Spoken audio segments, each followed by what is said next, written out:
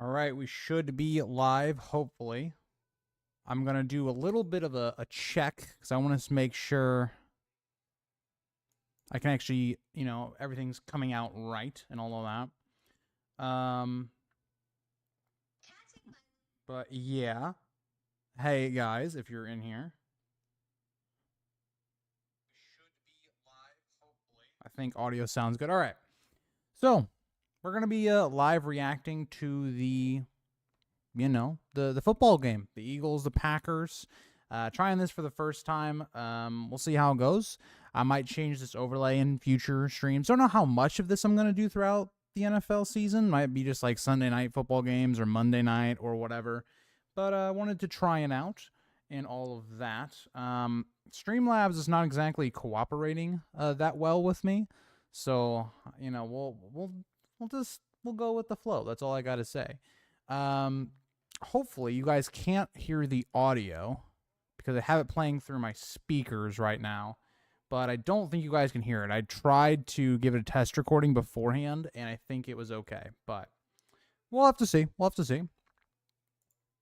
I'm also going to put this out on my actual main YouTube channel for anybody that wants to actually hang out.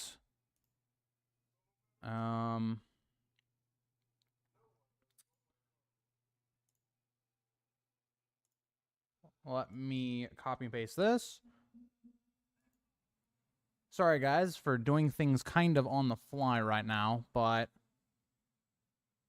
it is what it is. I will be more locked in once the game starts. This is more just like a prep period.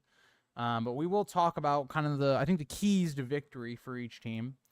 I do think specifically for the Eagles and also the Packers, I think in this game, establishing the run is going to be something very important for both teams. You have two different defenses coming in as you have two different defensive coordinators. The Eagles basically got rid of their entire coaching staff outside of their head coach, which I think is a smart move. That team was plummeting last year. Really, it was a nightmare. They did not even look like a playoff team, and with the amount of talent the Eagles have, that just shouldn't be the case. This should be a team that should be competing for a Super Bowl. They have very few weaknesses on their team, one of the best rosters in the NFL.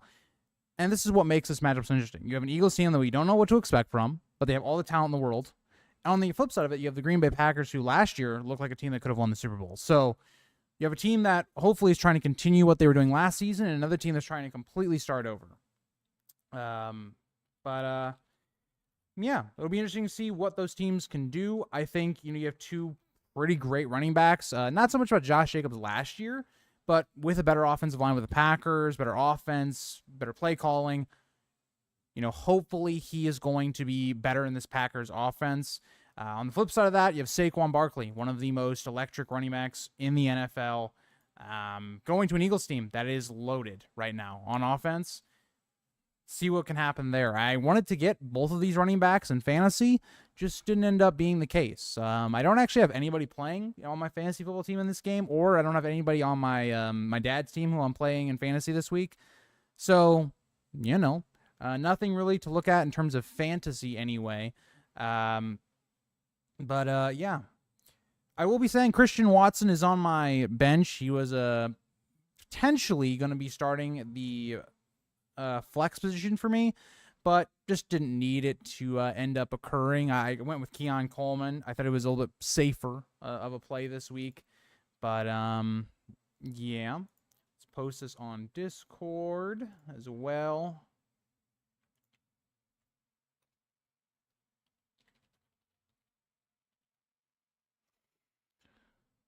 But, yeah. So, I think those are going to be key. I think defensively, how are both these defenses going to stack up, given that completely new, right? I think the Packers have been very much underwhelming the last couple seasons, as I think they have so much talent. I mean, Jair Alexander, Rashawn Gary. You look at how much they've invested on the defensive side, whether it's on the linebacking core, the front line on their defense.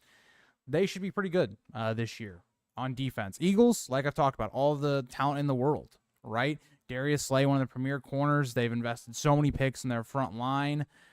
they should be pretty good this year as well on defense, but we'll just have to see how does the coaching improve those two teams and all of that.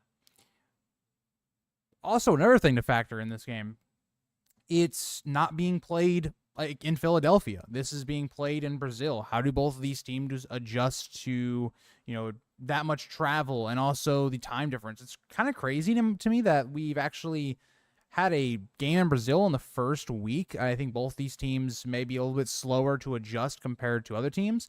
This could definitely be a game kind of like I saw last night, where I think the Ravens-Chiefs game was pretty sloppy on both sides at times, in terms of just bad penalties, just errors on terms of just offensive line where they're lining up.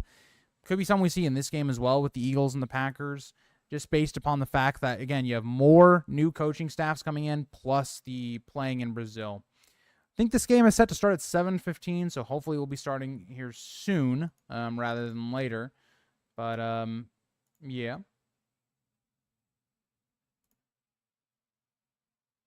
I'm going to turn this up, I think, a little bit. I don't think you guys are going to be able to hear it, but we'll see. I don't think you guys are going to be able to hear it. We should be okay. But it'll be interesting. I mean, think about the Eagles. All the talent they have on offense, right? You have Jalen Hurts, who last year wasn't that great down the stretch. He's still a great quarterback, very similar to like a Lamar Jackson-esque quarterback. I don't think he's in the same tier. I think if you're going for a tier ranking, I would say that Jalen Hurts is probably like in an A tier, not an S tier. Like S tier, I think, is for those premier guys. Jordan Love on the other side of that. He's got to prove coming in the second year that it wasn't just, a fluke in his first season, which I don't think it was. Jordan Love was incredible last season. Pocket presence, arm strength, his accuracy was fantastic. See if he can kind of continue that. And you look at the Packers roster as well. Wide receivers are insane. They don't seem to have a clear number one. I think most people would either say it's like Christian Watson or Jayden Reed. Those guys were kind of the standouts. Last year, Jayden Reed, I think, had 10 touchdowns, something like that.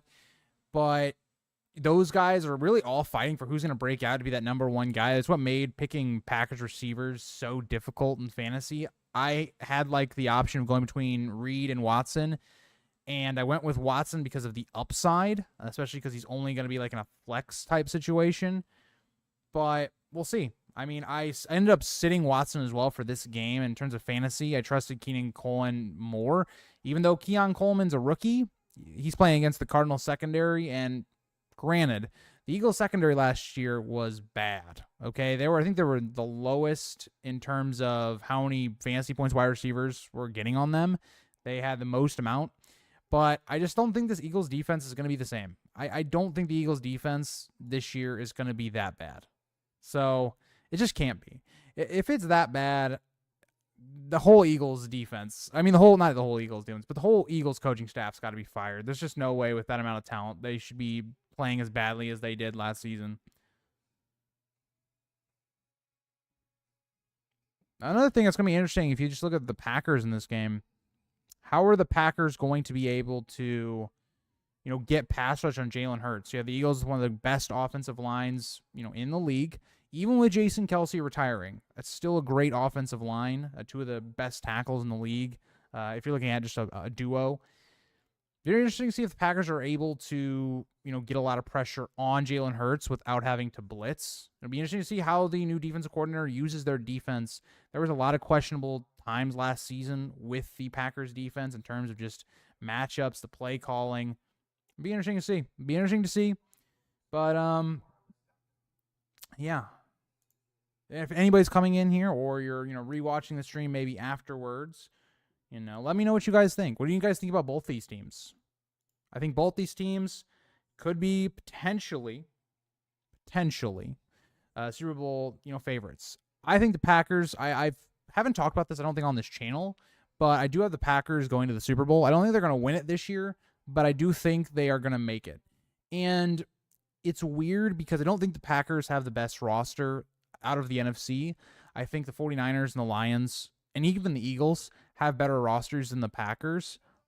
But I think for some reason, I just think that the coaching of the Packers, I think Jordan Love is a quarterback I just trust more than some of these other guys for some reason. I'm not exactly sure even why that is.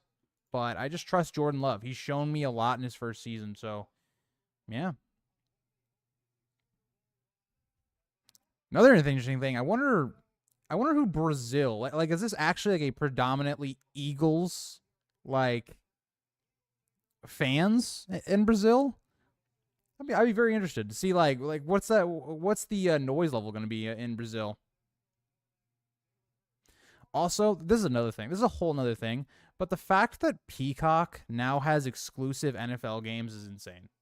The fact that I have to basically buy like a 1 month thing for Peacock and then basically cancel it is kind of insane. Like, why?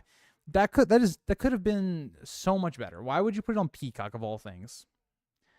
So weird to me. But that's just the NFL now. I mean, you got to have like 6 different subscriptions just to literally get all the NFL games. I mean, that's not even considering like the NFL Sunday Ticket. The NFL Sunday Ticket is so incredibly like what's the word I'm looking for? Expensive.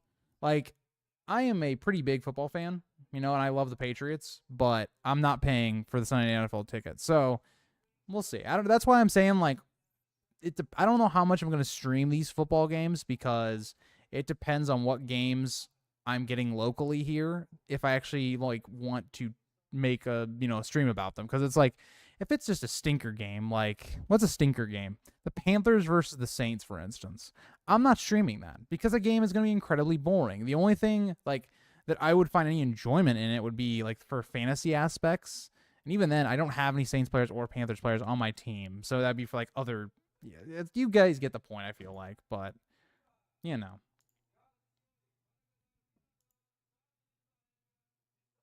Is there a way I can turn off the menu from like constantly coming on?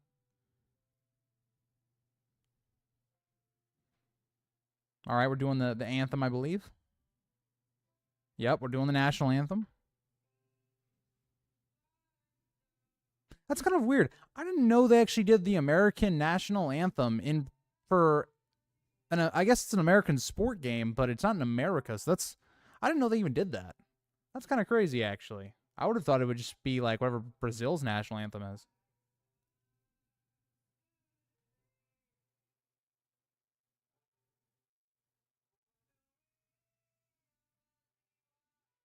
Not a fan of this guy's national anthem, by the way. No disrespect. No disrespect, of course. Not a huge fan. Not a huge fan.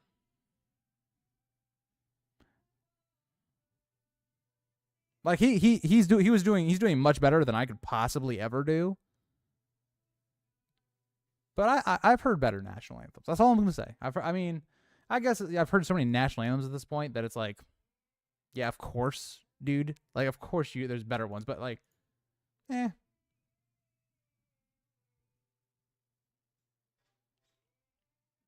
Saquon looks locked in right now. He looks like he's about to terrorize the Packers. We'll see. They did struggle with run defense last year, and we'll see.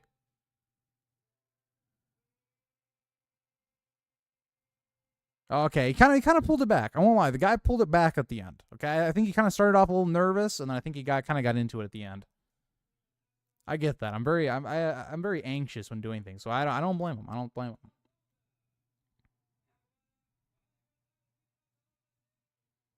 Okay, so here we go. I think this is the Brazilian national anthem.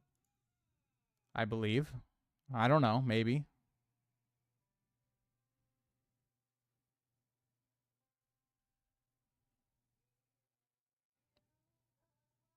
Yep. They got the Brazil flag out. Okay, so we're doing the Brazil national anthem. Okay, that clears it up. So they do both. That makes sense.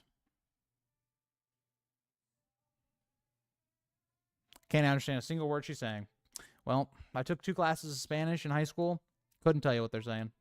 Could not tell you.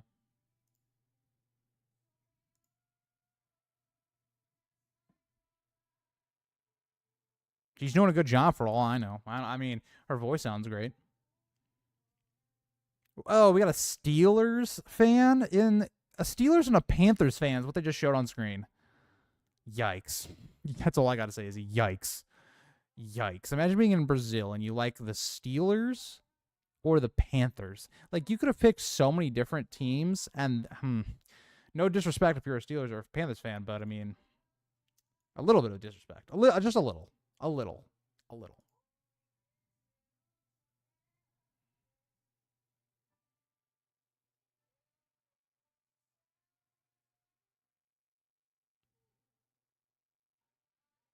Brazil has a long national anthem. Oh, okay. Jordan Love looks locked in as well. Locked in. Here's what we can say about this game, though, that's going to be better than yesterday's game. We don't got to hear about Taylor Swift every 5 minutes.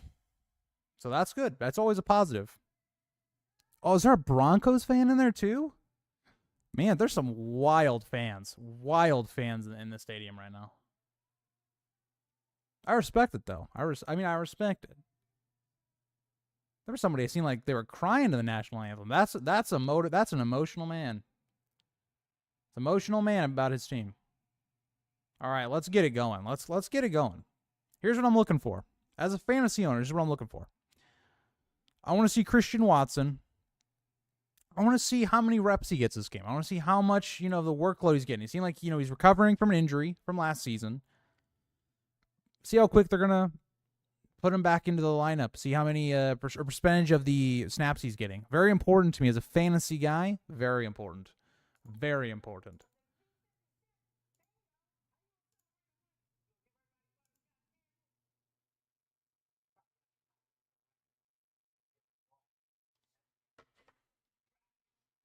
I want to check some fantasy stuff as well. While we got a nice ad break. Ad break, of course. For anybody that's rewatching this or comes into the stream, let me know about this fantasy team. I know where its weaknesses are, but now keep this in mind. It's a 16-man league. Okay, 16-man. I have Matthew Stafford at quarterback, Jonathan Taylor, Kyren Williams in the running back spots, Cooper Kupp, Terry McLaurin, my wide receivers, George Kittle's my tight end, and then flex is Keenan Coleman for this week, but it's going to probably rotate between him, Christian Watson, Jameson Williams, and Blake Corum, depending on Kyren's health this season. I have Falcons defense for this week because we're playing Pittsburgh, and I think that's a good matchup. And then I have Dustin Hopkins, the Cleveland kicker. And then on bench, I said most of them already, but Tank Bigsby, Blake Corum, J.K. Dobbins. That could be a big play, depending on how Jim Harbaugh does the running backs in the Chargers, and he does like to run the ball. It seems like it's gonna be a priority for him this season. Could be a huge pick. We'll see. Will Levis is my backup. Christian Watson, Jameson Williams, and then I also got Michael Wilson, just based upon the fact that he's the number 2 right now for Arizona, and that means already that he's probably gonna be the 3rd target behind Trey McBride and then Marvin Harrison. So depending on how much the Cardinals throw the ball and how efficient they are this year, could be a pretty good pick. Who knows? But yeah.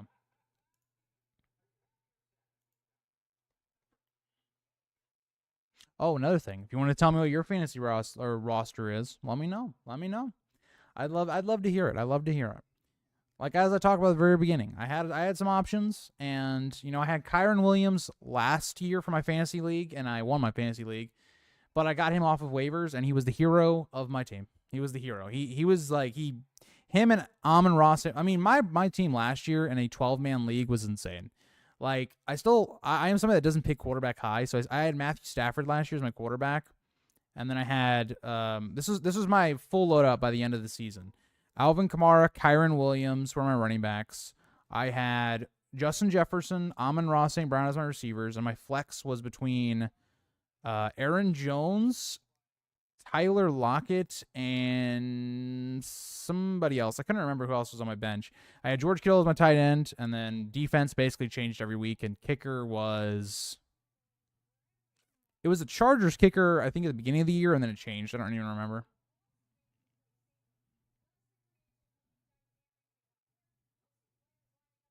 Also, the NFL has been hyping up this big kickoff thing.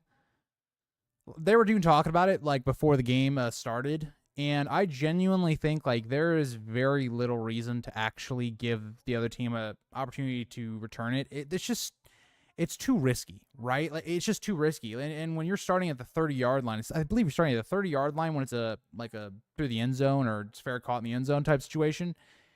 It just makes more sense. It makes more sense to do that. They start at the 30 and 10 instead of letting one of these great specialists, That didn't sound right. Specialists get it to like the 40, 50 or return it. Like, I just think it's too risky. And you saw that last night. They talked about, I think it was 9 out of 11 was touchbacked. So that should just tell you. It doesn't seem like we're going to see a lot of those, at least early in the season. But looks like okay, pan to the actual kickoff, NFL. This is not... Who is getting the ball first? Is it the Eagles or is it the Packers getting the ball first? Okay, the Packers are going to get the ball first. All right, I like this. Let's see Jordan Love and the Packers offense cook. Also, my prediction before the game starts, I got the Packers in this one. I think it is that got the potential to be a very close and good game, but I do have the Packers taking it.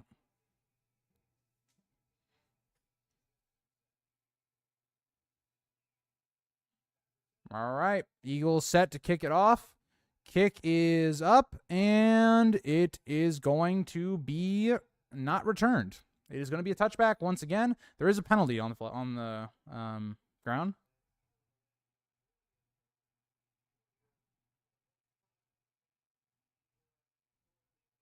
What do we got here, refs?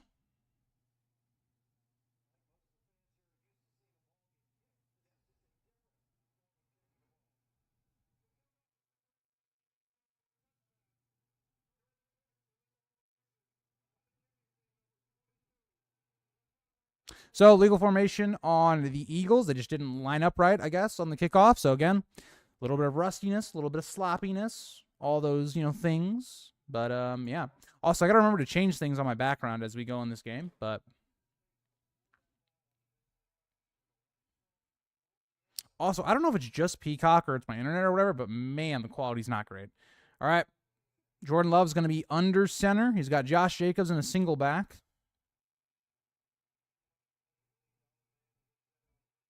Jordan Love hands it to Josh Jacobs and is swallowed up. The Eagles were there instantly. Loss of, I think, 2 on the play. Yep, that's going to be the big problem. The Eagles have a dominant defensive line, or at least a bunch of talent on their defensive line. And, yeah, that one got blown up easily. Romeo Doubs and his little, introduction thing that they're playing on screen right now, it had no emotion when he said that at all.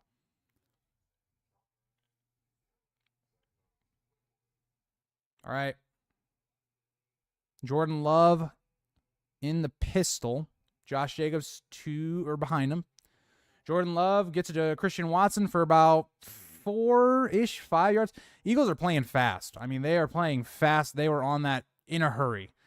But got it out quick. Got it out quick if you're Jordan Love.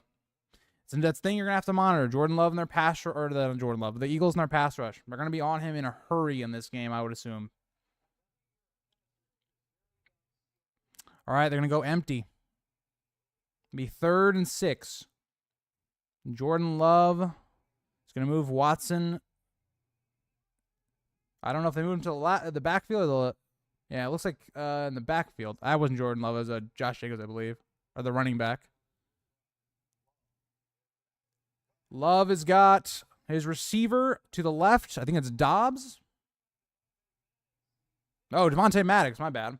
Devontae Maddox, he had him for about, I think, 15 there on the left side. Just beat him. I mean, just beat him. Man coverage, just beat him. Great throw from Jordan Love. Perfectly placed. Out and away. Great job.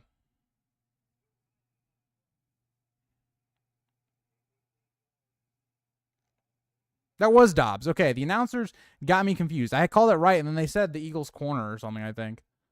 My bad. My bad. All right, Jordan Love under center once again. It's going to be a run right up the gut. Again, Jacobs is going to get a bit more success this time, about 4 or 5 straight up the gap. Good starting run for the Packers.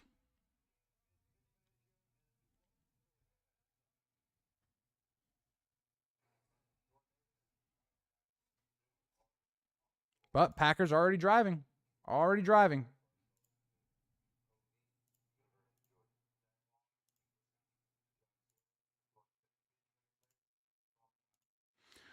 All right, Love once again under center. You will have Josh Jacobs behind him. Gonna hand it to Jacobs again, and he is met right at the line of scrimmage and probably lost a half a yard, maybe. So Packers struggling to run the ball early. 3 carries for Josh Jacobs, and 2 of them have not even made the line of scrimmage. So they go quick here. Jordan Love's going to drop back. He's going to throw it, and there's flags on the field, but Wicks is going to have it for the touchdown. Jaden Reed's going to have it for the touchdown. So, barring a penalty here, Jaden Reed's going to score. This is a great ball from Jordan Love and a better job by Jaden Reed breaking a tackle. Let's see what the penalty is going to be on, though. It came down in the secondary, so this might be holding, defensive pass interference, or maybe it's offensive pass interference.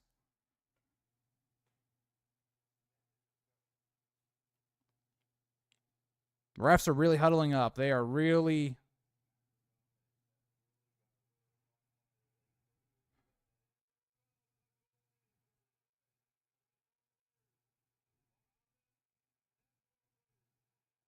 So both the offense and the defense had too many men on the field, 12 guys on both sides, very sloppy, and that is going to negate an early Green Bay Packer touchdown, so we're going to replay the down.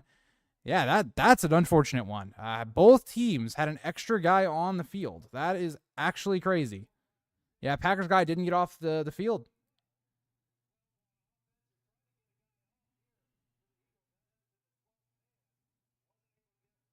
Yeah, really sloppy play there from both the Packers and the Eagles. Lucky for the Eagles, though. All right, it'll be 3rd and 6. Josh Jacobs to the right of Jordan Love. He's going to drop back. He's going deep. He's going for Watson, and Watson can't get to it. Jordan Love a little bit out in front. Watson didn't have the best separation there, and that is going to lead to 4th down. A little bit of chirping there from Watson in the corner.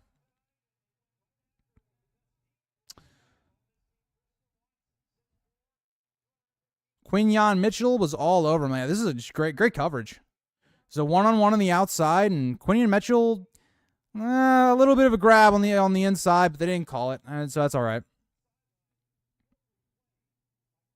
Quinyon Mitchell did a great job there. Green Bay looked like they're going to go for it on 4th down, but Green Bay does call a timeout, so they're going to figure out if they want to go for it, going for a field goal.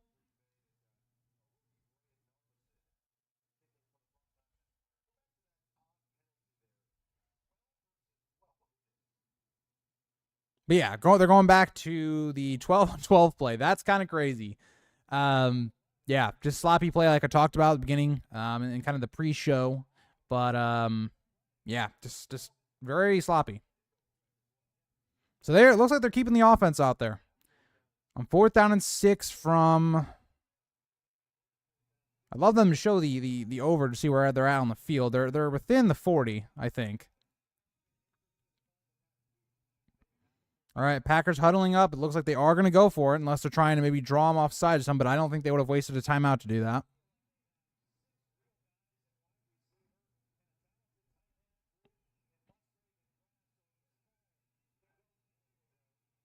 All right, Jordan Love in the shotgun.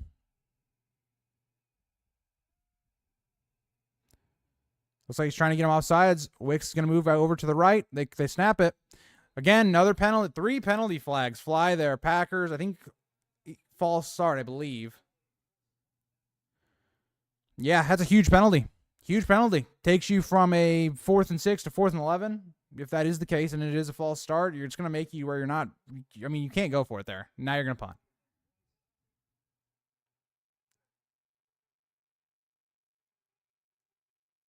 Oh, my God. I mean, a bunch of guys on that were moving for the Packers.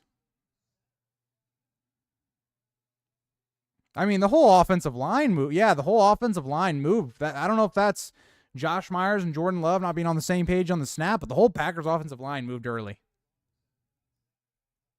That looks like probably issue with the center will be how I think that probably went down. Packers will punt it from around the 43-ish, 44-yard line, somewhere around there. So far, this broadcast has not done a lot of overhead shots to call where the ball is, so that's very annoying. But, yeah. Packers will look to punt, And it looks like a pretty good one. Within the 10. Goes out of bounds at about the 6 or 7 yard line. Oh, I guess they gave it to the 10. The 10-yard line. Well, good punt. Good punt from the Packers. See how the Eagles do, backed up their own 10-yard line. Packers' first drive, they moved the ball pretty efficiently. Just, you had some issues in terms of the 12 men, the false starts. I don't blame on the 3rd and 6 play where you go deep with Christian Watson. He had one-on-one coverage testing the rookie corner. But Quentin Mitchell, very impressive on this first drive for the Eagles. Or I guess first defensive stand for the Eagles.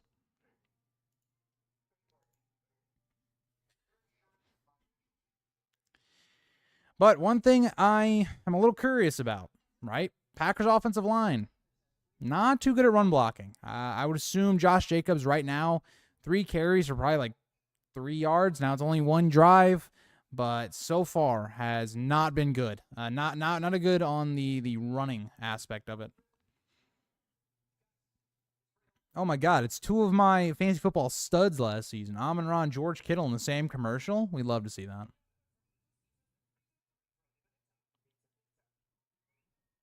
Is Little Caesars really that popular? Because they've been like the partner with the NFL for a while now. I feel like I haven't eaten at a Little Caesars since I was like really young. I don't even know what to say. Just really, really young.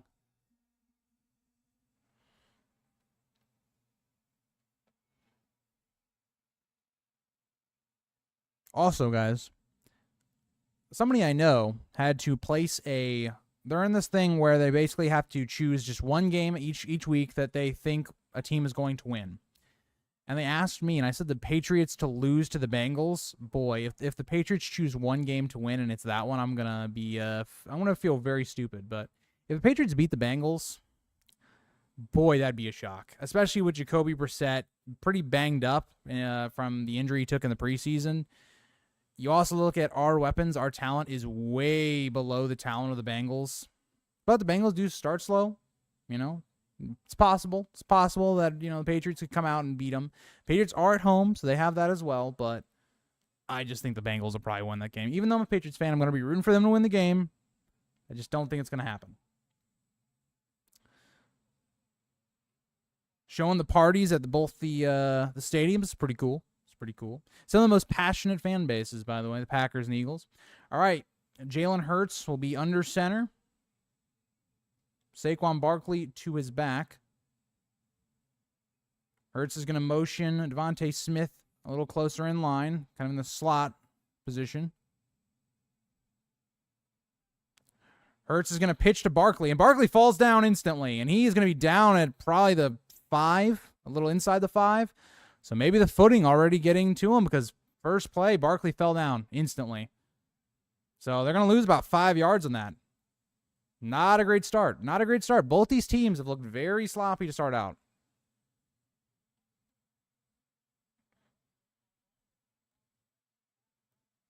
Actually, I don't know. Is this natural grass or is this turf? I don't know. All right, it'll be 2nd and 15. Jalen Hurts in the shotgun. Hurts will be looking to his left. Looks to throw and cannot complete it to the left. That was an interesting player to go through. There's 3 guys there. A.J. Brown couldn't reel that one in, but there was 3 guys there. I don't know if that was the best read by Jalen Hurts, and he basically stared him down. So, not a great decision there. I just think you have a linebacker, a corner, and I think a safety. We're pretty much all in the vicinity on that pass. Be 3rd and 15. We'll see what the Eagles can do here. I'd be looking, if I was the Packers defense, I'd be looking for a screen, something maybe quick and short. You're also your 5-yard line. You don't want to get sacked. Jalen Hurts drops back. He's throwing deep, and it's picked off. And Xavier McKinney is open with the Packers. He's got an interception. He brings it all the way back to the 19-yard line. I don't know what Jalen Hurts is looking for there. I mean, so far the first 2 passes for Jalen Hurts, he stares down A.J. Brown and throws it into triple coverage. Terrible play. And then the next one, he just throws it right over the middle of the field, straight to Xavier McKinney. Great play there from Xavier McKinney. I guess undercutting the route. We're going to get a replay here. So he's looking for Devontae Smith. that just never had a chance. I mean, Quay Walker was underneath that the whole time. I guess he's looking for, okay, you had a wide receiver on a linebacker, but you also had 2 safeties there. Again, terrible read by Jalen Hurts. That was a terrible read. Eagles, so far, start this game, look sloppy. I mean, that was not, I don't know what he was looking for there. So, yeah, great introduction for the Packers and Xavier McKinney. They bring him over from the Giants in the offseason. And Jordan Love going to have a short field starting at the 19-yard line of the Eagles. He opens up in shotgun. Takes the snap. Tight end falls down. Love is under pressure, and he goes down at the 24-yard line. But Zach Bond is going to have it, and there's going to be a flag. I think I saw a flag.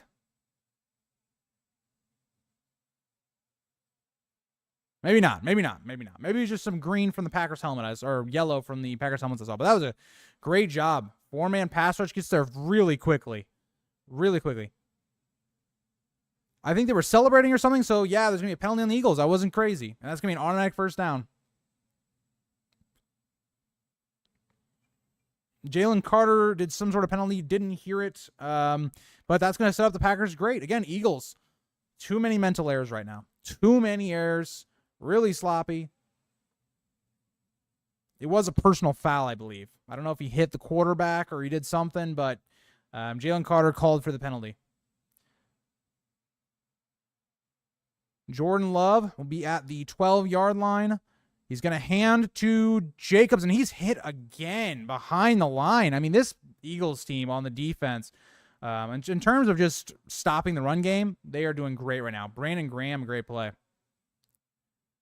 Oh, Jalen Carter, okay. He pushed and then got in the face mask of the Packers offensive lineman. That's what happened in the previous play. All right. Eagles, if the only thing positively I've seen for the Eagles so far, Quinion Mitchell, great play, and the run defense has been outstanding so far. Packers' offensive line have been completely just decimated, in my opinion. I think the Eagles done great. Jordan Love, play action to Josh Jacobs. He throws it out to his tight end, and again, nothing there. But there's another flag. What do we got here? Another flag.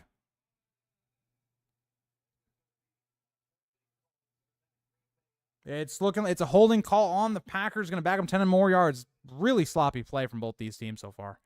Really sloppy play.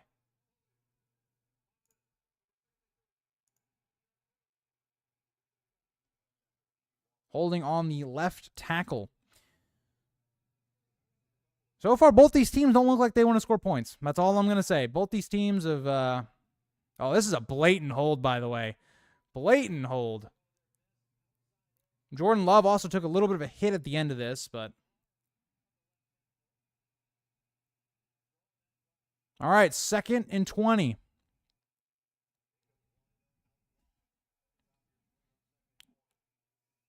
Jordan Love, looking left. Quick throw and dropped.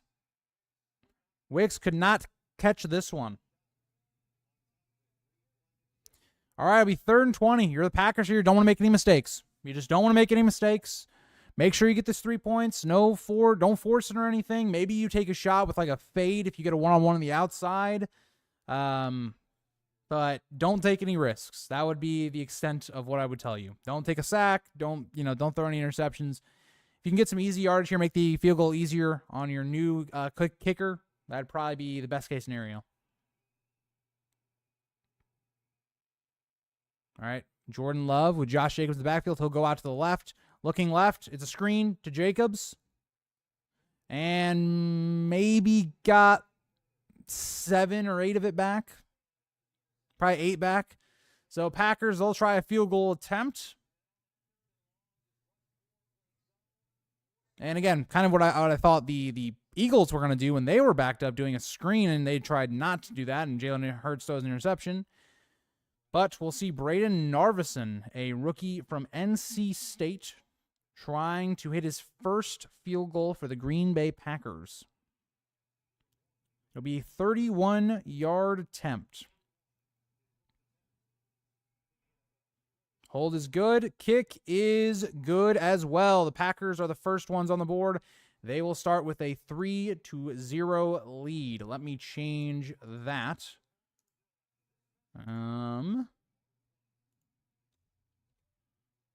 Oh, that doesn't actually... Okay, hold on. Here's what we got to do here, guys. Here's what we got to do. We're going to have to make a new source because they're both the same, apparently. So we're going to add a new. And then...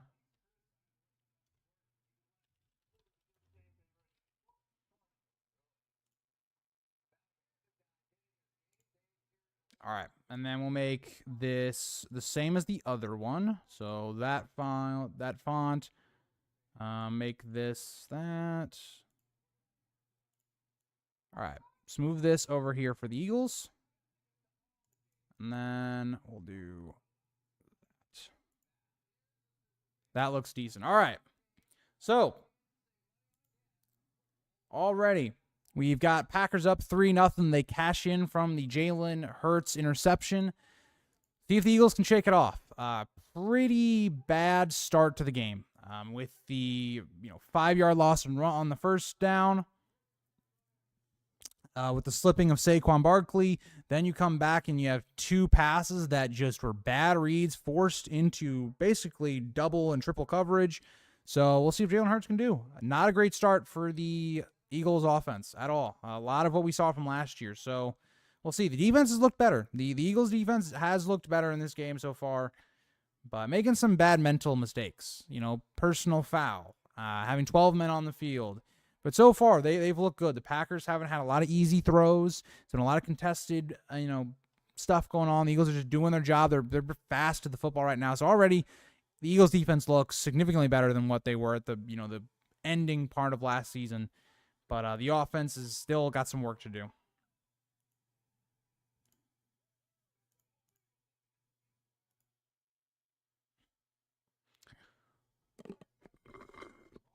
All right, let's see if we are actually going to get a kickoff.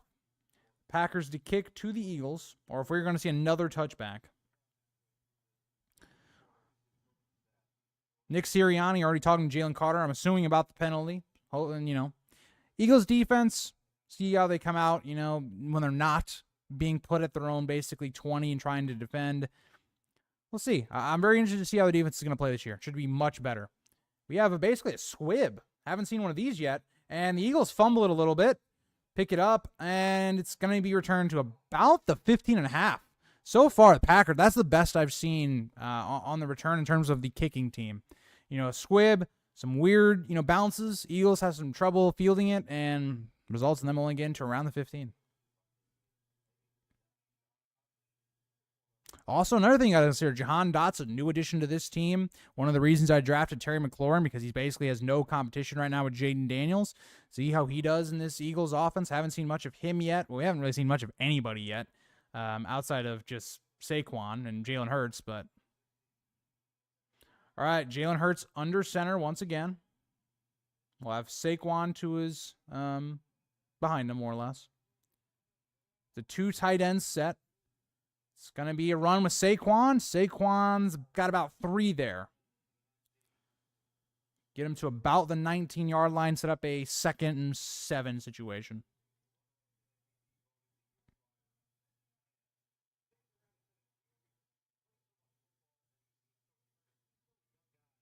All right, Jalen Hurts will be in a shotgun set. We'll have A.J. Brown out there. Devontae Smith, Dallas Goedert. Don't know who else is out there. I don't know if there's a second tight end there or not. Hurts, he's going to go. He's going to give it to the left side. It's going to be a screen, and it to number 88, and it went nowhere. Went nowhere. Packers were all over it. Great coverage on the outside by the corners. Great tackling.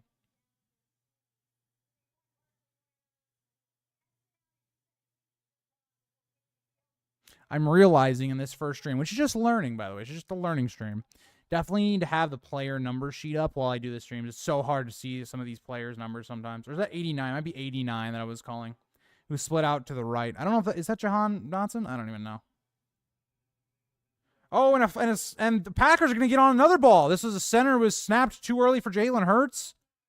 And the Packers have another turnover within about the 20-yard line, about the 15-yard line, and the Packers are always going to get another shot at this. Again, is this the struggles of Jason Kelce not being there?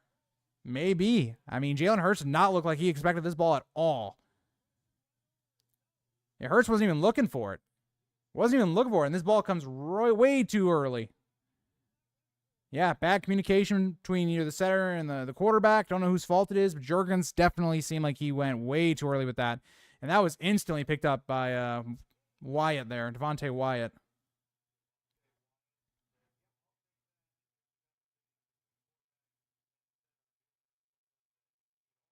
So already, Eagles, a lot of struggles.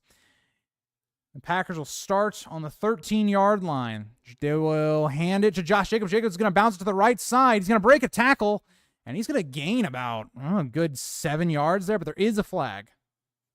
Is this going to be a hold? Going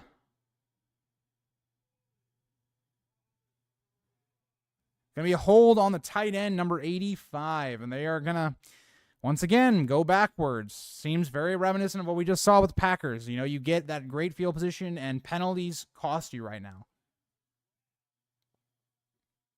Yeah, grab Nolan Smith out of the play. You can't do that. I mean, again, there's holding on every play, but you got to disguise it better than that. You can't make it that obvious. You just can't make it that obvious. Packers, they've taken a lot of bad penalties so far. It's looked a little sloppy. Jordan Love will be out of the shotgun with Jacobs to his right.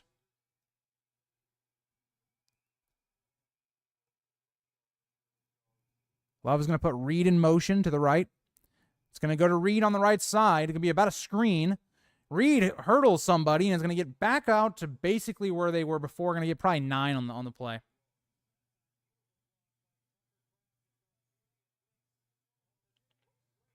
Great job there by Reed. The blocking down the field with Kraft, Wicks, all that was great. This is a very simple play. Very simple play. Calm down the offense. Haven't seen anything crazy from the Packers yet in terms of down the field outside of the one play that got called back.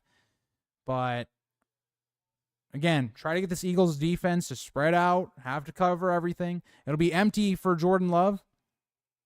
3 receivers to the left. 4 receivers to the left as Reed goes in motion. It's a blitz, Eagles, and it's going to be a slant, and it's going to be caught, and it's going to be down maybe a yard short by Romeo Doubs of the first down. Yeah, he beat Darius Slay here. This is a slant to the inside, and great throw from Jordan Love. Great catch from Romeo Doubs. Beats to Darius Slay, their best corner.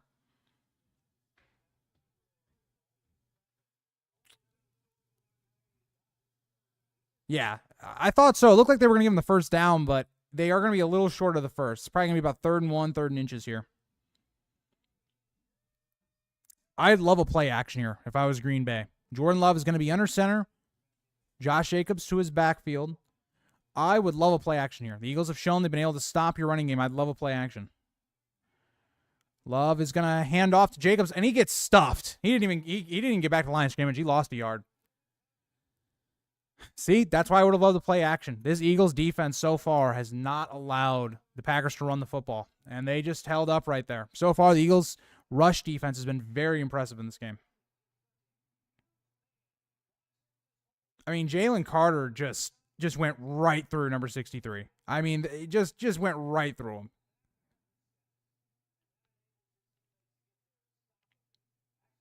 All right, it'll be 4th and 2. Green Bay going for it again. Jordan Love will be under center. Jacobs will be in the backfield.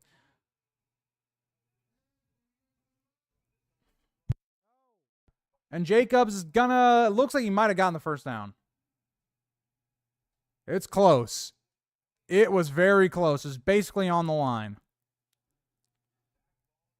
And they're going to give it to him. Packers will have enough just barely.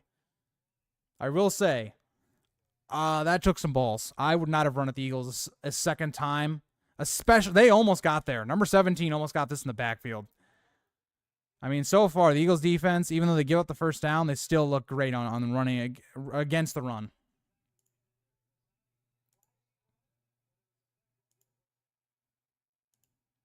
All right, so it'll be a first down from within the 3-yard line. And there's going to be a timeout. Timeout by Green Bay to avoid the delay of game. Again, a little bit of sloppiness on the Packers side of things.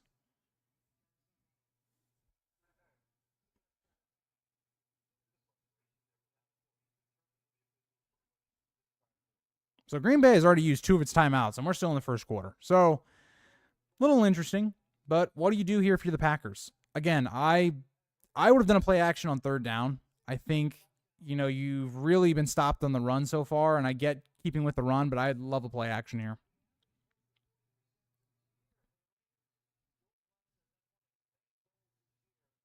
But so far, I mean, again, this has not really been on Josh Jacobs. It's been on the offensive line. I mean, Josh Jacobs said nowhere to go. Like, he's been hit by the time he gets the ball, or like within a split second most of the time. So far in this game, Packers offensive line is just getting dominated in terms of running lanes. All right, Jordan Love will be out of shotgun.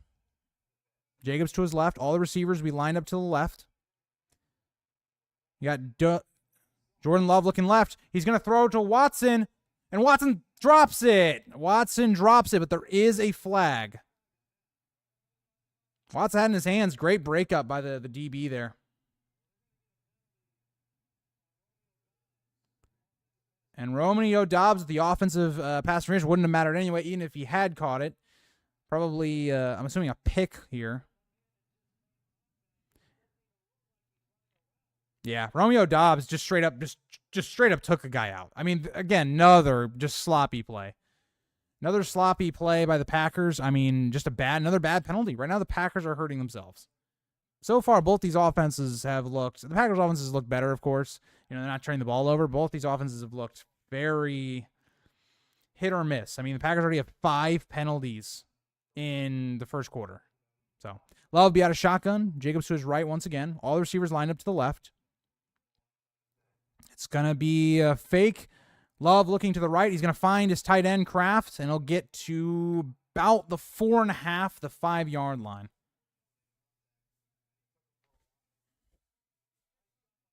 Good job by Jordan Love. Just get some of that yardage back, right? Put the pressure back on the Eagles. Nice, easy throw underneath. Looked like he was looking for the deep pass to the end zone. Just was not there.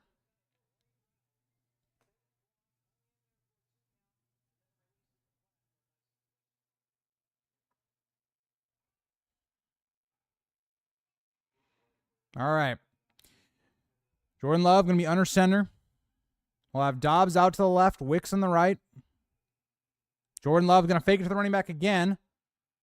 He's rolling. He's being forced out of the pocket and throws it away. Nothing there. Great coverage there from the Eagles. Great job getting pressure, dominating the offensive line, forcing Jordan Love out of the pocket. Wicks didn't really have much. Darius Slay locked that down. And Doubs didn't have much either. Great coverage by the Eagles. There was not much room there. Not much room at all for Jordan Love to throw. Jordan Love, 3rd down from shotgun. Josh Jacobs to his left. 3 receivers to the left. 1 to the right. Jordan Love looking left, looking center. Throws it to Christian Watson. Oh, I don't know if Watson slipped or was just out of reach. Looked like he had Watson. Something just didn't work out well here. Yeah, Watson slips. Yeah, he slipped. If Watson doesn't slip, that's a touchdown. So, I mean, 2 different times now, Watson has had a chance to get a touchdown. The first one did call back anyway, but he had a chance there, just slipped. So we'll see another field goal attempt from the Packers kicker from the 23 yards out. So field definitely is playing in effect right now. I mean, we've seen 2 slip-ups now from Saquon and Christian Watson. So we'll see. But as a fantasy owner of Christian Watson, who's already gotten 2 targets in the red zone, I do like that. Even though he's not playing for me in this game, I do like that. Big fan of that.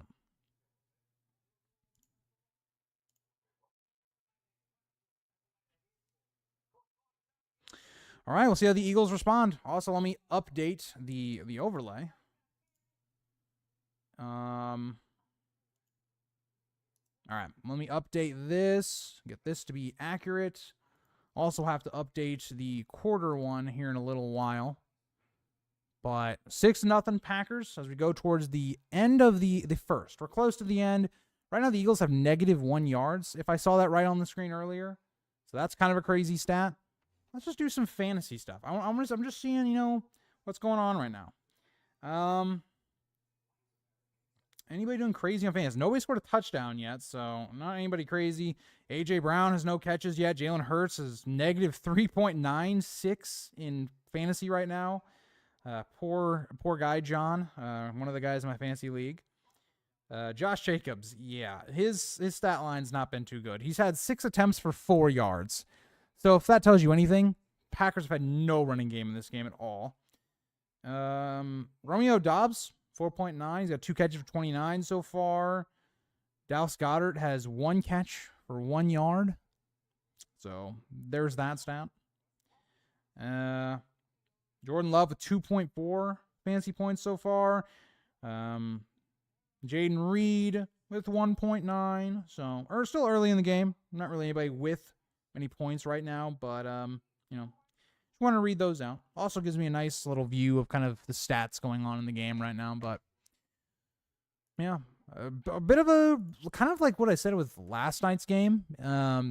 Very, very sloppy game so far from the Packers and the Eagles. More so the Eagles, like I've talked about, but even the Packers. A lot of penalties, a lot of mistakes. Falling down. The part of that's playing on a field that you don't play on, and it's so far it looks like it's played a very big part of this game so far. Saquon Barkley slips for -5 yards, and Christian Watson falls, and that allows it to be a field goal chance instead of a touchdown. So,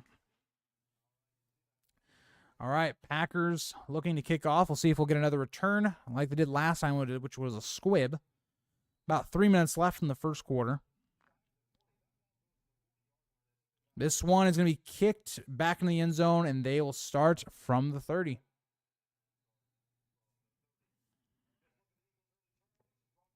But yeah, Eagles got to figure this out. I mean, they are lucky that this game is not 14-0. You have the penalty with the Christian. Was it Christian Watson? No, it was.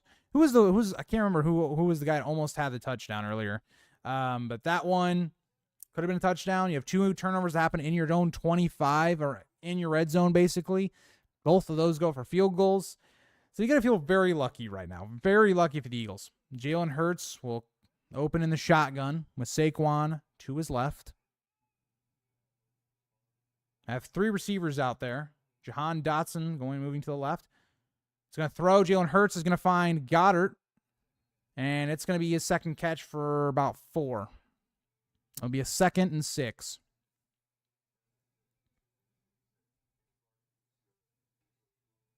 Haven't seen much of this Packers defense. They've gotten off the field very quickly.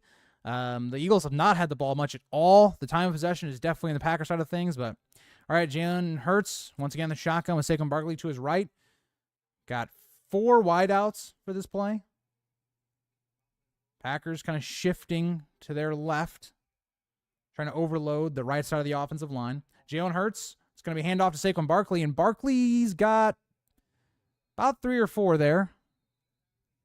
It'll come to a 3rd and 2.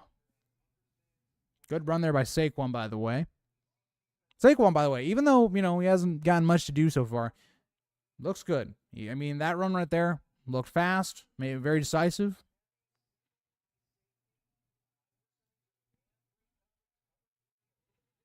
All right, let's see what the Eagles come out here on 3rd down. It's a pretty short one, very manageable. Packers are playing very close up to the line of scrimmage, which makes sense. This is a 3rd down and 1, by the way. They gave him about an extra half a yard. And Jalen Hurts on shotgun. Looks like it was a false start, I believe, but it is going to be A.J. Brown to around the 46. We'll have the 1st down, barring the penalty.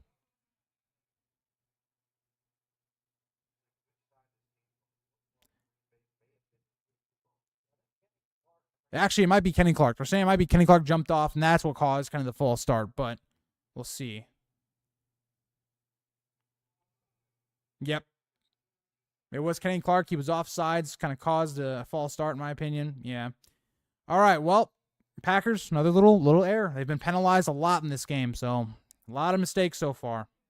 But great read there from Jalen Hurts. He had A.J. Brown open on the slant. Great job. You have Jair on him. Probably will be following him a lot of the game.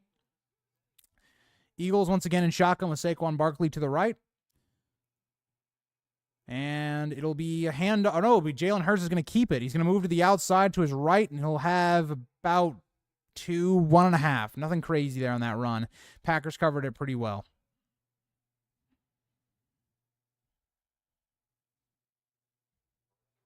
We're almost at about a minute left in the first quarter. Well, Eagles are starting to drive. They're showing some signs of life. They're showing signs of life. You know, that's something, right? They've been pretty bad so far. Kellen Moore is their new offensive coordinator. He was with the Chargers last season. That didn't go so hot last year. Rip Austin Eckler fans. All right, Jalen Hurts in the shotgun. Once again with Saquon to his right. 4 wideouts. Saquon's going to move to the left. Jalen Hurts looking right. He's going to have his man DeVonta Smith. He's going to make a move, cut inside, and I think he got the first down. It's going to be right around the marker. Yeah, they're going to give him, I believe, the first down. It looks like he has a little more than enough. But a great job. DeVonta Smith just runs a little curl, and Jalen Hurts and the Eagles trying to get another play in for the end of the quarter. They did give him the first down. Eagles at around the 43. Hurts in the shotgun with Barkley to his right. It's going to be a screen out to the left. They're going to hit DeVonta Smith again. Smith is going to have about 8 or 9, about 9 yards there. And that'll get us to the second quarter. Eagles are starting to drive, getting past midfield. But so far, first quarter, dominated by the Packers. I mean, most of this was self-inflicted. The Eagles, for the most part, did not help themselves. But still. All right, let's move this. All right, got that updated.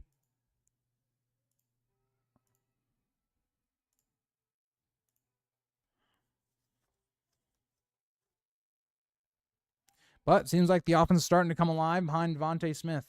They're getting out of Jalen Hurts' hands much quicker, giving him some easy throws. Hopefully that'll settle him into the game.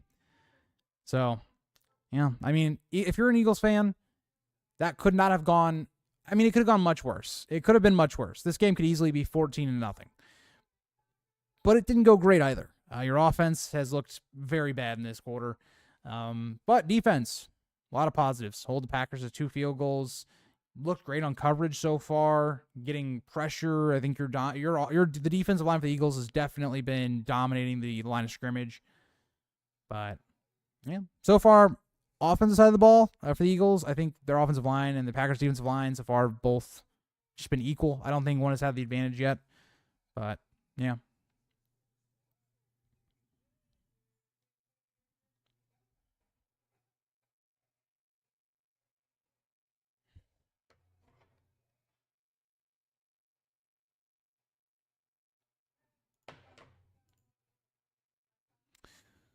All right.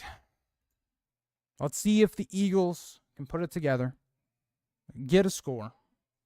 And yeah, I don't know. It's that simple. It's that simple, guys. It's that simple. I wish they would use Saquon Barkley a little bit more in the passing game. They're kind of using him as a running back in the shotgun, which is nice, but use some design screens for Saquon. Get him in the open, right? He's one of the best open field players in the game, probably. Incredibly quick, strong. He's very comparable to Adrian Peterson, in my opinion, in his prime. Get the ball in his hands. That's what I'd be my big thing. Neither one of these teams has been able to run the football. I'd say the Eagles have been better at it when they've actually attempted to run the football with Barkley, and that's not saying much because right now Josh Jacobs is averaging negative yards right now. Not negative, but point something yards. So, yeah. That would be my suggestion. If I was both of these teams, really got to get some sort of running game going. All right, Eagles will be in between the 34, 33 of the Packers on a 2nd and 1. All right, Jalen Hurts with Barkley to his right. Goddard's going to shift to the right. He'll have Smith and Brown to the right. Hurts looking across the middle of the field. He's going to get forced out of the pocket, and Kenny Clark going to put some pressure on the Packers. Great job getting Hurts out of the pocket. Really, they just won overall. Defensive line did a great job there. Didn't allow Hurts to escape the pocket, do any of that stuff. So, great job by the Packers. Great job. Something we didn't see the Chiefs do much last night was being able to make sure Lamar couldn't get out of the pocket and create those other plays. Packers did a great job. The interior kept him, from stepping up, and they didn't let him get outside either. 3rd and 1. Looks like they're lining up for the tush push. See how this runs without Jason Kelce there. And he didn't get it. I don't think he got this. We'll see where they mark it, but it did not look like he got it. I couldn't see the ball that much, but his body looked down way before the first down marker. Yeah, they didn't get anything. They didn't give him anything on that. So already seeing the struggles without Jason Kelce, having Juergens in there, the fumbled snap, they're going to go for another tush push. See if the Packers can stop it. 4th and inches. No, and they jumped early. 93 comes over the line. You can't give them free first downs. You just can't. I know, trying to stop the tush push has been something that the Eagles have perfected. Can't give them free first downs. Huge error by the Packers. They continue to be heavily penalized in this game. There's one takeaway if you're the Packers right now. Red zone offense hasn't been great, and also the penalties have been killer so far. This is a crucial 4th down, and they just let the Eagles have that one. Again, 6 penalties, 45 yards already. That's not good. Especially it's weird because the Matt LaFleur teams are usually pretty good with not making mistakes like that, but we'll see. Jalen Hurts in the pistol. I don't want to say piston. He's going to hand it to Barkley. Barkley's going to have a nice hole, and he's going to have about 12 there. Explosive run from Barkley. Wide open hole. Packers were not there, and Barkley will get him another first down, getting him into the red zone.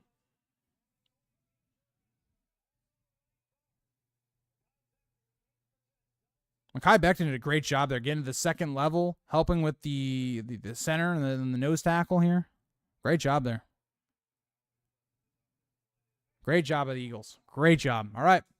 1st down and 10. Hurts will be under center. Be 2 tight ends to the right. Brown on the right. Devontae Smith on the bottom. Hurts going to hand it to Barkley. And this time the Packers are all over it. Loss of about a yard.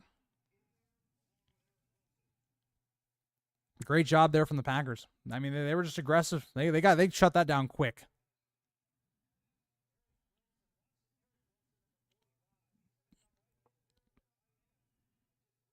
I mean, the Packers just pushed Eagles back, just in general. I mean, you could say that was one person that made the play, but all over the whole defensive line, the Packers got through. All right, Hurts will be in the shotgun. He's going to go under center a little bit, but he's going back into the shotgun. It'll be 2nd and 11 with Barkley to his right. All the receivers are to the left. He's going to motion 83 to the right. It's going to be a play action. Packers getting pressure. Hurts is going to throw one to the left. And it's going to be a Barkley. Did he get his foot? And he did. A touchdown. Saquon Barkley. That's what I'm talking about. Saquon Barkley, you get him involved in this game. That's a catch that most running backs can't make. And Saquon Barkley, beautiful catch on the sideline. Beautiful catch. Saquon Barkley making his presence known. And that's what you're going to expect, right? Saquon Barkley. This is a full package of a running back. He's going to basically just run a wheel, I believe. Hurts is going to avoid the pressure moving to his right, and a beautiful ball gets past the linebacker. Saquon Barkley on a linebacker is always a mismatch. And let's make sure he got the feet in. He did. Easy. I mean, Barkley, that's a catch that most running backs don't make. Just point blank, right? It might seem like I'm giving a lot of praise, Saquon Barkley, but that's an incredible catch. And the kick for the Eagles is also good. So the Eagles, just like that, they erase a bad quarter. They get a point. They equalize it. All right. Eagles take the lead 7-6. Great job by the Eagles. Great response. I mean, great response. They go right down the field. Saquon Barkley with 2 big plays on that drive. And it comes back to, once again, Packers make a mistake. They give up, 5 yards in the 4th and inches. Who knows where that could have gone? They'd already stopped them once. Packers, once again, I think both these teams right now have hurt themselves quite a lot. It's been quite a sloppy football game so far. But we'll see. We'll see with the Packers if they can respond. I love that the NFL commercials are the same over and over again. It's like, no, I'm not getting your Sunday football ticket. Sorry. If it wasn't like $400, maybe. But at $400 plus, you also still got to pay for all the other things that there's exclusive games on. Kind of insane. Kind of insane. But, yeah. But we'll see what the Packers can do. If I'm the Packers, right, I think we got to get a little bit more creative with our runs. A lot of the Packers' runs so far have just been straight up the middle. Not anything fancy, just trying to run it right at the core of the Eagles defense. And I think you got to do some pitches, you got to do some stretches, try to get that Eagles defensive line moving a little bit, because right now they've dominated the line of scrimmage. That's just been the key. And if it gets to the point where they can't run the ball, the Eagles pass rush is going to be all over Jordan Love. Saw it a little bit on their last drive, trying to get that touchdown. Eagles got some good pressure on Jordan Love, but got to neutralize that, Got to see. There's a very young Packers offensive line. It's a very young Packers team in general. That's one of the biggest parts of this Packers offense. A bunch of guys in like their second year. You've got an offensive line that's extremely young. Jordan Love himself is only a second year starting. He's been in the league a couple years, but still only a second year starting. Josh Jacobs, even him, he's basically a veteran on this team, even though he's only been in the league for 4 or 5 years at this point. I think it's about 4. I think 4 years he's been in the league. I might be mistaken on that, but I think 4. Not sure, though. Correct me if I'm wrong. If there's somebody watching, or, if you're watching this after, let me know. This is a big game, by the way, that I'm looking forward to. Jared Goff and the Lions versus Matthew Stafford on Sunday night. I think the Rams are going to be really good this year. There's a reason I picked a lot of their fantasy players. I have Cooper Kupp, Kyren Williams, Matthew Stafford, and Blake Corum on my fantasy football team. I think the Rams are going to be good this year. I think the Lions are going to be competing for a Super Bowl, but I think the Rams could also be in that same spot. But I don't know. All right. We'll see if the Eagles, what they try to do on the kickoff. It looks like they're going to blast this kick. It's going to be out of the end zone, so the Packers will start at the 30-yard line.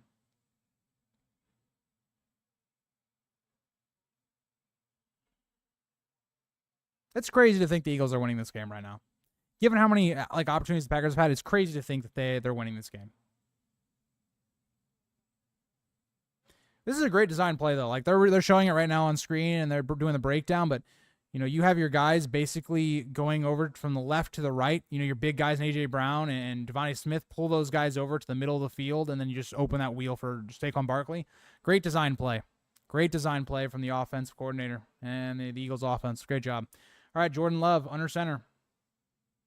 He's going to fake to the running back. Great pocket presence. He's going to step up and drop. Another drop from the Packers. Wicks can't hold on to that one. He had him. Great throw from Jordan Love. Just couldn't hold on. Again, Packers, a lot of mistakes. They look sloppy right now. I mean, yeah, he's wide open. And he slips. Oh, see, you have another slip. He dropped it because he slipped. Again, you've now had a second slip on this Packers team. This field is definitely playing a part. This Packers team does not look prepared for this field at all. Jordan Love going to take it from shotgun. We'll have Josh Jacobs back in there to his right. It's going to be handoff to Jacobs. Or not Jacobs, sorry, the backup running back. And he's going to find about 14. That is Wilson, their backup running back. My bad, guys. I didn't even realize that wasn't Josh Jacobs until until I started seeing him run. I was like, that is not Josh Jacobs. Number 31. Great ball carrier vision right there. But again, he also slips. He also slips at the very end of that. Again, Packers really, they are struggling. Jordan Love out of the pistol. He's going to hand to the running back again. Great vision from Wilson. He just basically takes that to the outside, gets about 4 there. Great run from Wilson.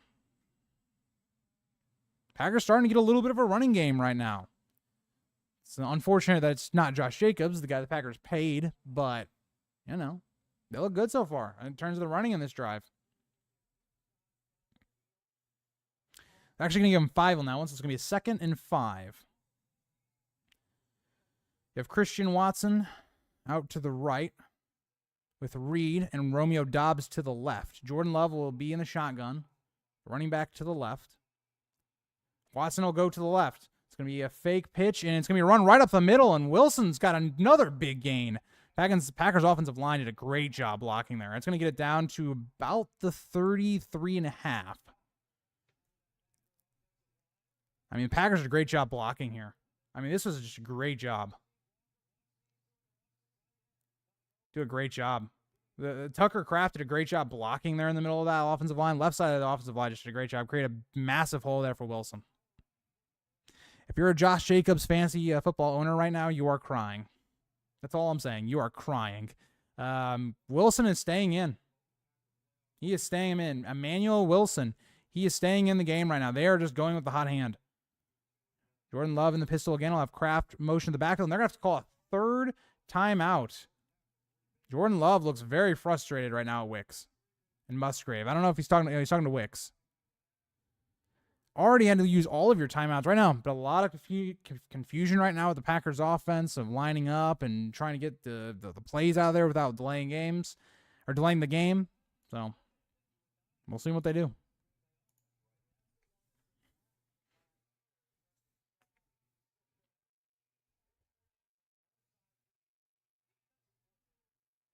See what the Packers cook up with after the timeout. Gonna have some new shoes coming out. Definitely looks like the footwear is definitely having an issue for the Packers. Definitely footwear seems to be an issue. Or at least the field is an issue for the Packers. They look like they've struggled. But right now, the Packers have had 12 minutes of time of possession and are losing this game to about the 7 minutes of the Eagles. Just to show you of what's going on. All right, Jordan Love will be in shotgun. I believe that's still Wilson in there. I can't see the back of his jersey, though. Jaden Reed's going to go in motion. They're going to give it to Reed on the right, and Reed is going to have a big hole. He might have a touchdown here. Jaden Reed's touchdown. Beautiful blocking there, and Jaden Reed is going to be in about a 33-yard run. And the Packers are going to take the lead right back. Jaden Reed, beautiful job there. Can't wait to see the replay on this. I mean, he does a great job. I mean, Jaden Reed, of just his vision of where to take the football there was great. But yeah, this is almost a complete product of Emmanuel Wilson being able to run and then just push them and great blocking down the field. Great blocking down the field. The offensive linemen get down the field, make 2 key blocks, and spring that one. All right. See if the Packers can make the extra point. Packers go down the field very quickly and get that lead back. And they will take a 13-6 or 13-7 lead into the second quarter. Let me change the scores for you guys.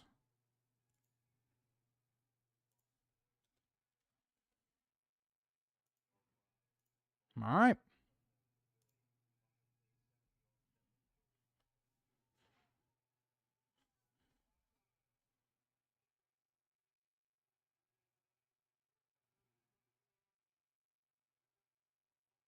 Okay, somebody was offsides. Now I might have to actually adjust this. Okay, well, I'm going to have to adjust it regardless. Let's see what happens here.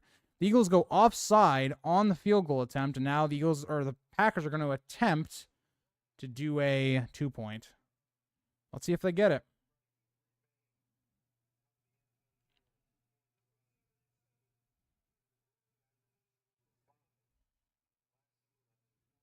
See what the Packers go with. Got Josh Jacobs back in the backfield for this play.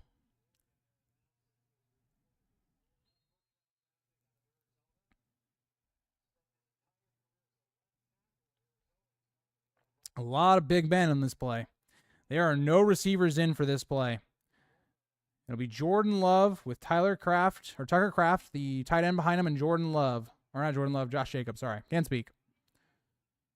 Jordan Love's going to hand off to Jacobs, and he is stuffed. He does not get it, I don't think. Unless he was on Was he on top of something? No, they stop him. Again, Josh Jacobs and this Packers offensive line cannot get it going when he's in there.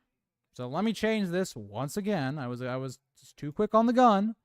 I just expect the Eagles weren't going to, pop off offside, but I guess it worked out for them in the end. So it'll be 12-7. 12-7. What a weird game. But Jaden Reed, great touchdown. Making me really regret not taking him in fantasy and taking Christian Watson. But Christian Watson, he's had his chances. He's had his chances in this game. So, I can't complain that much. But, All right. Let's do a little, hold on. I was wanting to do a little fantasy check, see what points we're looking at. Jalen Hurts up to 2.12.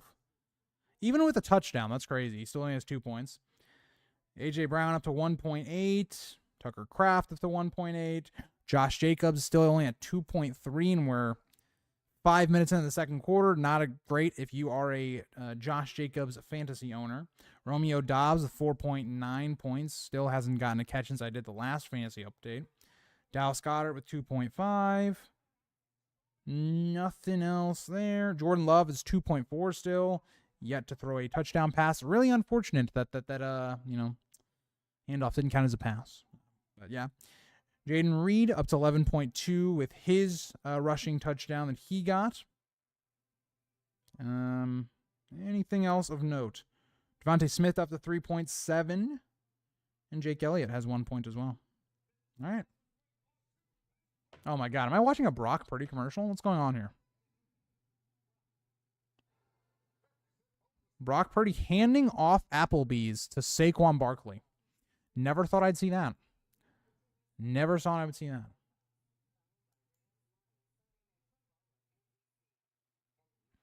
Boy, if you get one of these two games, the Chargers and Raiders and the Broncos and Seahawks, those are two stinker games. Oh, God. I hope I don't get those games. Those are some stinker games.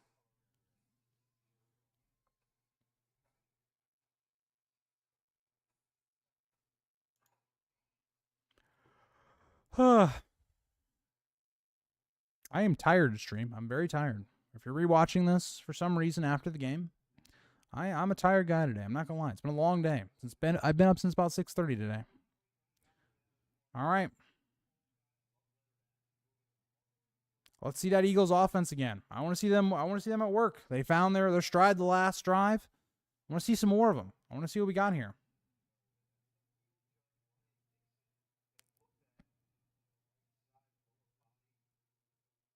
Apparently, one of the refs having maybe some cramping or something in his leg, so hopefully he has a fast recovery. I wonder where he got that injury, maybe running or something. We have another kickoff that's going to go through the back of the end zone. Well, they can go through the back of the end zone, but it was deep in the end zone. They take a knee. So we'll see the Eagles from the 30. But like I mentioned early in the game, we have new offensive coordinator and new defensive coordinator. You got Matt Patricia. Jesus. The fact that he was an offensive coordinator for the Patriots is insane. As a Patriots fan, that is hard to watch. That is just hard to watch. I don't even know. How is that even a thing? All right. We'll see Jalen Hurts in the shotgun with Barkley to his right. Dallas Goedert moves to the right. Hurts is going to give it to Barkley. Barkley's got maybe 2. Good covering there by the Packers. Don't give up much here on this first down.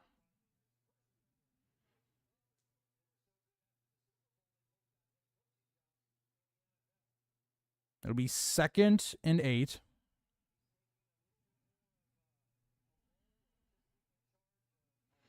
By the way, Nick Sirianni's hoodie that he's got on, that thing looks a little too tight for my guy. I'm just saying, it just looks a little too tight for my guy. All right, Hurts will be back there, I think, with Gainwell. I think they switched him out. Dotson will move to the left. It's going to be a play action. Hurts looking over the middle of the field. He's getting chased down from the Packers defensive line. He's got to throw it away. Good pressure there from the Packers defense. Good job by Hurts just getting rid of it. Don't force it like he did earlier in the game. Just get it out. Good pass rush, though, by the Packers. Yeah, Preston Smith did a great job. He wins on the outside, and then you have Gary on the other side making sure he couldn't get outside. That was a great job by the Packers defensive line. You have 3 guys lined up to the far left side of the Eagles offensive line. It's going to be shotgun here for Hurts. It'll still be Gainwell back there. A.J. Brown alone to the left. And then a couple receivers to the right. It's going to be a blitz on the right. Hurts doesn't even see it. He gets hits as he's thrown. A.J. Brown makes the catch, and he's off to the races as he breaks a tackle, and he's down at the 45. Hurts took a shot on this one, but A.J. Brown makes a man miss and gets some great run after the catch yardage here. Yeah, they just do not see the blitzing corner. Hurts takes a massive hit there, but he just got it out. He anticipated it, or just luck. Maybe he just got it out just in time. Hurts will once again be in the shotgun with Gainwell back there. We'll have 3 men lined up to the right. Goddard down at the bottom of the screen. Or, well, he's really in line, but closest to the bottom of the screen. Hurts looks like he's changing the play. He's got 2 seconds. He's going to get it off. It's going to be a handoff to Gainwell. Or no, it Hurts. Sorry, Hurts kept it and got like maybe half a yard, so maybe that wasn't the best decision. But it looks like Gainwell also would have been swallowed up, but Packers played that well. Quay Walker was all over that. Great job of the Packers defense. I don't know how these NFL players do it. Even when they do these read options, half the time I don't even recognize when the quarterback takes it. I don't know how NFL players do it. That's insane to me.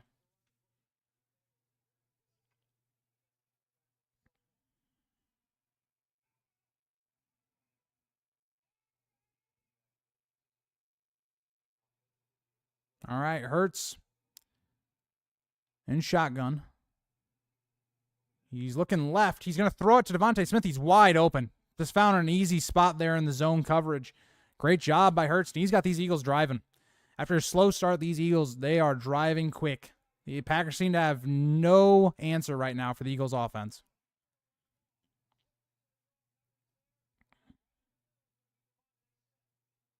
Just a zone, and Devontae Smith found the zone. That's all that came down to. Great read by Hurts.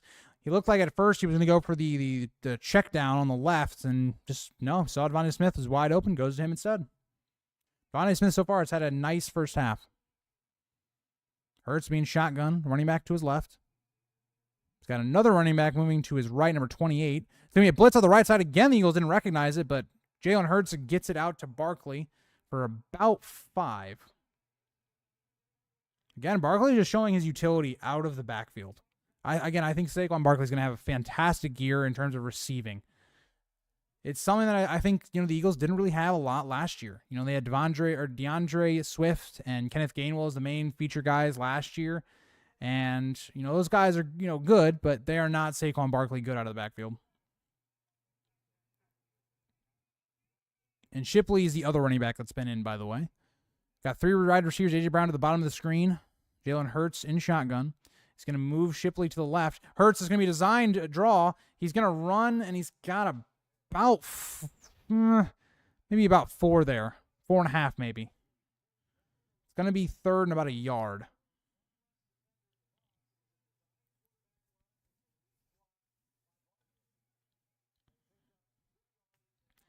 Eagles doing another thing Eagles doing well, just taking the clock down. By the time the Packers get this ball back, depending on... it looks like they're going for the tush push once again. See if they get it. And Hurts gets pushed over. That should be a first down. Great job. I mean, initially they get stopped, but Barkley, he pushes Hurts right over that line. I mean, that's another thing that's great. You got Saquon Barkley, one of the strongest running backs probably in the game. If you've ever seen him do squats or anything like that, or deadlifts or anything like that, this dude is huge. So... it can always help. All right, it'll be 1st and 10 from about the 11. Eagles can still get another first down if they don't get the touchdown at the 1. Hurts and shotgun. He's going to hand off to Barkley. Barkley's got a wide open. That's going to be a touchdown. And Barkley's now got a running and receiving touchdown in this game. After having a bit of a slow start this game, he is going crazy right now. And this is a wide open hole. Offensive line did a great job. I mean, Saquon Barkley wasn't even touched, basically, going into that. He wasn't even touched. It's an 11-yard run. I mean... the center, Jurgens, we've had criticisms of him in this game. He does a great job. Great getting up the second line. I mean, 7 over-pursued that. Quay Walker took a horrible angle on that as well. Mixture of the Eagles' great job on offensive line and blocking, but also not a good angle there for Walker. He did not fill his gap at all. All right. Elliott will be back out there to try to make this a 14-12 game. Good hold, and Elliott makes the kick. It'll be 14-12 with about 5 minutes left in the half.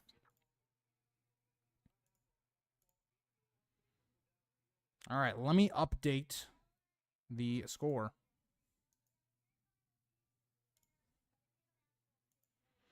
All right, Eagles back on top. And it's crazy to say that. I mean, they started out this game so badly, but they've recovered. Right after that, the Eagles offense got going. And I think they did kind of what I was saying. They got Saquon and Barkley more involvement in this game, and he has been dominant.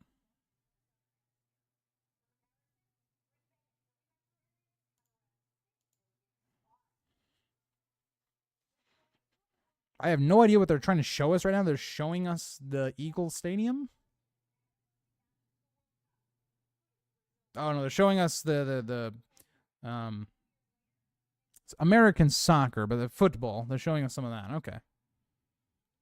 Never been a big soccer / football guy, but I liked playing it when I was younger.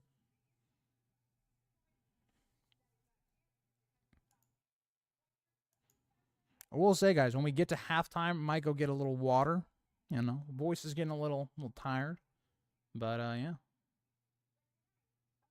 Been a pretty good game. I mean, see, it's definitely been a good game. It's just been a very sloppy game. And now, I mean, the offense for the Eagles is starting to get going, putting a lot of pressure on the Packers offense, see what they can do in this. In reality, if you're a Packers fan, what you would like to see is that the Packers just go down the field, but do it in a way that takes a bunch of time.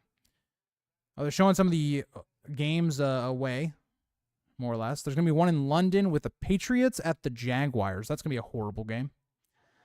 Well, it's actually, I think it's later in the year, so Drake May might be playing in that game. He probably will be. I would love if the Patriots didn't start Drake May until like at least halfway through the season, but I think he's going to be starting by like week 5.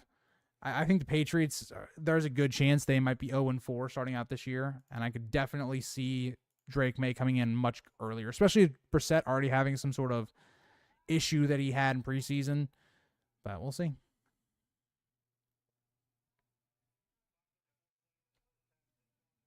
We are definitely going to have to check Saquon Barkley's numbers because he has been insane in this game so far. So 5:34 left for the Packers. Again, ideal drive. You go down, you take all this time out, don't give the Eagles a chance to touch the ball again, as the Eagles will get the ball after halftime first.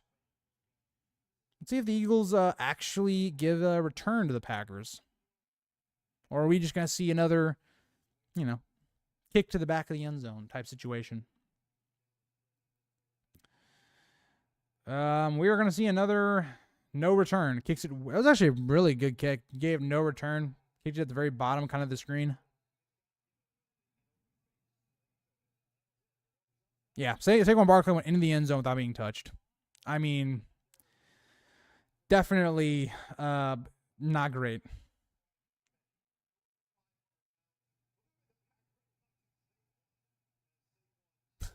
They're showing the most interesting photo, dude.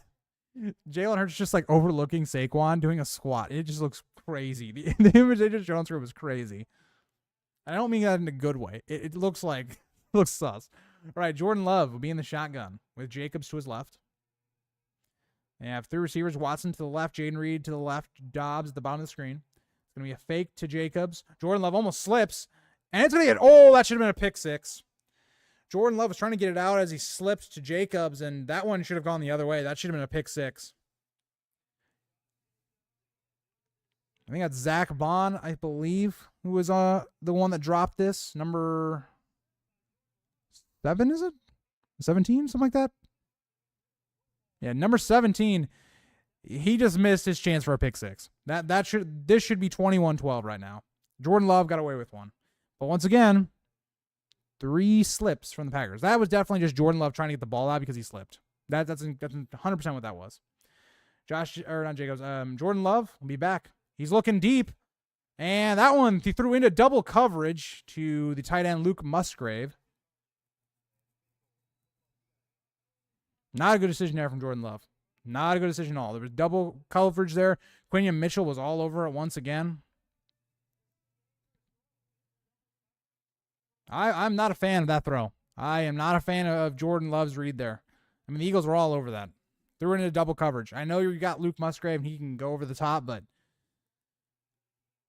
Packers offense does not look great in this game. They have the points, but at times the offense has been very stagnant. Jordan Love on 3rd and 10. Going to move Watson to the left side. All 3 of the receivers to the left. Love looking. He's gonna throw over the middle on the run, and he's got Reed down the field, and Reed's gonna have another touchdown. Jaden Reed makes another man miss, and Jaden Reed and this Packers offense, just as I was talking crap on him, just like that. And right now, Jaden Reed's looking insane right now. Jayden Reed looks insane. He breaks a tackle, and he just burned him. I don't know who was responsible for Jayden Reed here, but he burned him.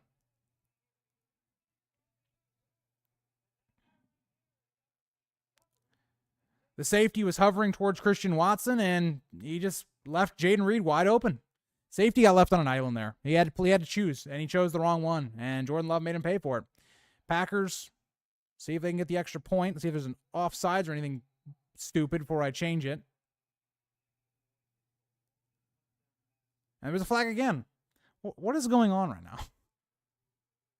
We had a false start, I believe.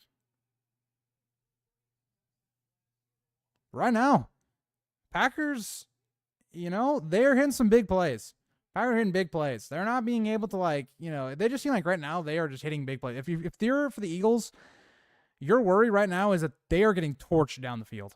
The Eagles are torching them down the field right now. All right, they're going to retry the kick from a little deeper this time. Yeah, 38 extra point, which is crazy to think. And it is going to be good. It barely snuck in there. Barely snuck in. All right, let's update it. It's now 19-14. Very high scoring game. Not like last night's game at all. All right, let's change this.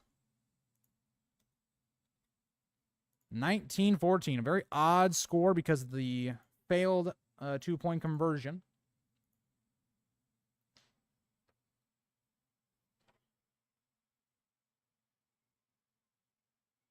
Let's do another fantasy football update. We'll probably do another one after or at halftime, but right now, Jayden Reed is having himself a game. Jalen Hurts, 4.82 points. A.J. Brown at 2 receptions, 28 yards, 4.8 for him. Tucker Kraft, 1 reception for 8 yards, so 1.8 in PPR leagues, by the way. Josh Jacobs still at 2.3. He hasn't done much. Romeo Doubs still at 4.9. Dallas Goedert still at 2.5. But Jayden Reed in the first half has 2 receptions for 79 yards, 2 total touchdowns. He also has the run of about 30 yards, I believe. It was about 33 yards. If you're a Jayden Reed owner, you are having yourself a great night. I am really kicking myself because I have the option between Jayden Reed and Christian Watson, and so far Christian Watson hasn't been too involved after the early part of the game. But yeah, we can't all be, I can't always be a genius, and it's not the rest of the season. We don't know. Christian Watson can still have a great season. It's only game 1, but that pick is not looking great right now. But both these offenses seem to be clicking. I mean, it doesn't matter what the Eagles or the Packers do right now. Both offenses are going right down the field. I started the game saying, man, the defenses were playing pretty well. Not anymore. Both of these defenses are being exposed. The last play, I will say, was more of a unfortunate play call on the defense. You have your safety who's supposed to be over the top, and you had the Packers running 2 different deep routes with also Reed and Christian Watson. So the safety kind of had to pick one, and unfortunately he picked wrong. So it's tough. That's a tough one. That's definitely a tough one. All right. Still hoping for a return. We've only had 1 return in this game on the kickoff. See if the Packers give the Eagles a chance. No, it's going to be returned. It was about halfway through the end zone. They do try to return it. And it didn't really get much. About 20 to about the 23-yard line. Kenneth Gainwell on that one. Probably should have just took a knee. Got it out to the 30, but yeah. They're replaying, or they're showing the play. And again, this is a great throw by Jordan Love on the run, and he hits Jayden Reed in stride. That's why right now I have so much confidence in Jordan Love. Like, he's making incredible throws. Jayden Reed didn't have to really slow down. That was just right on stride. Perfect throw from Jordan Love. I mean, he just looks insane. I don't know how the Packers keep drafting these insane quarterbacks, but Jordan Love just looks insane right now. Jalen Hurts in the shotgun. Has A.J. Brown to the bottom, and then we'll have Jahan Dotson and Devontae to the top, I believe. Jalen, good pocket pressure or presence, but Coverage was good there from Alexander on Brown. Brown and Alexander are getting into it a little bit. One of the best corners in the league against one of the best receivers. Just going to be like that sometimes.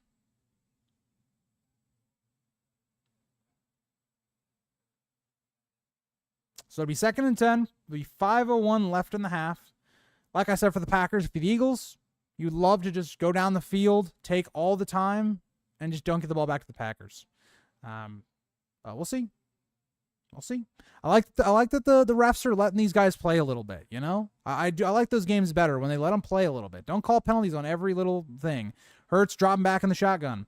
He's looking left. He's gonna have A.J. Brown, and he's gonna break a tackle by Jair Alexander.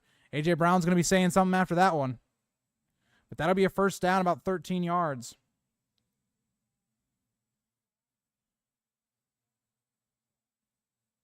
Yeah, again, they're letting these guys use their hands, and that was a great catch by A.J. Brown. That throw was low from Jalen Hurts, and A.J. Brown made it look easy. Jalen Hurts, again, back in the shotgun. He's got Saquon to his left. He's already had an insane game. You got all 3 receivers lined up to the right, tight end on the left, basically almost in line. He's got Devontae Smith closer to him. He's looking right. Jalen Hurts moves to his left. He's got nothing open. Gary's all over him, going to force him to throw it away. Great job by the Packers containing Hurts. That's one thing that they've done really well in this game. You know, Packers, regardless, they've given up 14 points in this half. They have kept Jalen Hurts in the pocket for the most part. They've done a great job of just keeping him, not letting Hurts beat them with their legs. It's been mainly Saquon Barkley that's been the problem. They've had issues with matching up linebackers on him, and it'll be interesting to see how they address it in the second half, because Saquon Barkley's been the difference in this game. Saquon Barkley just by himself has been the difference. As well as Eagles' offensive line. The offensive line has done some great job of giving these guys some open space to run. Hurts will be in the pistol again. Motion Devontae Smith to the bottom of the screen. Hurts is going to hand off to Barkley, and Barkley goes to the right maybe for about 3.5, maybe 4. We'll see what they give him to him. Maybe about 3rd and 6. It's a nice night in Brazil. 63 degrees right now. That's not bad at all. It'll be a great night for a football game. It'll be 3rd and 7, so yeah, they only gave him about 3.5. Hurts will be in the shotgun once again. Barkley to his right of the tight end. Goddard on the line on the right, and then all of the receivers will be at the bottom of the screen on the left. Hurts going to drop back, looking left, looking to the middle, and he's got Goddard underneath, and Goddard going to move all the way up to the 40-yard line. Great underneath route, crosser.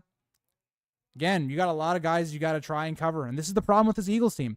You're going to have guys like Dallas Goedert. You're going to have guys like Saquon Barkley. How do you match up again? And also, it was kind of almost a natural pick because they had another crosser running through the middle of the field.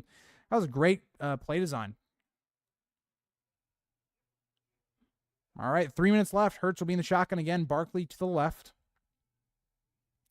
Goddard will be also in line again on the left side. All three receivers to the right.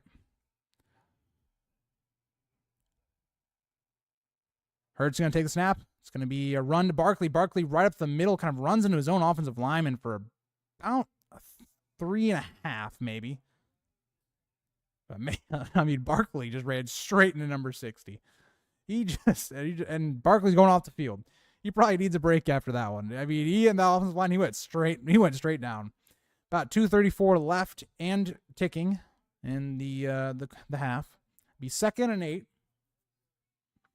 It'll be Gainwell to Hurts' left.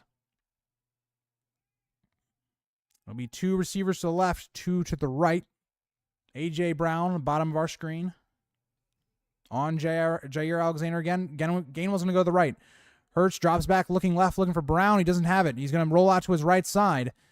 And he's going to throw one deep and nowhere near the backup tight end, I believe. It was number 89, Wilson. So, again, Packers did a great job containing Hurts, not letting him scramble for it, and that should be 4th down, I believe. Or was that 2nd down? Great job, by the way, by Hurts, just avoiding some pressure there, buying some time, but the Packers just did a great job. There was nothing open there. I mean, that's great coverage by Eric Stokes. Eric Stokes did a great job. I mean, it seemed like he was beat there for a second, but he did a great job. Oh, it's 3rd and 8. My bad, 3rd and 8. So it'll be 2:03. It'll be the last play till the 2-minute warning. The Eagles have 5 wideouts. Hurts will be empty.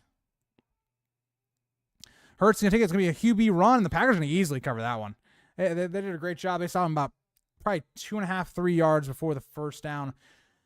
If the Eagles, you go for this. I think so. The Eagles got to go for this, I would say. It's a 4th and 3. You're in Packer territory. I think you go for it here. But that'll take us to the 2-minute warning.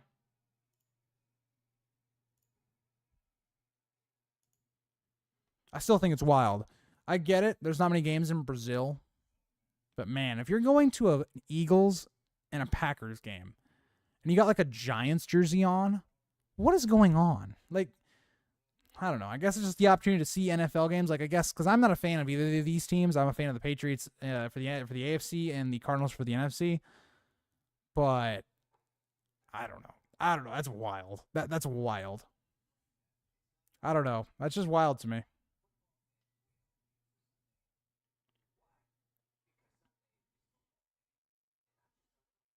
What is going on in this commercial they have right now? They have some of these commercials I've seen tonight have been wild. Also, I will say this for Josh Jacobs fans, or not fans, but fantasy owners. It's been a disappointing first half for you. Packers have had no running game, pretty much outside of Emmanuel Wilson. Emmanuel Wilson's been the only running game the Packers have had so far. So it hasn't affected them too much because the Packers passing offense has torched this Eagles secondary pretty much the entire night. I was saying they were doing a pretty solid job, and then 2 drives in a row now, it's kind of felt like they've not done such a good job. So, and this is the craziest part, right? It's 19-14 right now. This game could easily be like 28-14 or something like that, right? You have 2 field goals beginning of the game from Eagles turnovers, and those easily could have been touchdowns. So, we'll see. We'll see. See if the Eagles can respond here right before the end of the half, and then basically do what you always want to do. You score right before the half and then get the ball back and then go down and score again. That's what you usually want to do.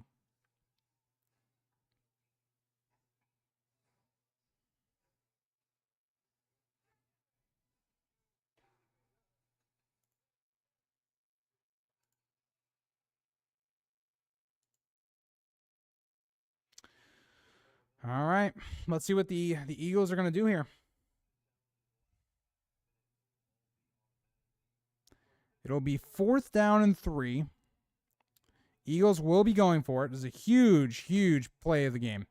Because either the Eagles are going to keep this, they're going to probably get the rest of the clock down and maybe get a field goal out of this or a touchdown. Or you're going to get the Packers about 2 minutes left in this game with no timeouts to possibly go down the field and get some more points. So this is a big play. This is a big play. If they actually do snap it, big play. Hurts will be in shotgun with, I believe, Gainwell to his left. Surprising Barkley's not in the game. Goddard will go to the right. Almost got Preston Smith to jump off sides here. And the Eagles do not actually call the play. It will be a timeout. So are they just trying for the offsides? Or they're just going to kick a field goal? What are we looking here? Just trying to see what the Packers are lining up with. What are we doing? Looks like they're still going to go for it. I like this. I think they should go for it. I think there's no reason to kick a field goal here. This is a big swing play of the first half. And if you're the Eagles, I think you really got to get this. Packers have no chance. They can't stop you from basically getting this into the second or getting this to the end of the first half.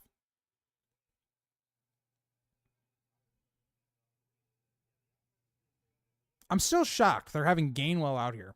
I don't know why you don't have Barkley out here unless maybe, he's a little shaken up from running into his own offensive lineman. You need to have one of your best weapons out there. I'm a huge Saquon Barkley fan. That's why I keep saying all this. I'm not a fantasy owner of him, but I just really like him. But Gainwell also a good pass catcher. So, all right. It's going to be Hurts in the backfield and shotgun. A.J. Brown moves to the right. Hurts is going to drop back. Looking to the left. He's got an open guy in Devontae Smith, and he's going to catch it. Great throw by Hurts. Great catch by Devontae Smith. He catches it in between 2 guys. Holds on. Great play. Now, if you're the Eagles, you've got all the time in the world. Minute about 40. You want to drain all that time. All right. Hurts will again be in shotgun with Gainwell to his left. Have Goddard at the bottom of the screen. All the rest of the receivers at the top of the screen. About a minute 24 left. It's going to be a handoff to Gainwell, and Gainwell is going to go, I was about to say nowhere, but he did get about 2 yards out of it, maybe.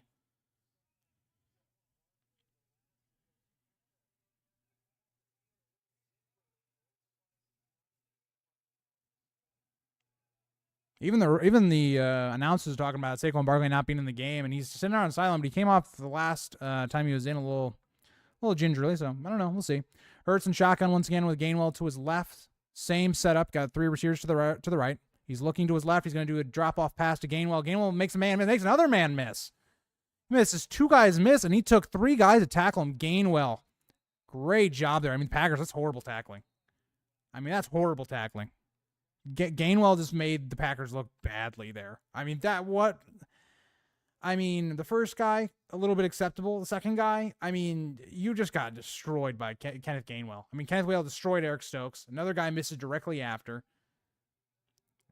Maybe that's why they're keeping Gainwell in. He looks great.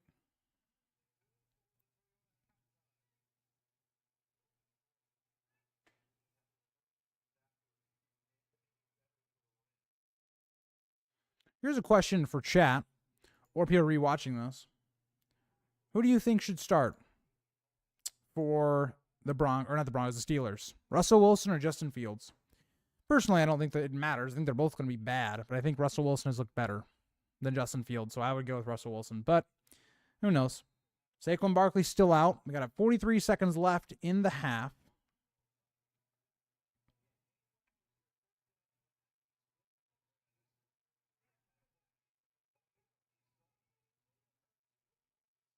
All right, Hurts will be out of shotgun once again with Gainwell to his left. 2 receivers bottom of the screen. A.J. Brown by himself on the right, but they're going to send 83 over there as well. Brown going in a underneath kind of route. Hurts is going to try to get out of the pocket, but he's brought down. This is something I've talked about with the Packers the whole time. He gets sacked here, but this is more just Hurts didn't get rid of the ball. Packers have not let Hurts beat them with his legs today. They have made sure he's either staying in the pocket or if he's getting outside of the pocket, they are holding up in coverage and they are making sure he has nowhere to run. Just a great job. The Packers force him to the right and then bam, they collapse on it instantly. That was a great play. Great play by the Packers. Not only that, it forces the final timeout like they said, they're saying and announcing. That was a great sequence for the Packers.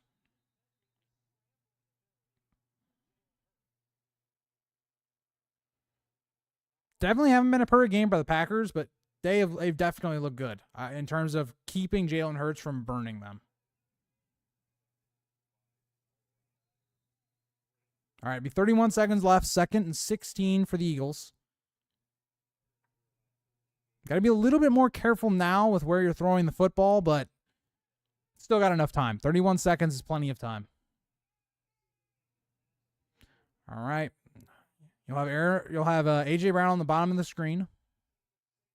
There'll be 3 receivers to the left, Goddard to the right. And it's going to be a false start on maybe Goddard or the right tackle, something like that. Yep, Goddard gets called for the false start. Again, now it's going to be 2nd and 21. Eagles hurting themselves here.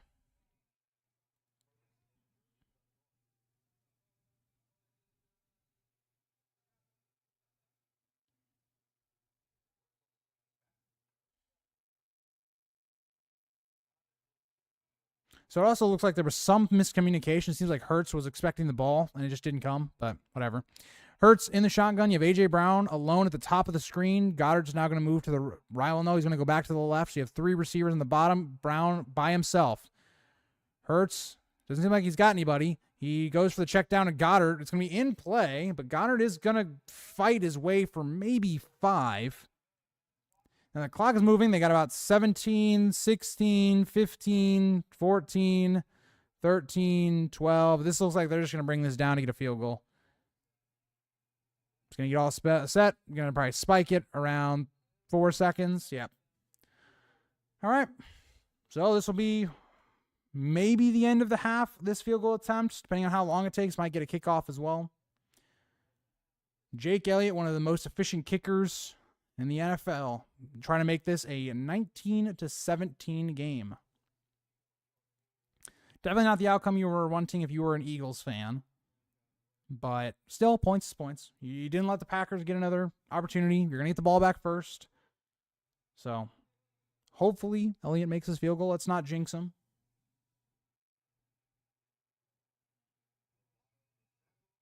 Snap is good. Kick is up and right down the middle. Jake Elliott makes it look easy.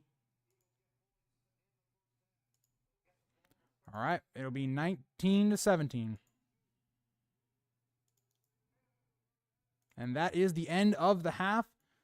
So we'll just move to, having the half up. I guess that was one. Nah, I'll just leave it at quarter 2 until we get to quarter 3. I think that's what we'll do.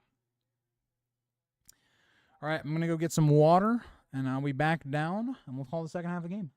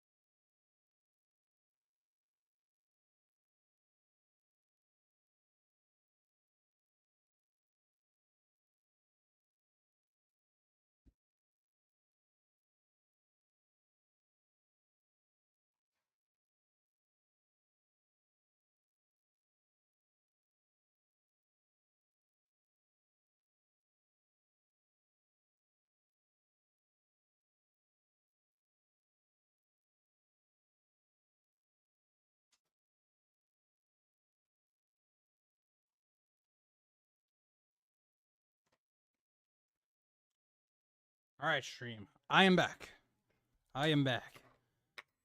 Whew. Got a nice little break in. Got a nice little, bathroom break. Get some fluids and got some ice cream. Got some ice cream for halftime. As one should. That's all I'm saying. As one should. It is cheat day. It's Friday. We do things here.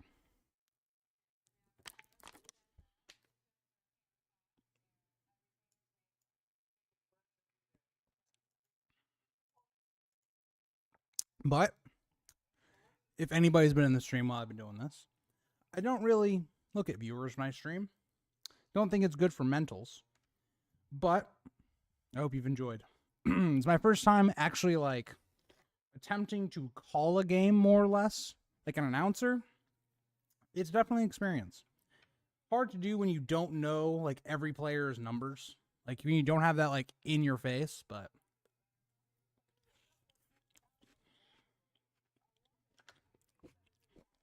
yeah.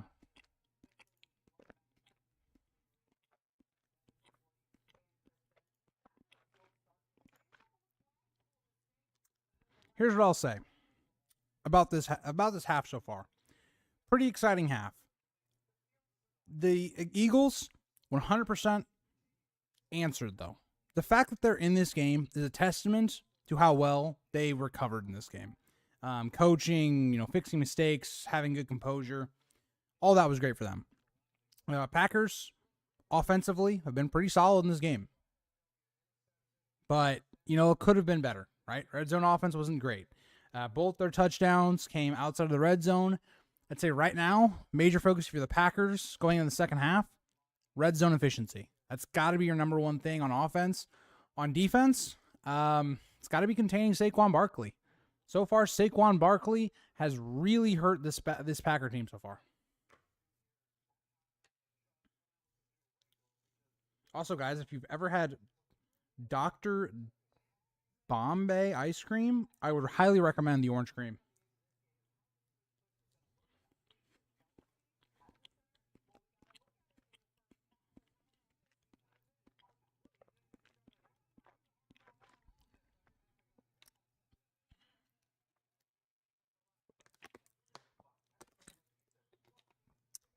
It is weird, though, watching an Eagles game and Jason Kelce isn't here. It is quite weird. I won't lie. It's quite weird. But, definitely a great half. Have we really been streaming for... How long is... Okay, so wait. This game started at 7... Okay, so we've been streaming for about an hour, almost 2 hours. Well, people on my main channel won't know this, but the longest stream I've ever done is I did a 10-hour stream once. I did it for when I was still streaming on Twitch and doing gaming before I ever got into YouTube. I did a stream that was like 10 hours long for a special or something. I think it was for like 50 followers or something. And it was a long stream. That's all I'm going to say. A long stream. I definitely enjoyed this one. Now this one's it's much easier because it's just me sitting back, giving my thoughts on the game. But yeah.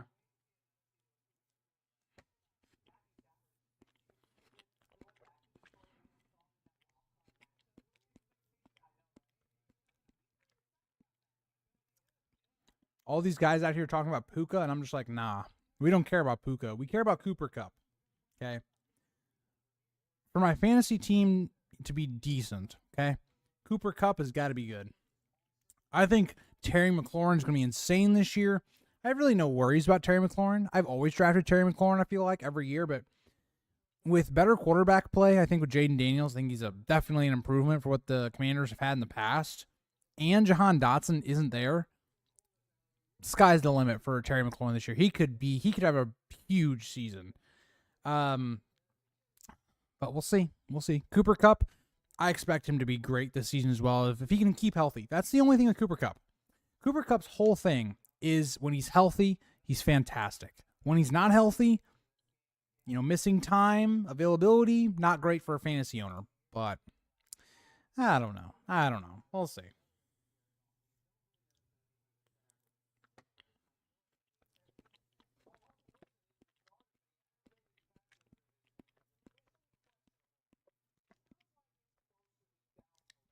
This is actually crazy. So Russell Wilson is questionable with a calf injury.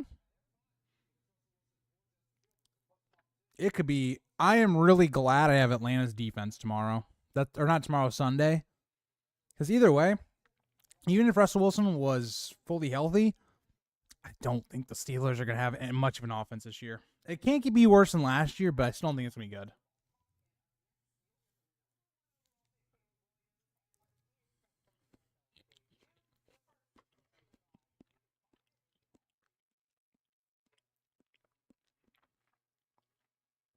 You know what? I'm going to have to see if Emmanuel Wilson is available in my fantasy league. He is. Emmanuel Wilson might be on my radar. He looks really good, and Josh Jacobs was not good in this game. And I do have a spot that's just Tank Bigsby, but I have no expectations. So, Emmanuel Wilson, continues to be good in this game. I might consider bringing him in. The only issue I have with Emmanuel Wilson is Josh Jacobs, I think, will be more of the goal line back, which would scare me with him. But so far, Josh Jacobs hasn't looked great.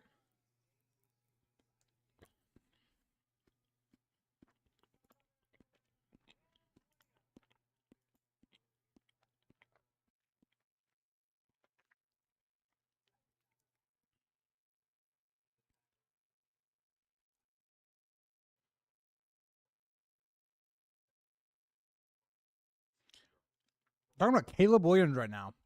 For people watching this, or if you're rewatching this, whatever you're doing, do you think Caleb Williams is going to be good this year? I think it's going to be great this year. I mean, I think a lot of rookie quarterbacks, it's more the situation. And the talent that they've invested behind Caleb Williams, he should be great this year.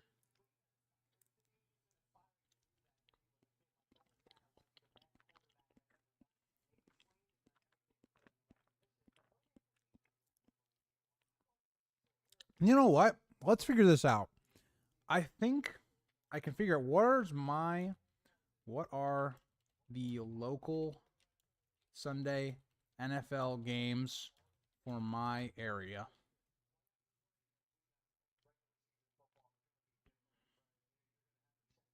I don't even know if I know that on here. I don't know. We'll figure it out at some point. All right, let's do, because I said I was going to do this. Let's look at fantasy numbers. See how, things are doing. AJ Brown, 7.1 in the first half. You'd like him to have more, especially as your number one guy you draft pretty early in a draft. Jalen Hurts at 7.56.5. Not great. A lot of the early turnovers hurt his fantasy numbers. Tucker Kraft also struggled in the first half in terms of getting just targets in general. Josh Jacobs was pretty bad with 2.3. Romeo Doubs had 2 catches pretty early on in the game and then didn't really see many other targets. Now the big thing with the Packers, they've had 2 big chunk plays that have resulted in touchdowns. So haven't had a lot of, numbers to go around to everybody. It's really just been Jaden Reed's show so far. Kenneth Gainwell has 0.1 points less than Josh Jacobs, and Kenneth Gainwell was literally in 1 series this game so far. That kind of tells you all you need to know. Dallas Goedert had a pretty good half for a tight end, especially 7.1 in the first half. Jordan Love, 9.2 in the first half. Not bad at all, especially for more of a pocket passer type of guy. Saquon up there with 19 in the first half. It's insane value for a running back. One of the guys in my league right now has Saquon Barkley and Jaden Reed. He's winning his matchup this week. That's all I'll say. Unfortunately, Kansas City's defense, which kind of brought him down a little bit, but Luke Musgrave didn't have a catch. We did see him get targeted, but didn't have a catch. Green Bay's defense is 9 points, so pretty good there. Devontae Smith, pretty good first half. 4 receptions, 49 yards, 8.9 for fantasy. And Jake Elliott with 5 points in fantasy as well. So those are your fantasy stats for the half. I kind of only read off like the major ones. Like if they're not in a 16-man like league, if they're not rostered in that, kind of crazy. Man, Emmanuel Wilson isn't, and he might be somebody I pick up. I have an opening, and this is my thing. In fantasy, I took 2 running backs pretty high. I pretty went with a running back strategy where I went Jonathan Taylor and Kyren because I got them at insane value. I got Jonathan Taylor at pick 11 and Kyren Williams at pick 21, which is insane value for both those players. So I'm a little weak at starting wide receiver, but my depth, I have a lot of like wide receiver depth, whereas I don't feel like I have a lot of running back depth. Like if Kyren Williams goes down, fine, I have Blake Corum to back him up. But if Jonathan Taylor goes down, we're in a bad way because my next backup is J.K. Dobbins, and he's splitting carries with Gus Edwards, and he's had issues with staying healthy. So my fantasy team has issues if some people the wrong people get injured.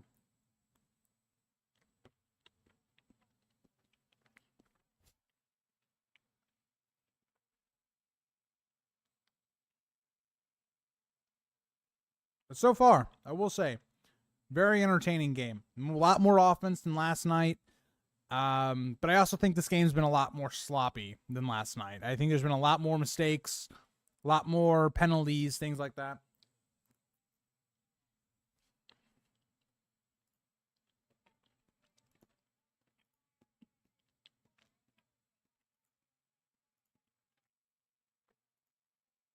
All right, let's get back into the half. Let me change it to the third quarter.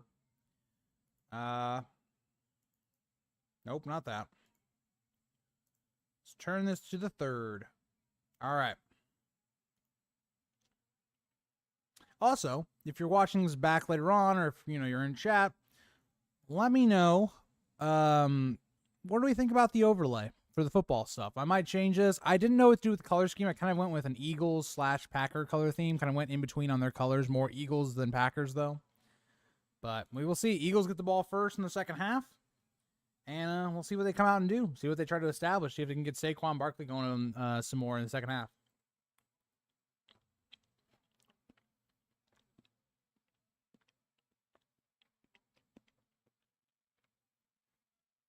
All right. See if the Packers will give the Eagles a chance to return it.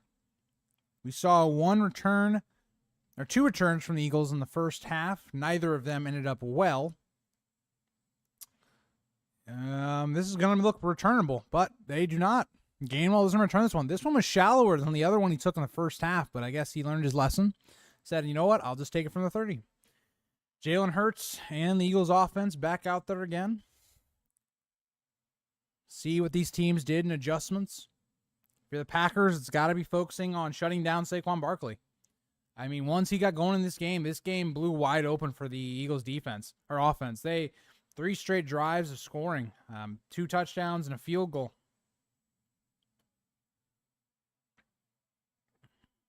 All right. Jalen Hurts will be out of the pistol once again. Saquon Barkley directly behind him, a 2 tight end set. They're going to run it with Barkley, and Barkley gets about 4. Gets arm tackled by, I think it was Kenny Clark, maybe? It was Kenny Clark.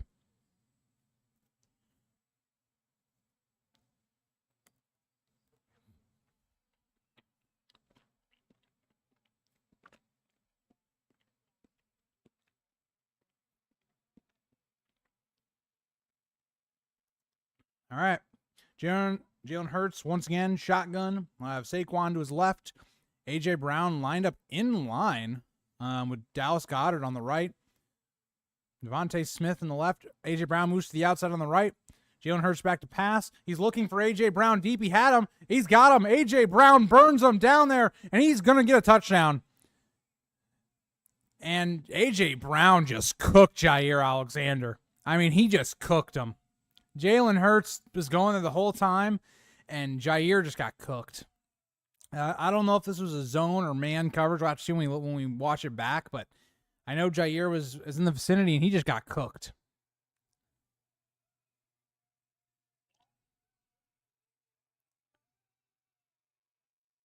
A.J. Brown, yeah, it was him and Jair on each other, and A.J. Brown just wins. And then a bad angle there from, I think, Xavier McKinney, and A.J. Brown just outruns him. And just like that, Eagles strike. Took 2 plays, and A.J. Brown and Eagles go right down the field. All right, Elliott nails the extra point, and just like that, the Eagles take the lead. I mean, the Eagles have started to blow this game wide open. I mean, right now, the Packers have no response to this Eagles offense right now. The talent is just showing for the Eagles. I mean, this is the team we were looking for last season, and boy, have they erupted. I mean, they have erupted. We'll see what the Eagles can respond, or the Packers can respond with, but got to be massive concerns right now for the Packers. I mean, massive concerns.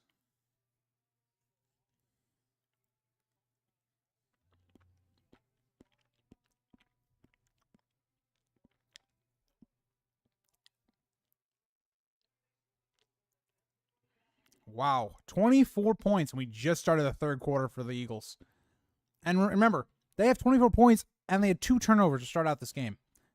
They had -1 yards very close to the end of the first quarter. I mean, I go back to earlier in this game. A.J. Brown, Jair Alexander, they had, a bit of a back and forth. And after that point of the game, I mean, A.J. Brown has just started dominating. I mean, even in that half, he caught a pass on Jair right after the fact, and I think A.J. Brown might have been awakened. And there'll be no return here for the Packers. The Eagles continue to just kick this one through. The Packers have not had a single opportunity to return it, which I think is a smart play, to be honest. I think it's a safer and more reliable to just kick it through the end zone. They're going to have to make it, start at the 35 or the 40. I just don't think you really should, unless you're doing a really well-timed squib or something like that. I just don't see the point of ever giving the other team a chance. Just too many dangerous, returners now. All right, Josh Jacobs will be back into the backfield, and it'll be Jordan Love under center. I have Jacobs behind him. I have two receivers out there. It'll be Wicks out to the right and Jaden Reed on the left. It's going to be a flea flicker. Jordan Love looking deep. He has forever to throw. It might have been some holding there from 88. It's not called, though. And Jordan Love is just going to throw it away. Eagles coverage did a great job there. But Jordan Love had all day to throw this. I mean, if there was somebody open, Jordan Love would have hit him. He had all day. But I do think 88, I think that's Luke Musgrave, got away with a little bit of a hold there. But, I mean, this is insane. It's insane how long he had to throw this. All right, let's... And Dobbs on the left. I mean, he didn't really have Dobbs. You had the underneath guy was right there, Wicks. I guess that wasn't Reed on the left. My bad. I don't think he was out there. Reed is now out there. He moves to the left. It's going to be handoff, though, to Jacobs up the middle. Jacobs finds a nice hole, and he fumbles the ball. And it's picked up by the Packers wide receiver.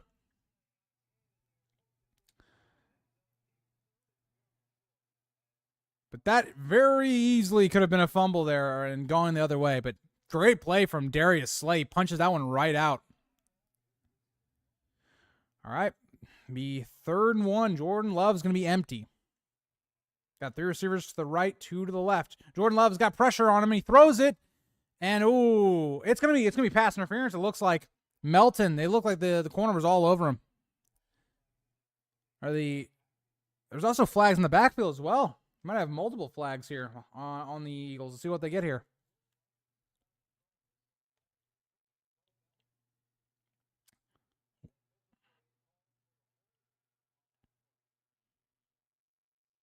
So they attacked Mitchell again. He's had a pretty good game for the most part when I've seen him in coverage. But it seems like it's going to be a hold here.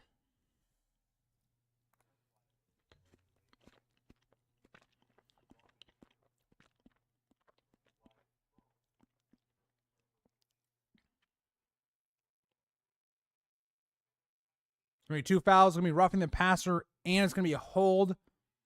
And that's going to be 15 more. Bad mistake. Bad mistake there by the Eagles. Hit Jordan Love, I'm assuming, after the play, or hit him high or something like that.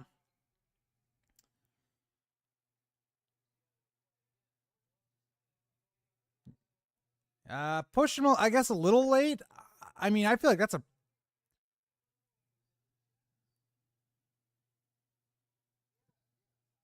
a bad call. This is a bad call. I mean, the holding is definitely there. Mitchell definitely held him, but that roughing was a terrible call. I mean, all he did, he pushed him down. He didn't push him in the face. He pushed him like chest area, pushed him down as he threw it. Bad call there. Don't like the call there from the refs. All right, Jordan Love will be in shotgun once again. I'll have Jacobs to his left. He's motioning Reed to the left. I'll have Watson to the right. It's going to be a play action, and he gets rid of it to his tight end, Kraft, and Kraft underneath, and there's nobody there. He's got it all the way down to the 14-yard line. Yeah, this Tucker Kraft just got left. I don't know who's supposed to be covering there. It was just he found the right zone there. Finds the right zone. There was nobody there. Linebackers not play that one well. And Jordan Love just read that one really well. I don't know. Nothing more I can really say. Great read by Jordan Love. Great run after the catch.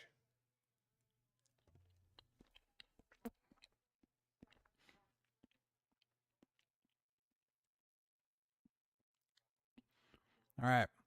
We'll have in the red zone, Jordan Love will be in shotgun. Josh Jacobs back in field. We got Romeo Dobbs to the left. It's going to be a handoff to Jacobs. Jacobs maybe makes one man miss and gets about a yard. Not much there for Jacobs.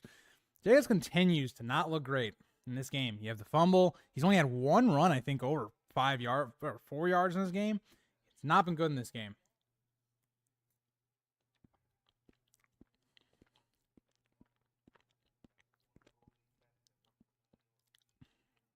Just showed the stat, 8 rushes for 12 yards. Jacobs has been horrible in this game.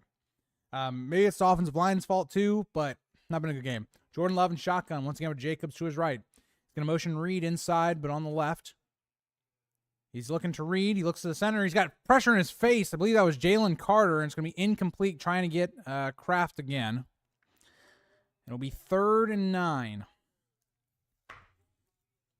But Jalen Carter just gets pressure right in the face of Jordan Love really quick. Great interior pressure.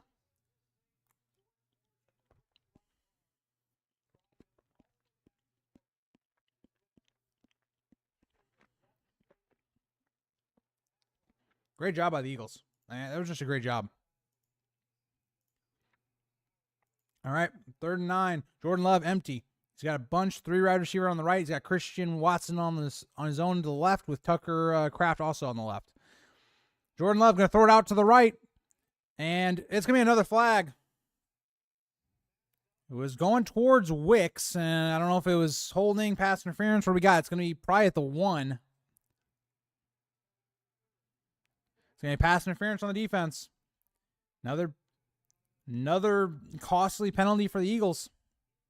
Avonte Maddox just could not keep up in coverage. I don't know. I think that was a weak call. It just seemed like their feet got, a little mismangled in there. I don't love that call. I mean, I don't love the call there. I get it. I don't love it. I like, let the guys play. That one just seemed like they got their feet just got, mismatched together, and that's just seeing what happened. All right. It'll be 1st and goal from the 2, I think. They're going to say from the 2 is when the spot of the foul happened.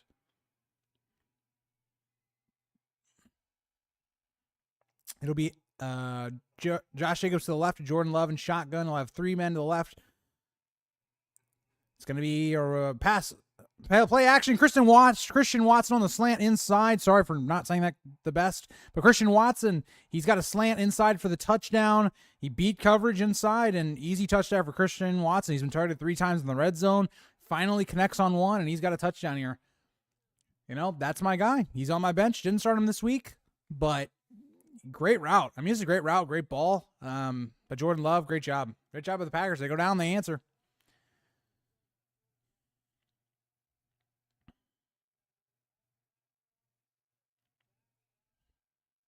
All right, we'll see if they can make the extra point, and then I'll update the log again, or the overlay.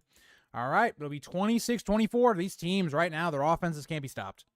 Right now, these teams are just playing great in terms of scoring. The defenses have been almost non-existent, but, it's just how it goes sometimes. But a 26-24 game. Now, something that really creeps up, though, is that 2-point conversion. Failed earlier on by the Packers. Is that going to come back to bite them? In such a close game right now, could be an interesting one. But the Packers, they respond. Eagles will get the ball. We'll see what they can do with it.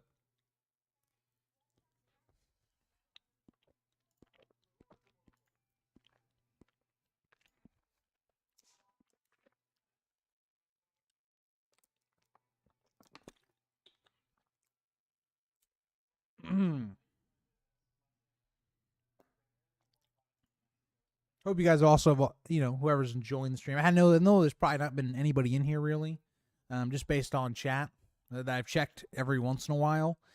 But, if you have came in here, appreciate you. Just, checking out the stream and all that. But, yeah, been a good time. Been a good game. Much more entertaining than last night's game. Last night's game was much more of a defensive battle, and that was just clear. Both those defenses last night played significantly better than both the defenses in this game. But, I don't know. See if the Packers can make a stop. If you're the Packers, I don't even know what to say at this point. The only thing I can say positively about the Packers this game is they've kept Jalen Hurts in the pocket. But Jalen Hurts is beating them in the pocket, out of the pocket now. They just haven't stopped him in a while. Neither one of these teams has gotten, a stop in a long time. So, we'll see. They just keep trading shots.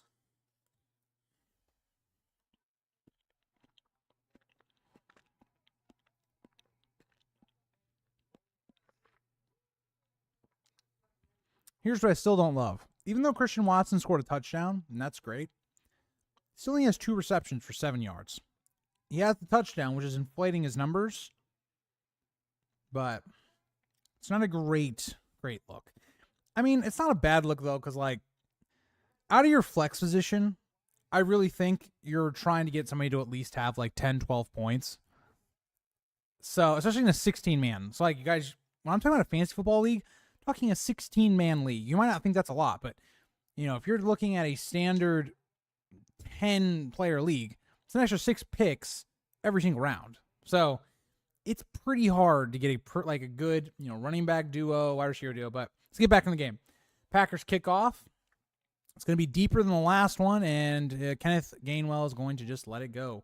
Eagles will start at their own 30.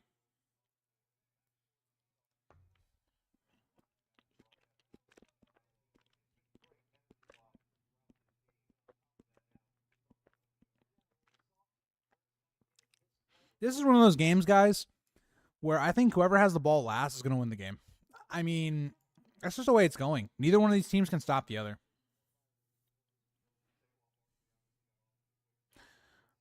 All right, Eagles back in it. Jalen Hurts under center. I'll have Barkley behind him. A.J. Brown, Devontae Smith to the left. Goddard to the right. It's going to be a play action. Hurts.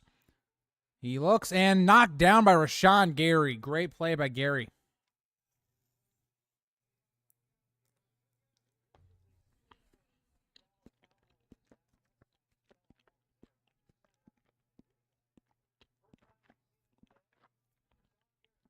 Sure, great play by Gary.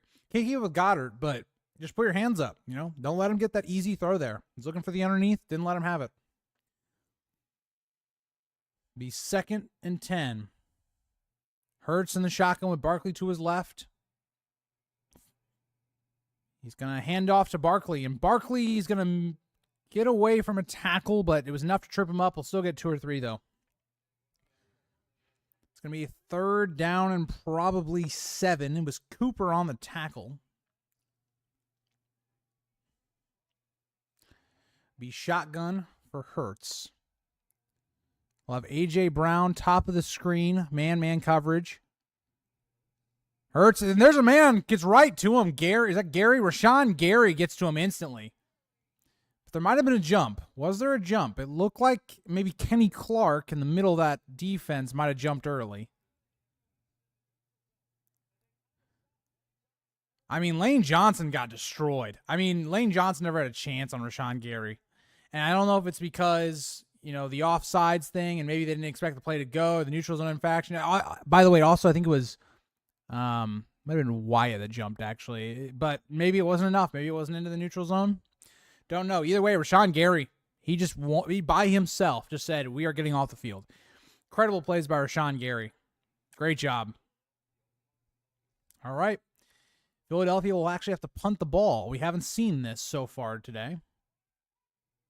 And it's a pretty good one. Had the fair catch around the 20 or 21-ish for Jaden Reed.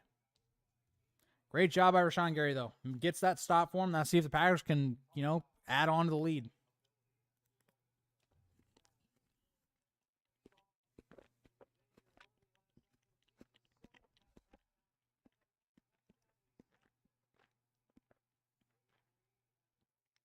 And this is what I think is impressive, though, for the Packers, right? They've been able to hit the big plays. They've been able to do the long drives. This team right now just looks to be very complete on offense. I mean, early on in this game, I think there was some concerns, but they've shut me up. I mean, they went right down the field. They scored in the red zone. Jordan Love, once again, the pistol. We'll have 2 receivers bottom of the screen. He's going to drop back. He's looking left, and he's going to have Romeo Doubs with about a 12-yard out. And get the nice first down. Jordan Love just looks in sync right now. I mean, perfect throw, perfect timing. The accuracy was great. Also, to note, Emmanuel Wilson is now in for this drive. Josh Jacobs was not in on that play.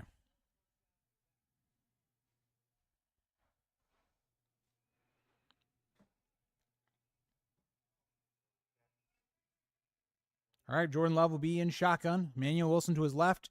2 receivers to the bottom of the screen. It'll be Jaden Reed going actually to the left now. And also, Tucker Kraft did not seem like he did that right. That seemed like a legal formation or too much of a shift going on. That's going to be called back, in my opinion. That should be a penalty. Because Tucker was still moving. But we'll see. It's going to be an illegal shift, I believe. This is probably the call, but we'll see.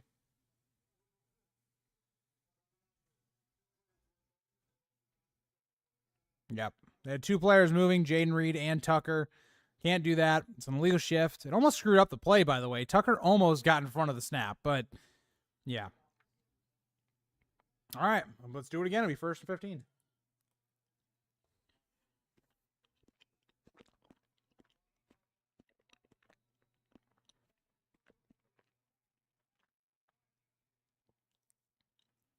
Packers have gotten better at penalties as the game's gone on. They had 6 early into the second quarter. From there, they've done better.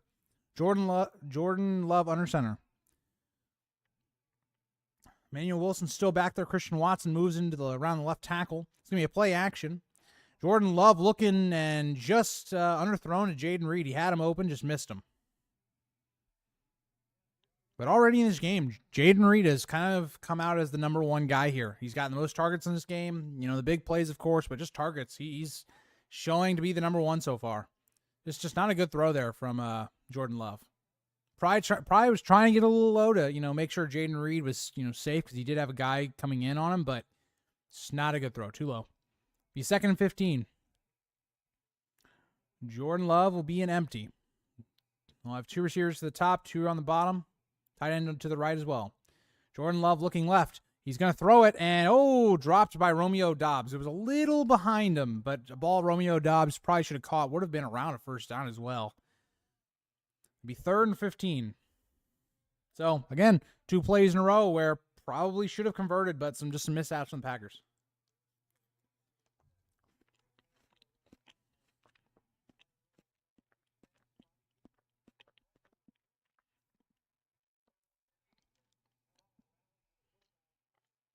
It'll be Emmanuel Wilson once again to the right of Jordan Love. It'll be Christian Watson and Jayden Reed to the right. Jordan Love moving to his right. He's going to throw back to Emmanuel Wilson, and the Eagles are all over it. Number 17 got there almost as soon as the ball even reached there. I mean, great play by Jamel Dean.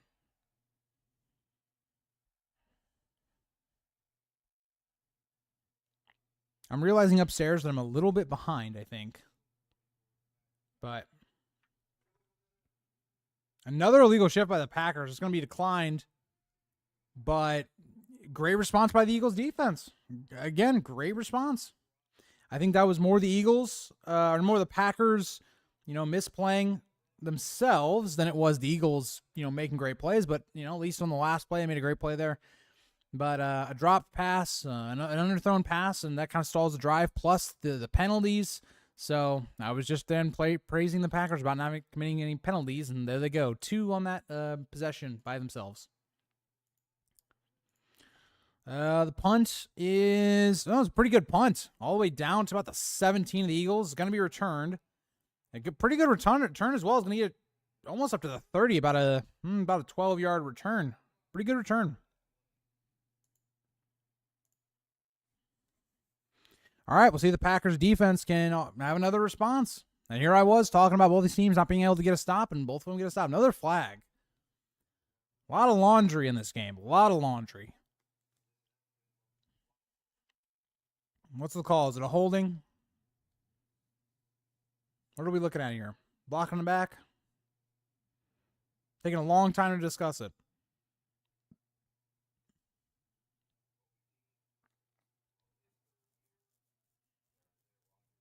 It was Nakobe Dean, by the way. Why did I say whatever?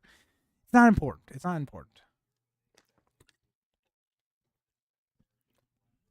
I was thinking of the Buccaneers corner. I don't know why I was thinking that, but still have not gotten a call on the play. What is it? What are we doing here?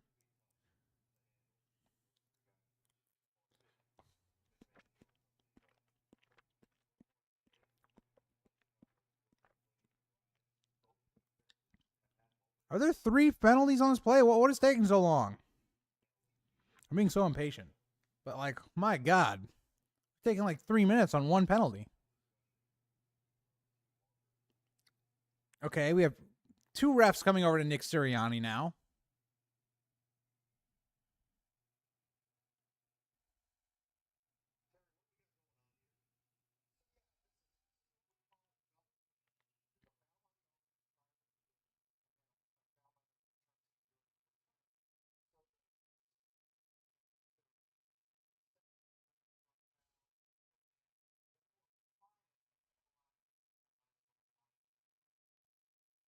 So we have 2 penalties. We'll see what they do here.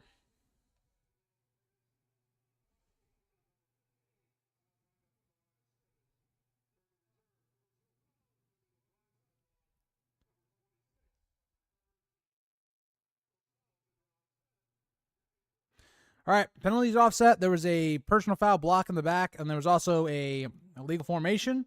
So we'll redo it. That was a lot of time for a pre-punt, but whatever.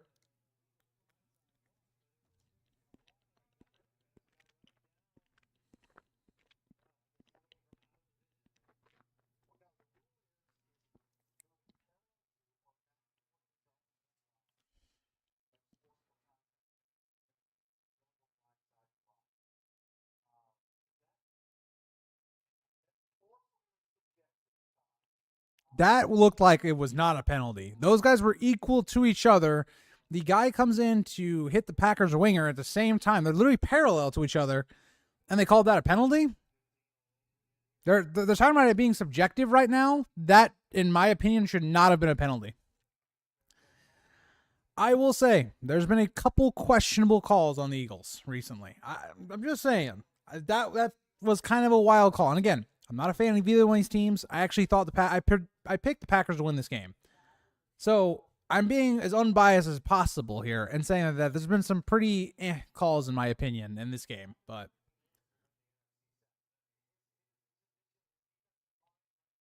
I don't know. Kind of weird calls to me, but whatever. All right. We'll see if the Packers can get it done. We wasted like 8 minutes on a repunt. By the way, they're getting the ball around like the 30. I just was talking about more important things. The punt was a fair catch, so.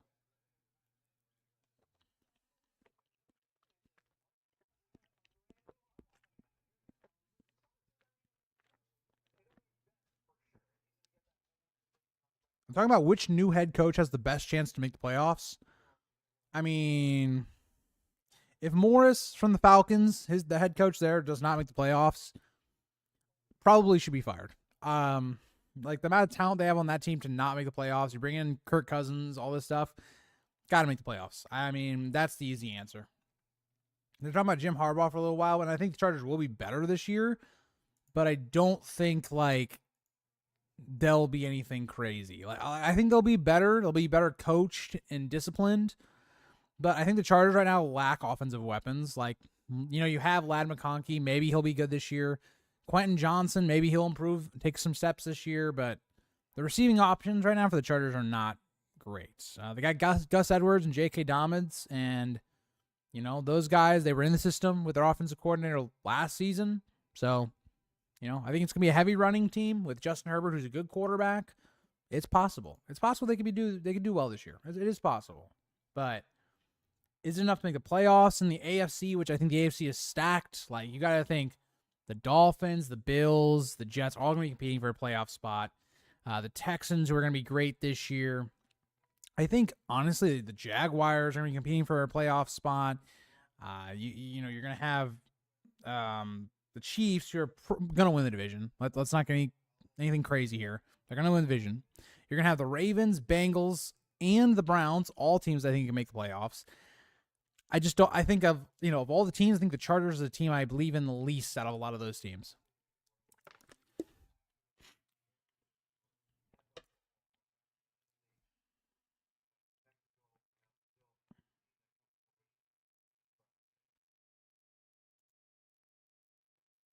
All right.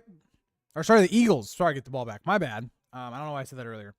Eagles will have the ball at their own 32. Shotgun set, and Jalen's going to hand off to Saquon Barkley, who's going to have a nice running lane. He'll get about 8 on the play.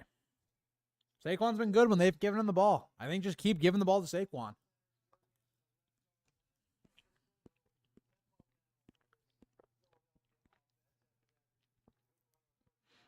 Jalen Hurts once again in shotgun. He gets it up the ball. He gets it to the. He gets out of huddle quick or no huddle. Sorry guys, after this ice cream, my nose is getting a little stuffy. He's gonna hand off. No, he's gonna keep it. Jalen Hurts is gonna keep the football. I should have given it to Barkley. Yeah, he read that one wrong. They tried to do read option there, and Jalen Hurts should have given it to Saquon. The Packers were all over that. The Packers have not let Jalen Hurts run the ball today, and it's been pretty clear. Should have given that ball to Barkley. But I think he got back to the line of scrimmage. I don't even think he got a yard out of that. So it'll be 3rd and 2. Hurts will once again, I believe, be in shotgun. They'd show the overhead cam, I think. Yeah, be in shotgun once again. Barkley to his right. A.J. Brown, Devontae Smith, top of the screen. It's going to be a play action, and they were all over him. I mean, the Packers are starting to get to Hurts.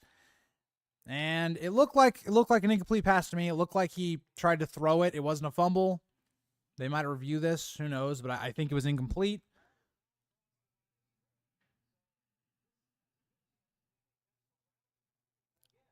It might be intentional grounding like they're saying, but it was definitely a throwing motion. It wasn't a fumble. It'd be 4-2 regardless.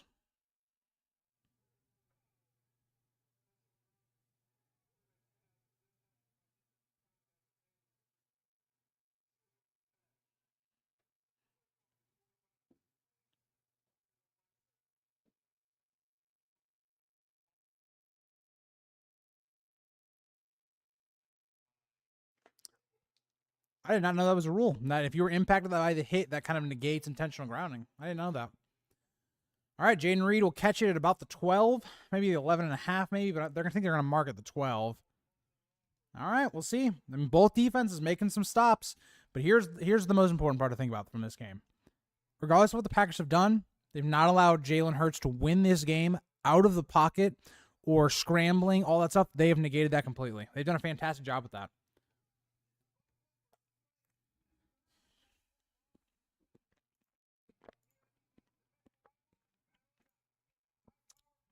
But man, these have been some very quick possessions. I mean, from a lot of scoring to some very quick possessions. I think Packers right now making some adjustments. Their pass rush has been getting home now. And they kind of did the beginning of the game as well, right? But I think in the middle of this game, the pass rush kind of got neutralized a little bit with A.J. Brown winning on the outside, Saquon Barkley, being able to run the ball efficiently. And that's the thing I don't get. You first down, you run for 8 yards. Second down, you go to a read option. I think Jalen Hurts, makes the wrong decision. I think you should have given it to Saquon. You get the first down pretty easily, but whatever. And then 3rd and 2, you try a play action, doesn't work. I personally was just giving it to Saquon. He's the guy that's been, dominant in this game when you've given him the football. I'm not a big fan of the play calling there. I get the read option on second down. Not a fan of the play action, in my opinion. But I don't know. Let me know what you guys think. If you're watching this game or you're watching it back, let me know what you think about that. That could be a really big, 3rd down in the sequence of this game. But I don't know. Just wasn't a fan of that.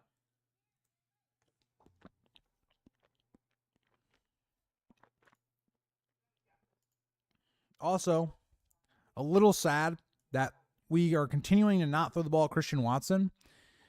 On the Packers side of things, outside of the touchdown and the red zone, he's getting a lot of work. He's gotten pretty much every target this game in the red zone, which is that's good because it shows that they target him in the red zone as a fantasy user, but it's not great if you're relying on Christian Watson to get a touchdown every week.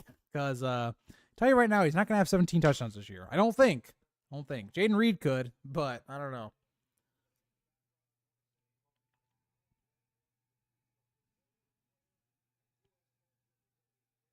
I am shocked there's this many NFL fans in Brazil.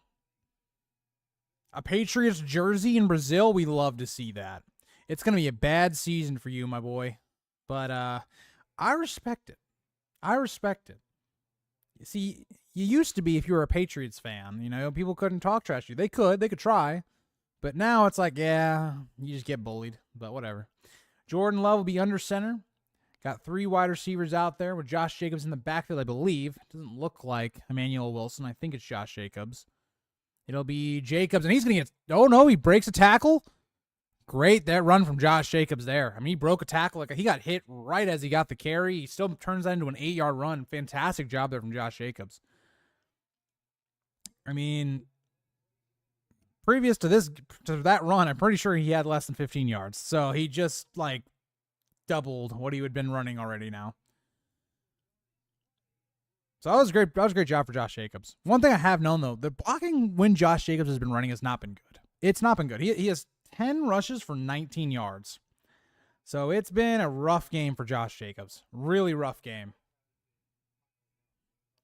All right, Jordan Love's going to hand it to Jacobs again. He gets to the outside, and he's going to have another good gain, about 5 or 6, getting Josh Jacobs going later in this game. And there is a flag. There is a flag, though.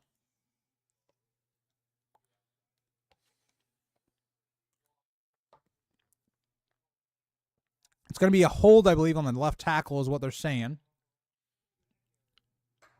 Yep, going to be a hold on the left tackle, so it's coming back. Negates a good run there from Josh Jacobs. Would have got him a first down, but now you're going to be looking at about, what, a 2nd and 11, maybe?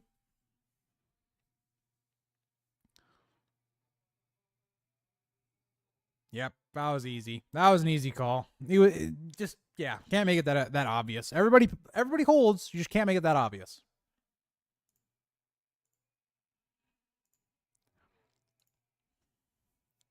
All right, Jordan Love being empty. 2nd 11 from his own 11.5-yard line. Love looking left. He throws off his back foot and throws it into double coverage, and it's intercepted. Reed Blankenship will have the interception. Jordan Love, don't know what he was looking for there. He just threw this into double coverage. Threw it off his back foot, the first no-no. Second no-no, he threw it into double coverage, and that gets intercepted. And the Eagles, they've got their chance now. Take momentum back. They've been kind of, stymied on offense last couple of tries. But this zone coverage just completely, and this is what I understand, of all the reads, trying to go to Musgrave there. I mean, I just don't understand it. I get what he's trying to do, trying to go low. Is a great play by Reed Blankenship, but I mean, there's just no chance there. He had one-on-one coverage with Christian Watson on the left side.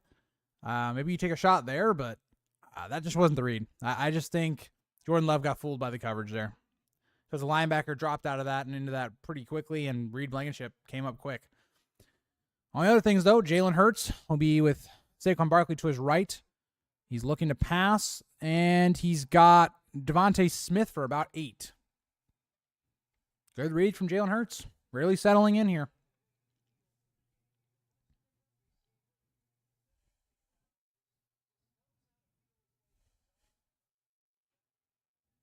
All right, be 2nd and 2. Saquon Barkley to Jalen Hurts left and shotgun. Got A.J. Brown to the top of the screen with Devontae Smith to the bottom. It's going to be a run inside with Saquon Barkley. He's got the first down easily. It's going to be a gain of about 4 or 5 there for Saquon. This is what I'm saying. I feel like they got to keep giving the ball to Saquon. I mean, every time he's like, I know, if you look at his car, he's, I think, 15 carries for about 50 yards right now. Not anything insane. But him running in the second half and the later parts of the second quarter has been great. Jalen Hurts in shotgun again with 3 receivers to his left. Going to hand off to Saquon again and another big run. They can't bring him down. They can't bring Saquon down. That's another run of about 8. Just keep feeding it to Saquon. Line up, give it to Saquon again. They can't bring him down. The Packers Saquon took 2 Packers and just kept him going. I mean, just great blocking as well from the Eagles. And as soon as you get Saquon up to that second level, it's tough to bring him down.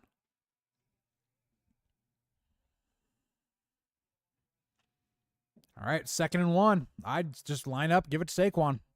They're going to give it to Saquon again, and Saquon's in. Or no, yeah, he's in. Saquon's in. 3rd touchdown of the game. Saquon's been dominant here today. The ball might have came out late, but I don't think so. I think Saquon broke the plane already. But, I mean, the Packers can't stop him. Packers can't stop Saquon. I know you look at the yards per attempt hasn't been, insane. But in this second half, every time they've given it to Barkley, he's not been stopped by the Packers in this game.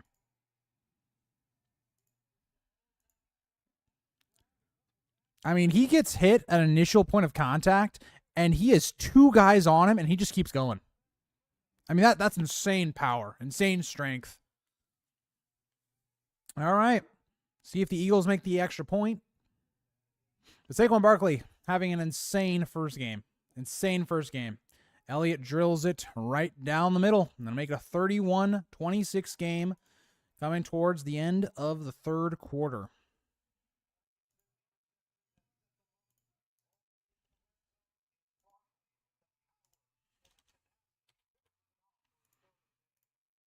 All right. See if the Packers can respond. You have a costly turnover by Jordan Love leads to a touchdown. And another big thing, I mean, the Eagles cash in. They get a touchdown on the turnover they were given. Packers early on this game had 2 turnovers and they got field goals. So that's the difference right now, it seems like, in the game. And it's a very costly turnover. The Packers seem to have kind of the momentum swaying their way. They get a touchdown, they get a stop, they get another stop, and then, costly turnover. So we'll see. See what the Packers can do in the rest of this game.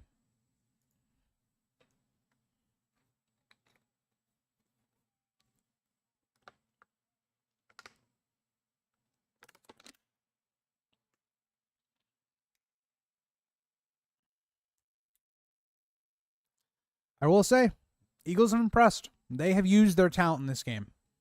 All those things we were talking about, last year, back into the season, when they were just basically getting manhandled on offense and defense. At least today, their offenses look great. The defense has been shaky at times. I mean, they've given up, 70-yard receptions. Sometimes there's been some bad tackling in the game. But, I mean, they're keeping it close. They've made the stops and they need to make stops. They had a costly turnover. Got to give it to them. Got to give them their credit. That's all I can say. That's all I'll say.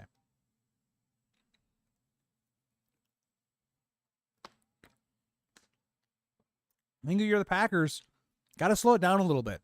Try to get that running game going again. It seemed like you started to have it in the last drive, right? You get a big 8-yard run from Josh Jacobs. You go back to him. You get another 6 yards, comes back because of the penalty. Okay, well, you can't run the ball when you're second 11. So big keys right now for the Packers. The thing that is continuously hurting them, that gets them into that situation, right? They're not in the situation where Jordan Love has to, throw off his back foot trying to get the first down. There's not that penalty. Packers cannot keep, making it harder for themselves. No more bad penalties, obvious penalties, boneheaded penalties. Establish that running game. I think it's going to be important for this drive. Slow it down a little bit, and just stop beating yourself. Because the Packers should be winning this game. They've just beat themselves. All right, Eagles kick off, and it will be another non-return. We have not seen the Packers return a kick in this game, and I don't think it's a bad strategy by the Eagles.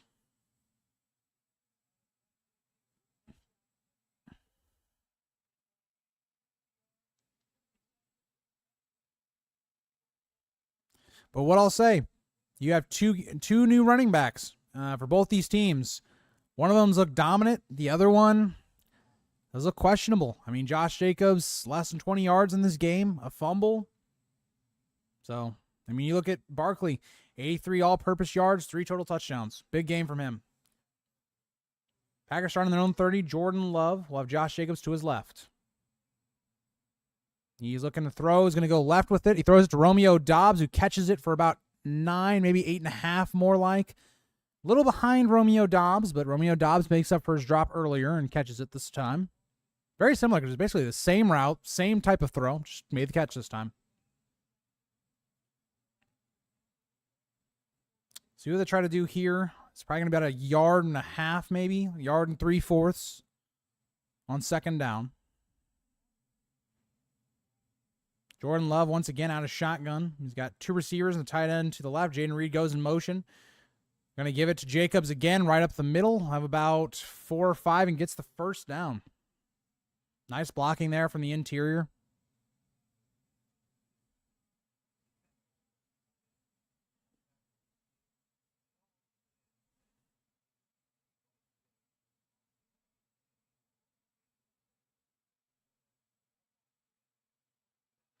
Got Reed, Wicks, Kraft out there. Romeo Doubs out there. It'll be shotgun once again for Jordan Love with Josh Jacobs to his right. Kraft moving to the right. Jordan Love to throw. Throws it to the left. And incomplete to Wicks. Again, behind. Jordan Love's accuracy, not been great. Last couple drives, a lot of throws behind receivers. Even the last one he just completed to Doubs. This one was pretty behind Wicks. I mean, it was pretty behind him. If that's more accurate, more out to the sideline, definitely had his man beat. But because of that, it's just basically almost Wicks playing defense there. Much closer to Quinyon Mitchell than it was to Wicks. So Jordan Love kind of having some accuracy problems here last couple drives. Jordan Love be shotgun again. He's going to drop back. Looking to a screen to the right to Josh Jacobs. Got some blocks, and he's got a first down. About 11 yards there for the screen for Josh Jacobs.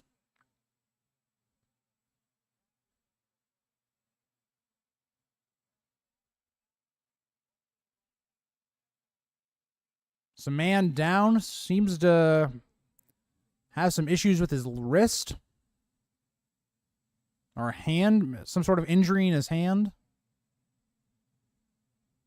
One of the Eagles' corners, I believe.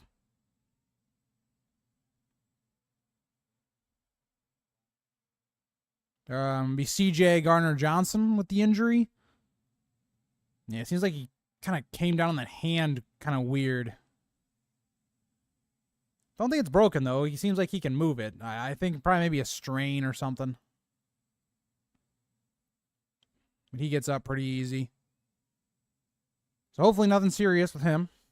I haven't seen many injuries in this game, so that's been a positive. Not a lot of injuries in this game. Not a lot of injuries in last game, so it's always a positive to see. And hopefully Johnson will be okay. Big player for that secondary for the Eagles. Haven't looked great today, but Quinyon Mitchell has. I think Quinyon Mitchell, when I've seen him getting targeted, he's looked pretty good. But we'll see.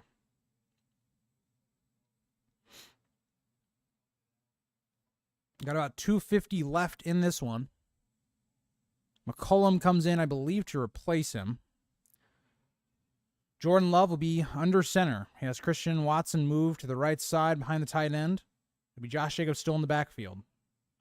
It's going to be a handoff to Jacobs, and they got Jacobs moving again. A great move, and he's got at least 30, maybe 25, somewhere around there. Josh Jacobs makes a move, makes a man miss. That's what we've been waiting to see from Josh Jacobs all night. You know, this defense trying to get some arm tackles here on Josh Jacobs. Great blocking, huge hole in the right side of the offensive line, and he just makes a man miss. And you get to see that electric speed from Josh Jacobs. He keeps screwing up the J names, but look really fast. You know, he got past that initial line of scrimmage. We haven't seen that much today, and when he gets going, he gets going. Jordan Love under center again. It's almost the same look. Again, it's a run. Going to go to the outside. Good stiff arm from Josh Jacobs, but can't get away, and he'll maybe have a gain of about 1 there.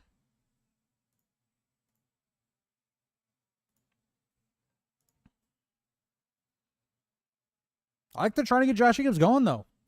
Settle down the offense a little bit. Take some time. Christian Watson probably missed his man there. Christian Watson probably needs to pick up the inside guy. I think he got a little too ahead of himself. I don't know. I think the Eagles played that really well. Josh Jacobs, he'll sit.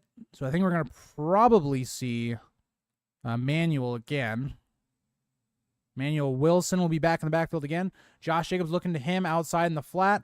He's got to make a man miss. Makes 1 miss, but loses probably a half a yard there. Get into the last minute of the third quarter. We'll see if the Packers can get it in here for a touchdown, retake the lead.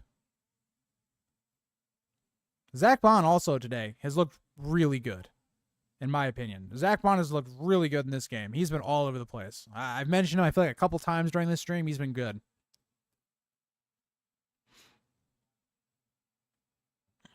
Jordan Love be in shotgun. Emmanuel Wilson to his right. 3 receivers bunched to the right. Christian Watson, I believe, is by himself on the left, if that is Christian Watson. I can't actually tell by his number. Jordan Love looking to pass. He's going to go Jaden Reed in the flat. Jaden Reed can't handle it. So they're going to have to go for the field goal. It'll be 4th and 10 at the Eagles 25. Packers will try to make this a 29-31 game going into the fourth quarter. 21 seconds left.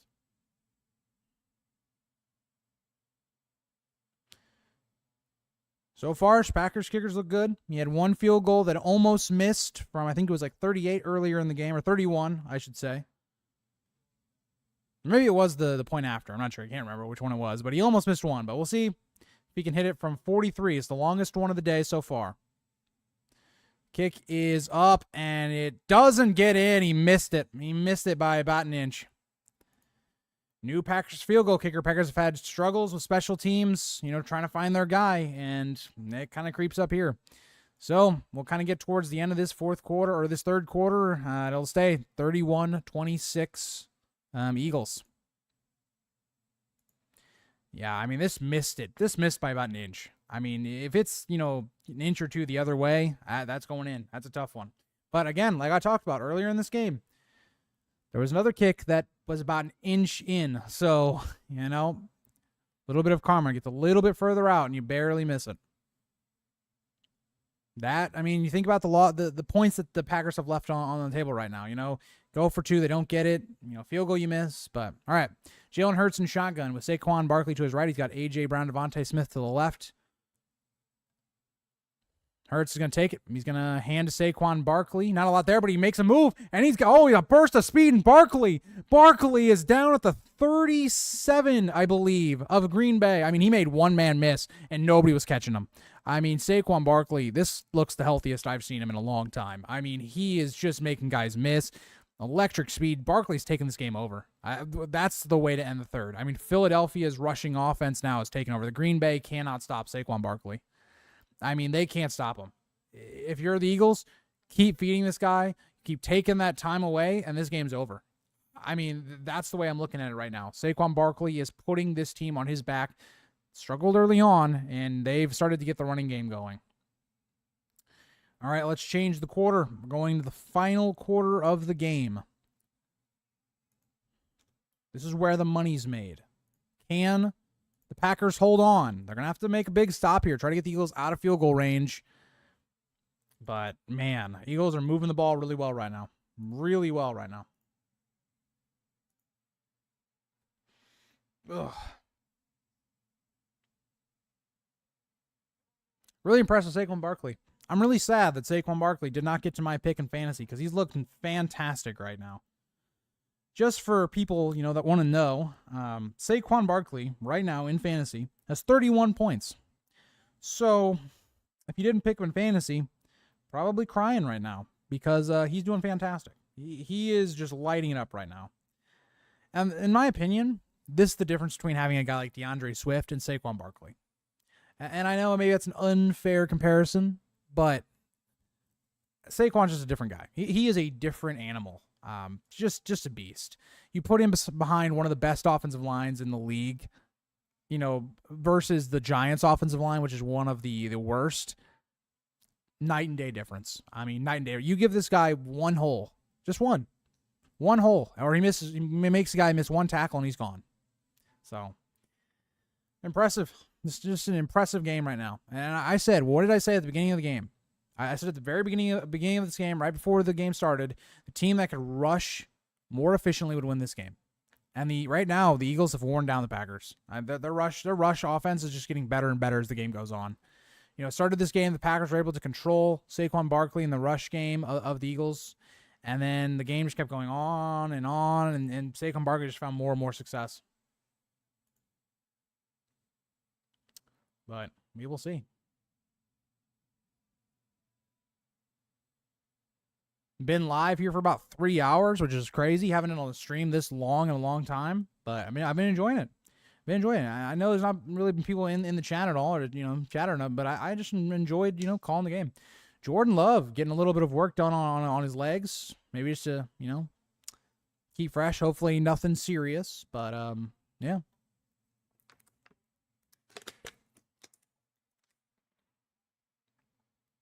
Eagles have been hot. They've been hot in this second half. All right, Jalen Hurts in the shotgun.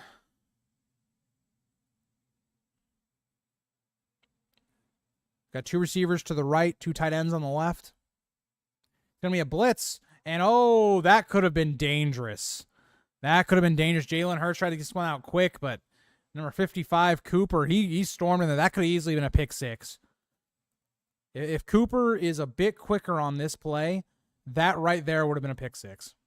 I mean, that was a great chance by Cooper. Great play. Great call by the defensive coordinator, and just perfectly timed from Cooper. I was trying to do a screen, I believe, to A.J. Brown there.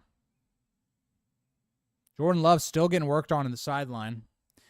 Jalen Hurts, a lot of J's in this game. Jalen Hurts in the shotgun, 2nd and 10 at the 33 of the Packers. I was wrong on that call, by the way. He's going to throw it in wide open. Just gain of about 2 or 3 there.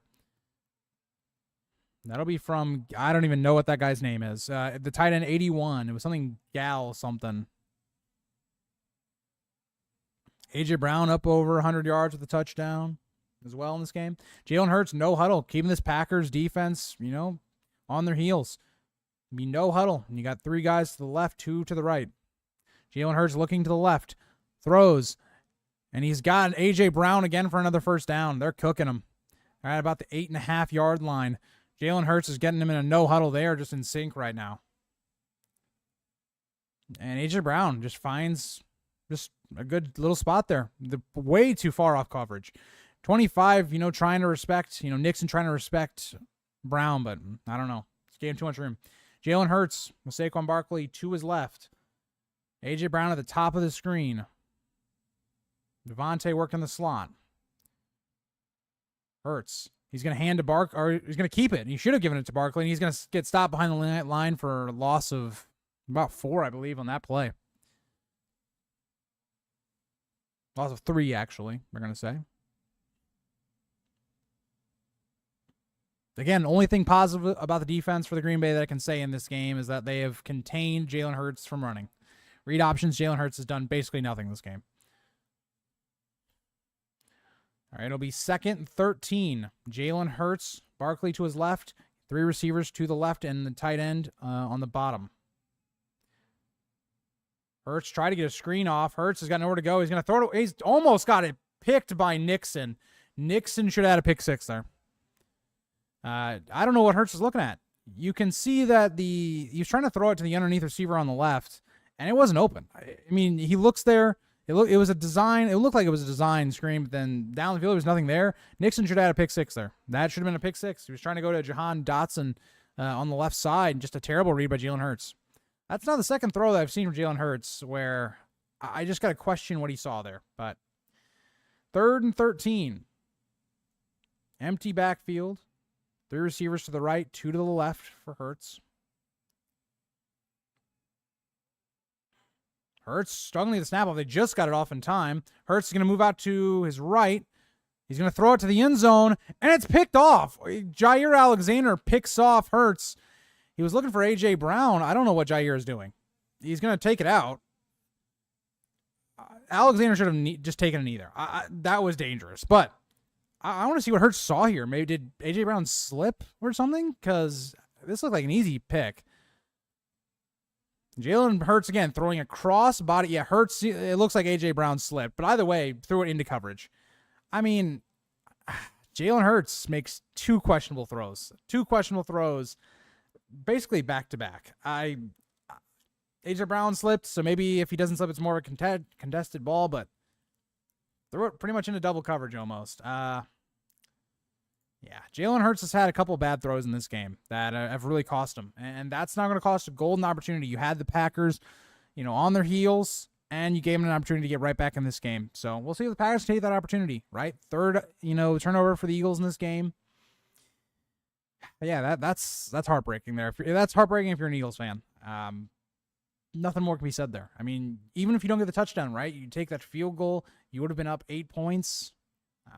But instead, give the Packers the ball back. See what they can do. Still early on in the 4th quarter.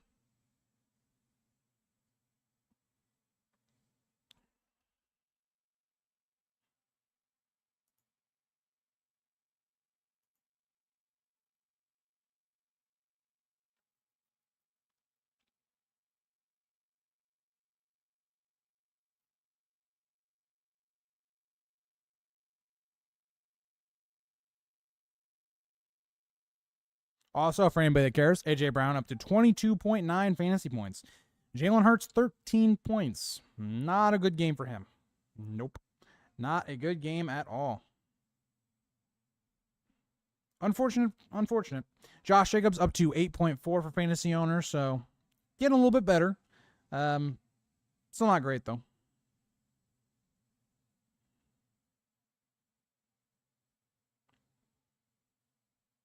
But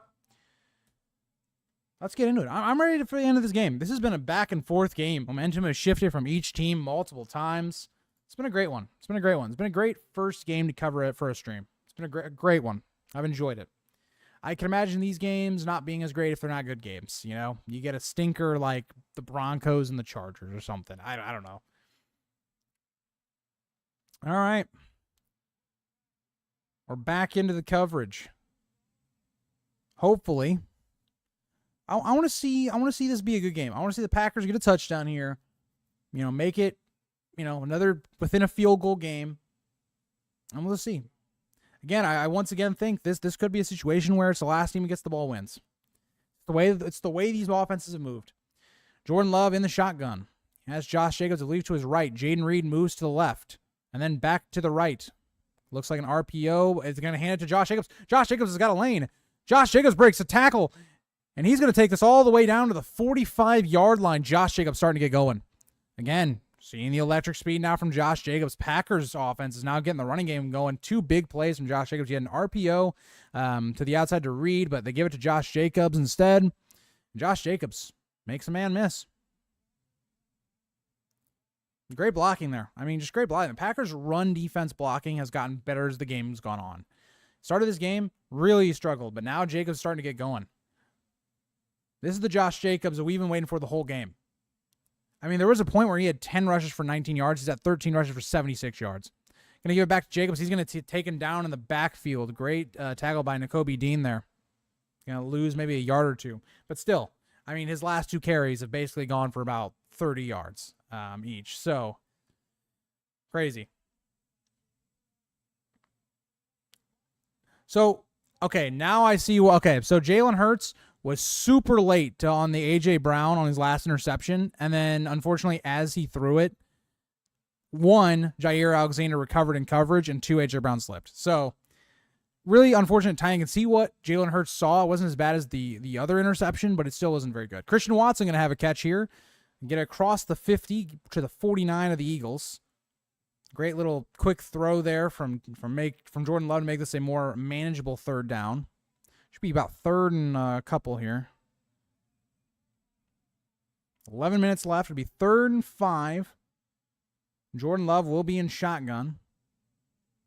It'll be shotgun. It'll be nobody in the backfield. 3 to the right, 1 to the left. Looks like they got the running back to the left, if I'm not mistaken. I think it's Emmanuel Wilson on the bottom of the screen. See if they shift him back into the backfield. They don't. All right. Jordan Love looking to the left, looking to the middle. He's going to go deep with it. And he's got Jayden Reed again. Down to the 24, Jayden Reed keeps making the Eagles have nightmares. Huge play there. Great ball there from Jordan Love, and holds on by Jayden Reed. He took a big hit. You just have a crosser through the middle of the field. Deep crosser. Great throw from Jordan Love. Could have been a little bit more out in front of him maybe, if you want to critique it, but great throw, great catch. Setting up the Packers for a perfect situation to get some points.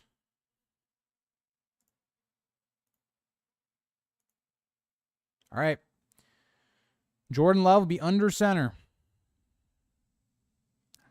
Emmanuel Wilson. He'll hand it off to Emmanuel Wilson. Nice little carry, and he's going to be close to a first down. 9 yards there for Emmanuel Wilson. He's looked really good as the backup running back in this game. Packers now up over 100 yards rushing. They've started to get the rushing game going. I think those numbers are a little inflated based upon, a couple runs, but we'll see. Emmanuel Wilson right now is 4 rushes for 46 yards. I mean, that is crazy. All right, Jordan Love under center again. It'll be a 2nd and 1. Emmanuel Wilson still in the game. He's got Christian Watson to the left. He's going to move Wicks to the left, Reed to the right. It's going to be a play action. Love is going to throw it. He's got the check down, and he's going to give it to Emmanuel Wilson, who's going to make the catch. Great catch by Emmanuel Wilson. He took a shot here, and he's going to have the first down. Pick up about 2. Maybe 3. 2 or 3. We'll see what they give him. Be first down and 10. 9 minutes left in the game.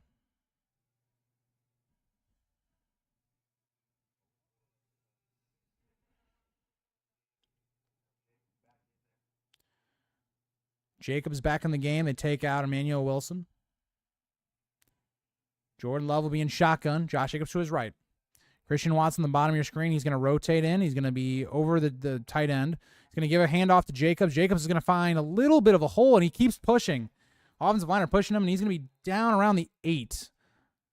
A gain of about 5. So another good run from Josh Jacobs. He's now up over, I believe, 80 yards in this game, so he's definitely had a big recovery in the second half.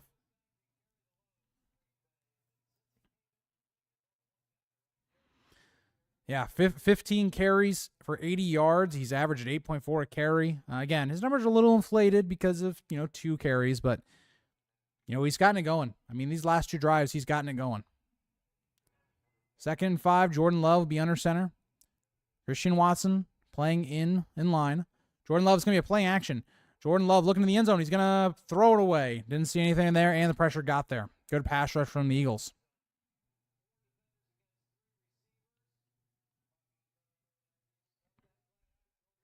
Who got the pressure here?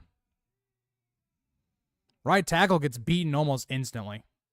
The right and the left tackle almost got beat instantly. Nolan Smith had a great pass rush on the right side. Well, I guess the left side for the Eagles, but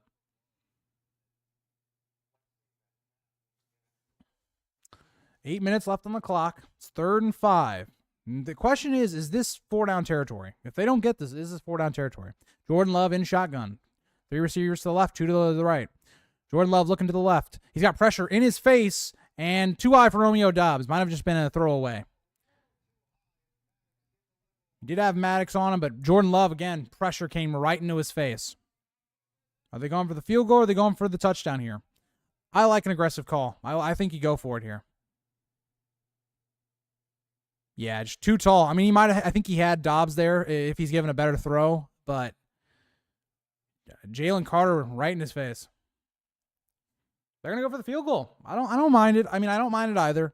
But I think given how good the Eagles offense has been in this game at times, I think I would have gone I think I would have gone for the touchdown there. But that's just my opinion. I'm not an NFL coach, so that's all I'll say. But Packers do kick the field goal. It'll be 29-21. Ditto, how's it going? Sorry if I missed your chat. It's been good. Not a lot of people have been in here, of course, because this channel I just started, but it's been great. I've been trying to call it like an announcer would, Ditto. So it's an experience, but it's been pretty good. It's been a very entertaining game. A lot of offense, a lot of turnovers.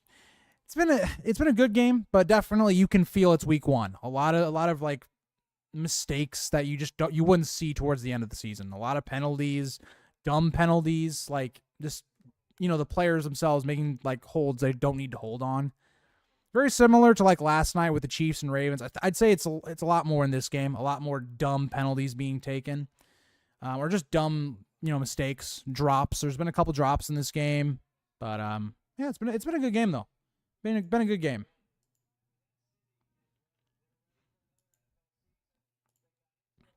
I'm getting my butt kicked in the fantasy league this week. My opponent started Barkley and Reed. Yeah, I actually referenced that earlier, Ditto. I've been kind of periodically just looking at fantasy numbers just for the people playing in this game. I don't have any of the starters. I could have started Christian Watson, but I decided to go Keon Coleman because I think the Arizona secondary is just really bad. So I thought he would do well. And Christian Watson, 10.3. That's under what he was supposed to get in this game. The game's not over yet, but 10.3 is not anything insane. But yeah, that's unfortunate. Very unfortunate to go against Barkley and Jaden Reed, both of which have 30 points probably by the end of this game. So that's a tough draw. I don't know. It's a tough draw. I don't know. I'm a little worried about my team in terms of injuries, Ditto. Because I love my running backs, right? Because I don't ever have to switch my running backs. I have Kyren and Jonathan Taylor who are going to play every single week. But if Jonathan Taylor goes down, I'm going to have problems. I'm going to have a lot of problems on my team, which is okay, it's a first-round pick. You're always going to have a problem if your first-round pick goes down, but yeah, Ditto, I saw that, and I was super jealous because I was debating picking up Isaiah Likely. I was debating because I was like, I have George Kittle. I'm not really ever going to start Isaiah Likely because I feel like George Kittle's, peak is more than Isaiah Likely's. But Isaiah Likely would be a guy that I would consider for a flex. like each week for me. So I think that was a great pickup by you. I saw that and I was like, man, I should have pulled the trigger on it. All right, Eagles do not return this one. We haven't seen much with the kickoff. We've seen a cool swib the Packers did in this game, but outside of that, I mean, we saw one return, I think, from Kenneth Gainwell.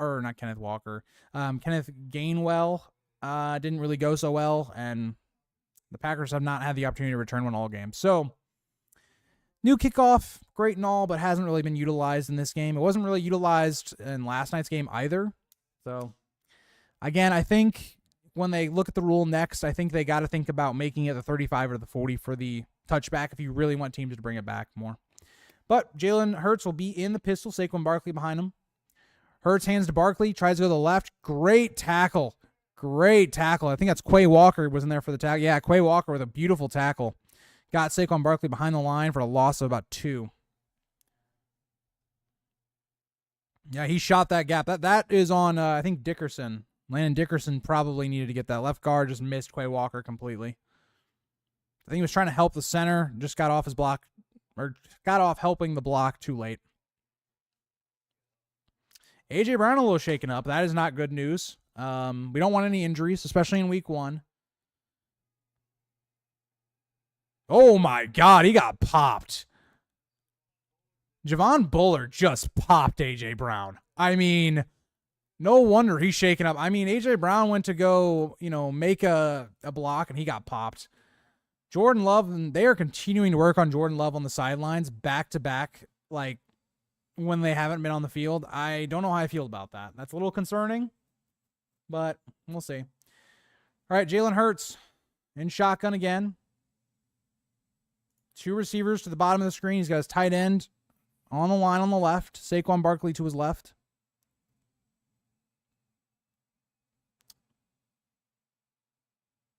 Hurts calls for it. It's going to be a play action.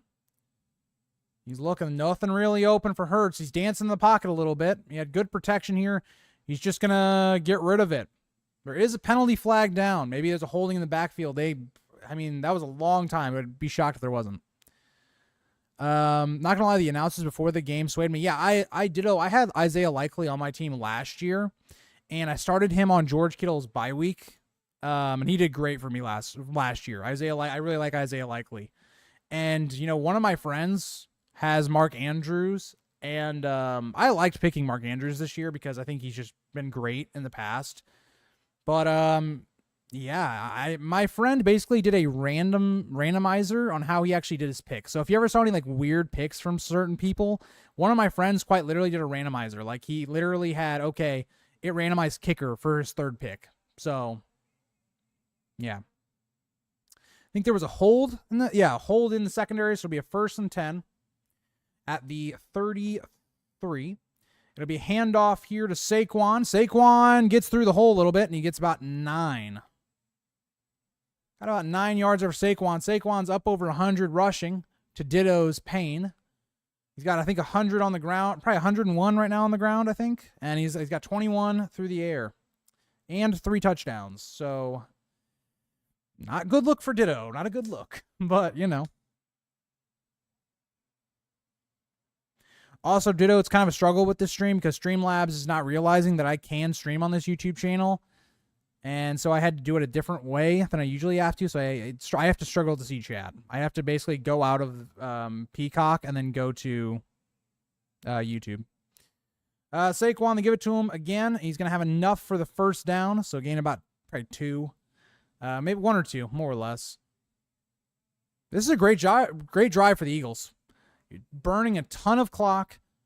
You're taking a nice long drive. Because if you get a touchdown for the Eagles, the game's over. So if you're the Packers, the goal of this drive is to allow a field goal at worst. At worst, they can allow a field goal. They cannot allow this to be a touchdown.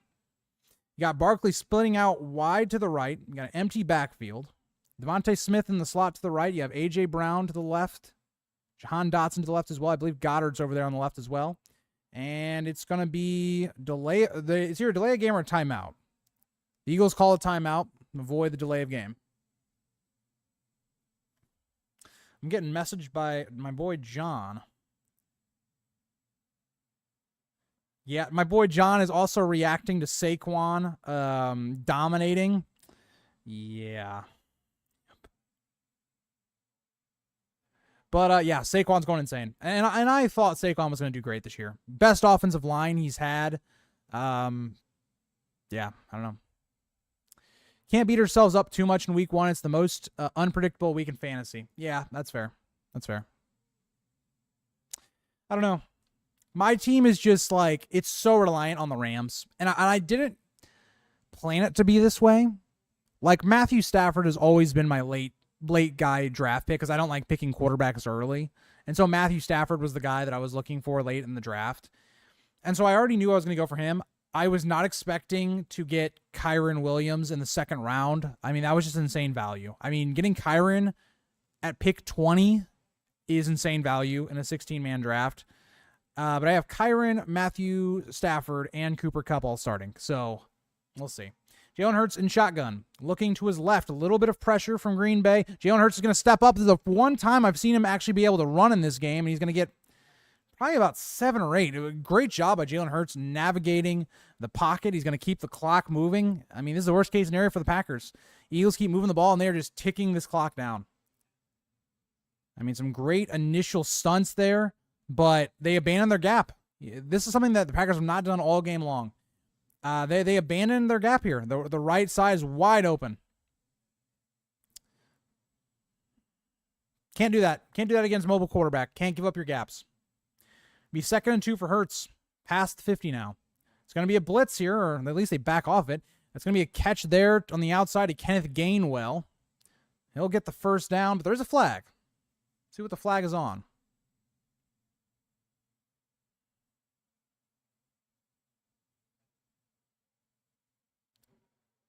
Legal formation on the Eagles, so it'll be coming back. We'll replay the down.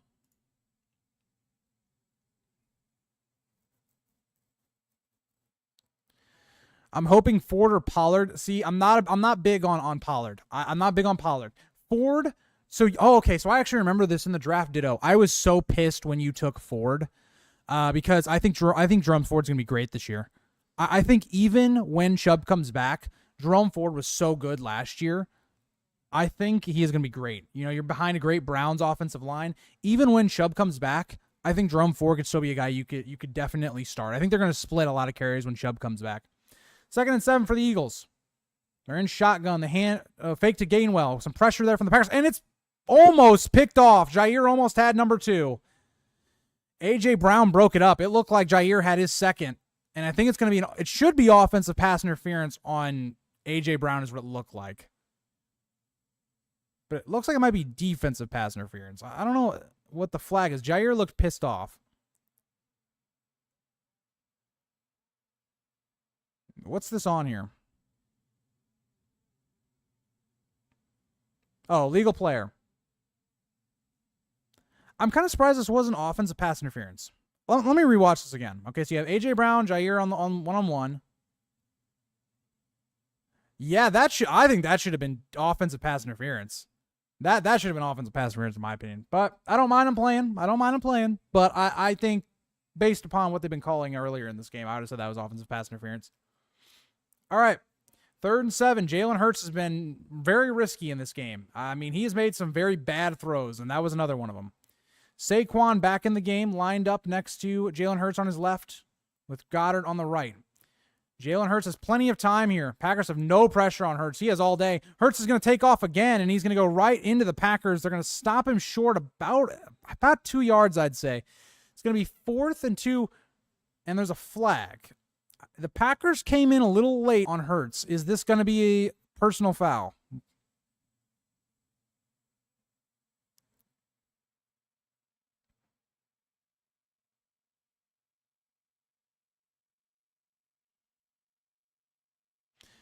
LaFleur does not look happy, so I'm assuming it's on the Packers.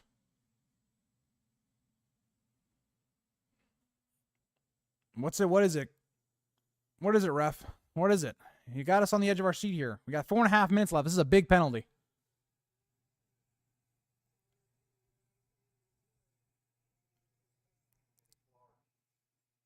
It was a holding on Kenny Clark. Huh. I wonder where the holding was at. Are they going to replay it here? Okay.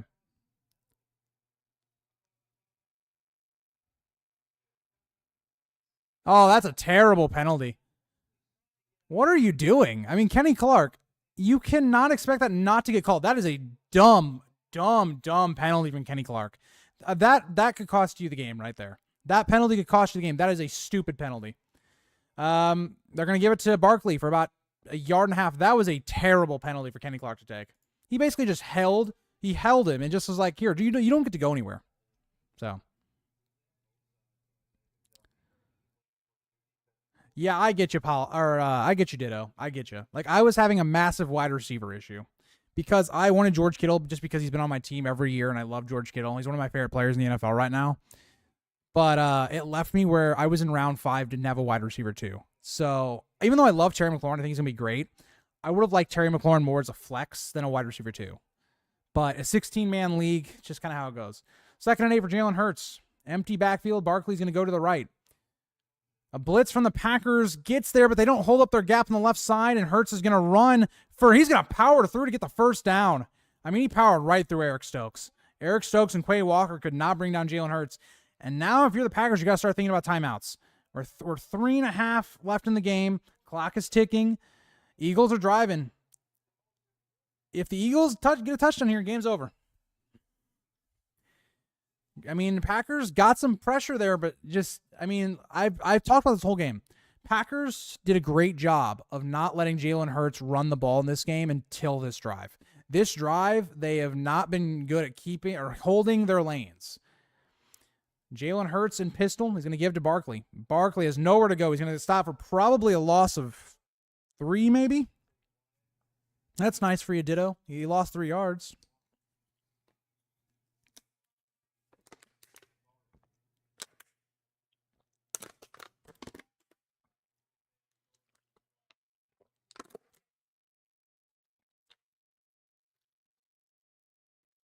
All right.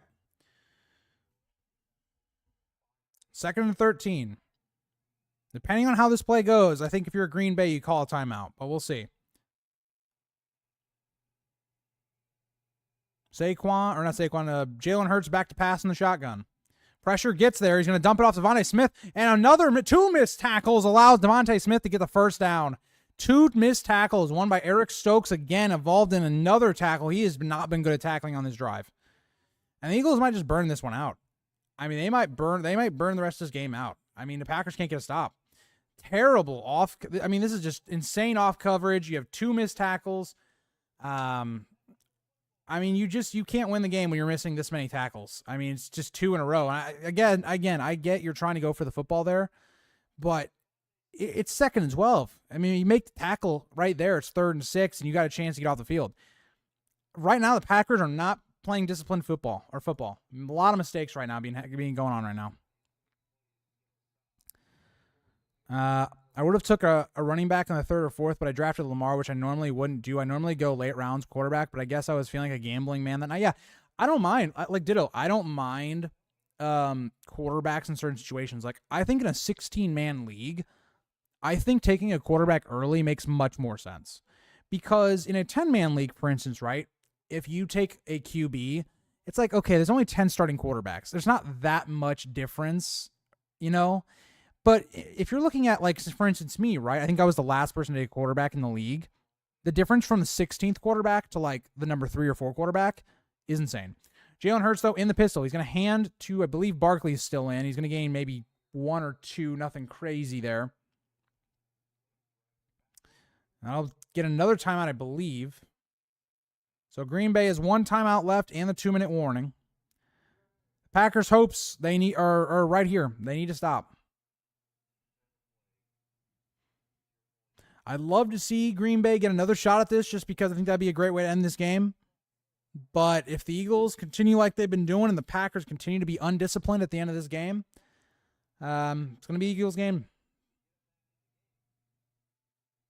I mean, if they can stop them here, they will have at least probably 2 minutes to score. So they're going to need a touchdown, more than likely. If they can stop them here, they're going to need a touchdown if field goal is made. But we'll see. We'll see.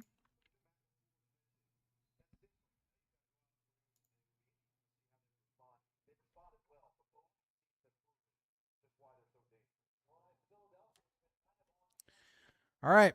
Jalen Hurts in the shotgun with Barkley to his right.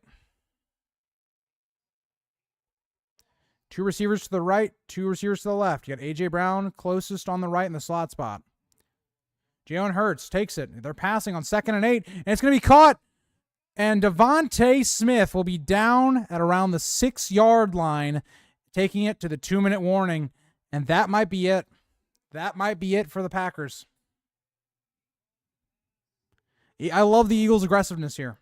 I love the aggressiveness. This one, you got one timeout left. At best, you're going to get the ball back with maybe 30 seconds if you can make the stop. It looks like the Eagles won. That probably just won the Eagles the game.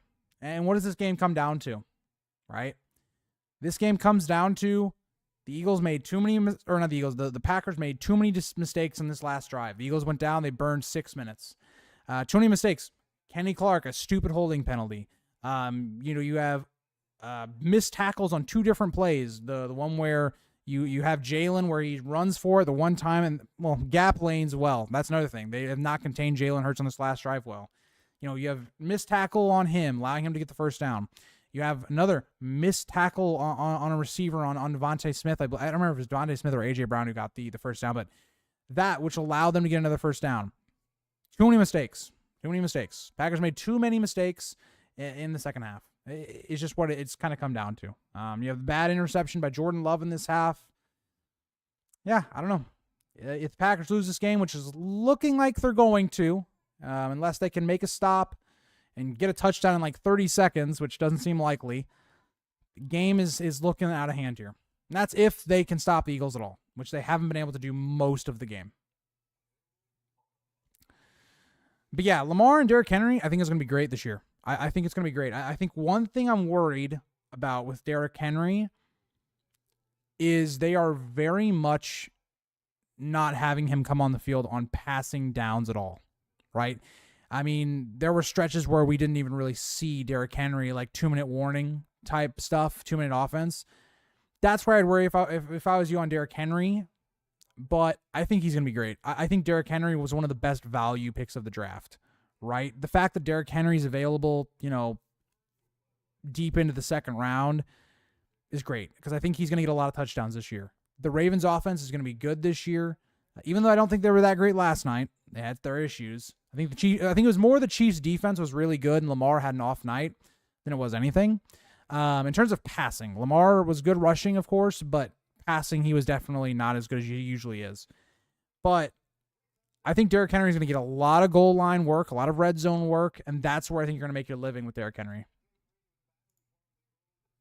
And Lamar is going to be good always because he has the most rushing upside, which is where you get your points for a quarterback, which really helps.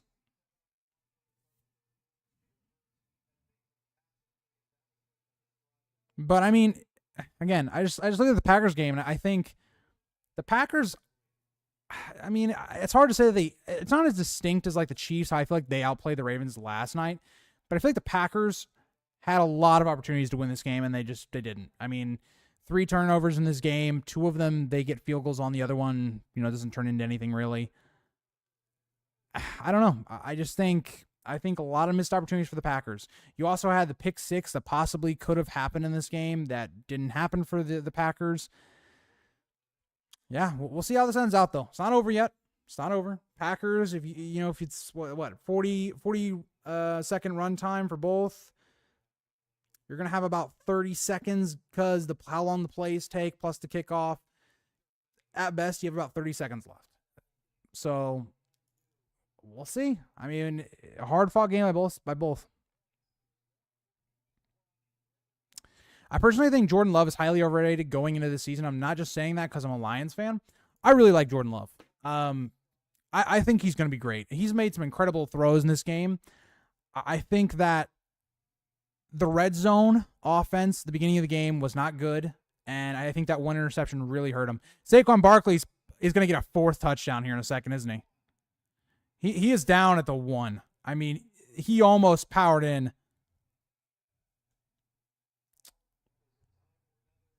Well, Barkley could have 4 touchdowns in this game if they give him the ball. They're going to take this all the way down to about 10, 11 seconds, maybe take a timeout. Think about what they're going to do. That's what I do. Got 2 timeouts. Might as well use one here. Think about what you're going to do. You're going to do a tush push. You're going to, use Saquon. Either way, if you're the Packers, best case scenario for the Packers is you stop them here, they kick the field goal, and you've got only about 40 seconds left. It's more like 30 seconds left to try to go down the field. That's the best case scenario for you.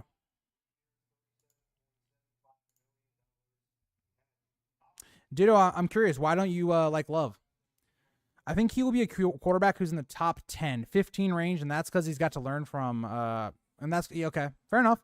Ditto, I mean, for fantasy-wise, I think the reason you might not like Jordan Love is he's a pocket passer, right? That's something I don't understand. Like, I don't understand how, some of these pocket passer quarterbacks are going really high in fantasy football. That makes no sense to me, right? Like, I don't know. That's just me, right? Like, I think Kyler Murray has way more value than someone like, say, Dak Prescott and Jordan Love, who are going before him. Like, because you have that running upside. All right, it's going to be a tush push. This is for the game. The Packers need to stop. They made one earlier, and it's a fumble, or it looked like a fumble there, and Barkley is going to get on it. He saves the game for him, but that is going to give the Packers a chance. That gives the Packers a chance. They're going to run this all the way down. They're going to have about 31 seconds. But again, we've seen this too. There have been snap issues. This could have been a huge play. If Saquon Barkley doesn't get on this football, and that's why I say it's never over, never over, but that right there could have been the difference between the Packers having to go down and get a field goal and the difference between them having to go all the way down with no timeouts to get a touchdown. Huge play.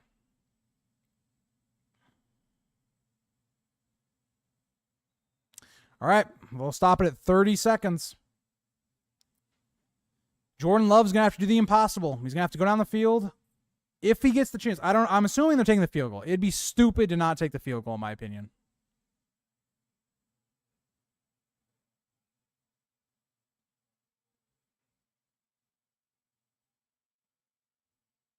I think you take the points here. I'm with the announcer. I think you take the points. There's no situation here why you would take a touchdown or try to go for a touchdown. You don't get it. Now that's the difference between them having to just get to maybe the 50 just to give themselves a chance. But yeah, all right. Jake Elliott, he's pretty much. I'm not gonna say anything. I don't want to jinx him. I don't want to put any bad juju. Even though it's a 21-yarder, I don't want to put no bad juju out there.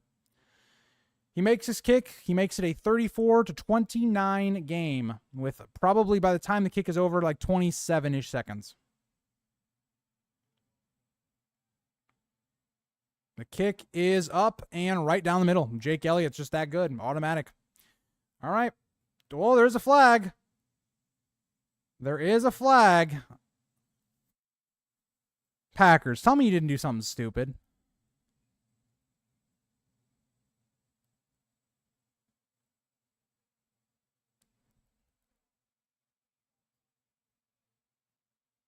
Packers.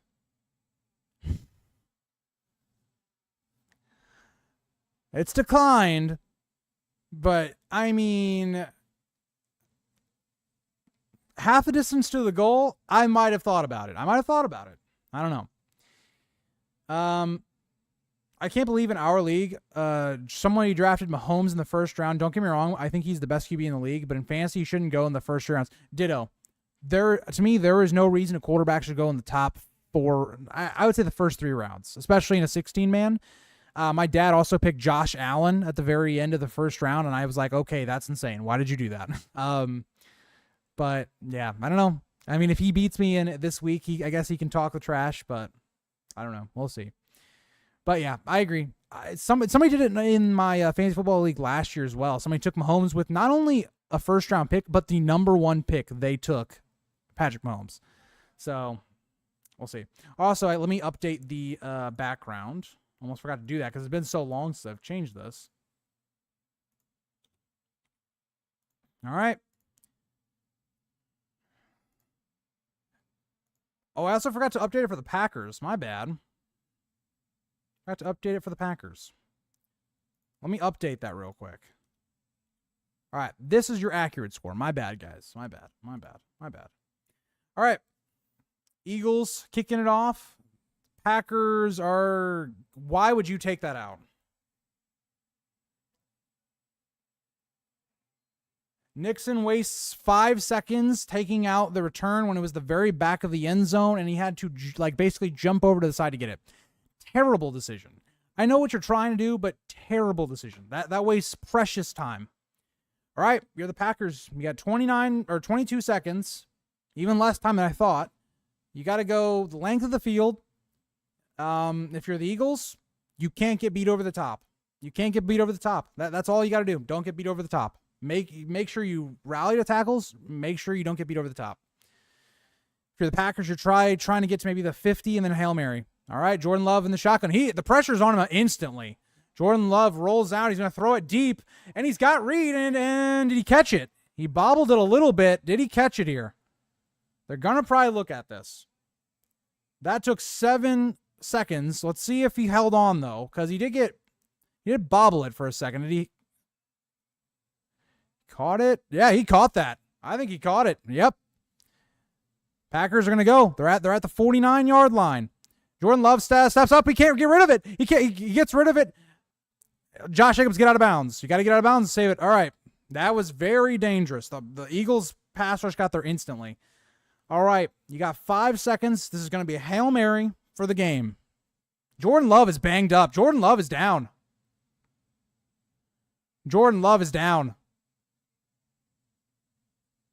This is horrible news.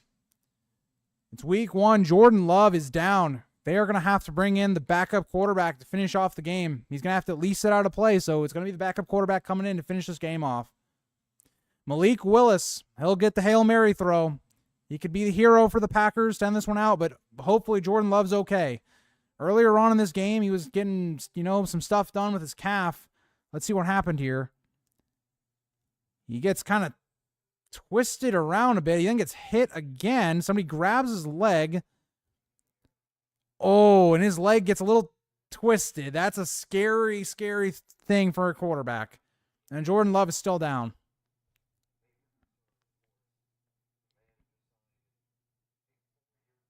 Jordan Love, you can see he's trying to get up, but he can't get up. He's trying. They got him sitting up now.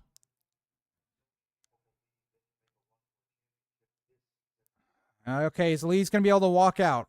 He's limping, but at least he's walking off the field. That's a good sign for the Packer fans. There's another player down as well.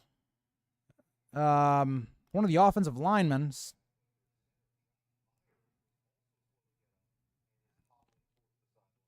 This could not have gone worse if you're a Packers fan. To end this game off. Jordan Love goes down. Hopefully it's nothing serious. Your center goes down. But here's Malik Willis. He is going to get his chance to win the game and give the Packers the victory. His first snap after getting traded from the Tennessee Titans as the Green Bay Packer quarterback in the regular season. I don't know what they're possibly giving the play call. It should just be Hail Mary unless they're doing some sort of, tossing stuff, which isn't a bad idea. You have Jaden Reed, who's already shown how great he can be at that, but here it is. This is the game. 6 seconds.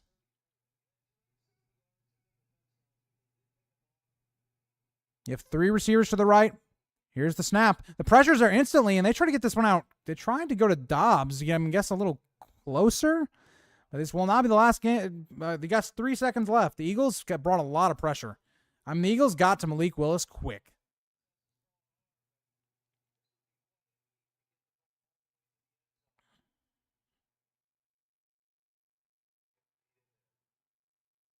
All right, be 3rd and 6. Doesn't matter though. They need a touchdown. Wicks will come to the sideline. Malik Willis, 3-man rush. He steps up. He's trying to buy time. He's going to get hit by the Eagles, and he's going down. Not even going to get a chance. Zach Bond, I've been talking about him all game long. He's been making play after play after play. He brings down Malik Willis. Doesn't even give the Packers a chance. That'll do it. The Eagles win this game. Jordan Love goes down. Huge. Hopefully Jordan Love's okay. You high on any of the Pats receivers this year? Ditto, the only one. So I'm not really high on them, but I think when Drake May comes in, ditto, I think that Demario Douglas could be a solid flex option, just because he's the slot guy. He was good even last year, and he wasn't good in fantasy football, but he was okay. He was serviceable. Jalen Polk showed a lot of promise in preseason. He could pretty good. So I'd say if you're gonna get anybody from the Patriots, wide receiver wise, I would say Jalen Polk or Demario Douglas. Hunter Henry could be an option. He was the only red zone threat we had last year. So maybe Hunter Henry if you really need a tight end, but you already have Isaiah Likely. No reason to go Hunter Henry. But yeah, so that's going to cap it off. I hope, everybody that rewatches this or, came in here, hope you enjoyed it. It was a great game, and the Eagles get the victory. Bye, guys.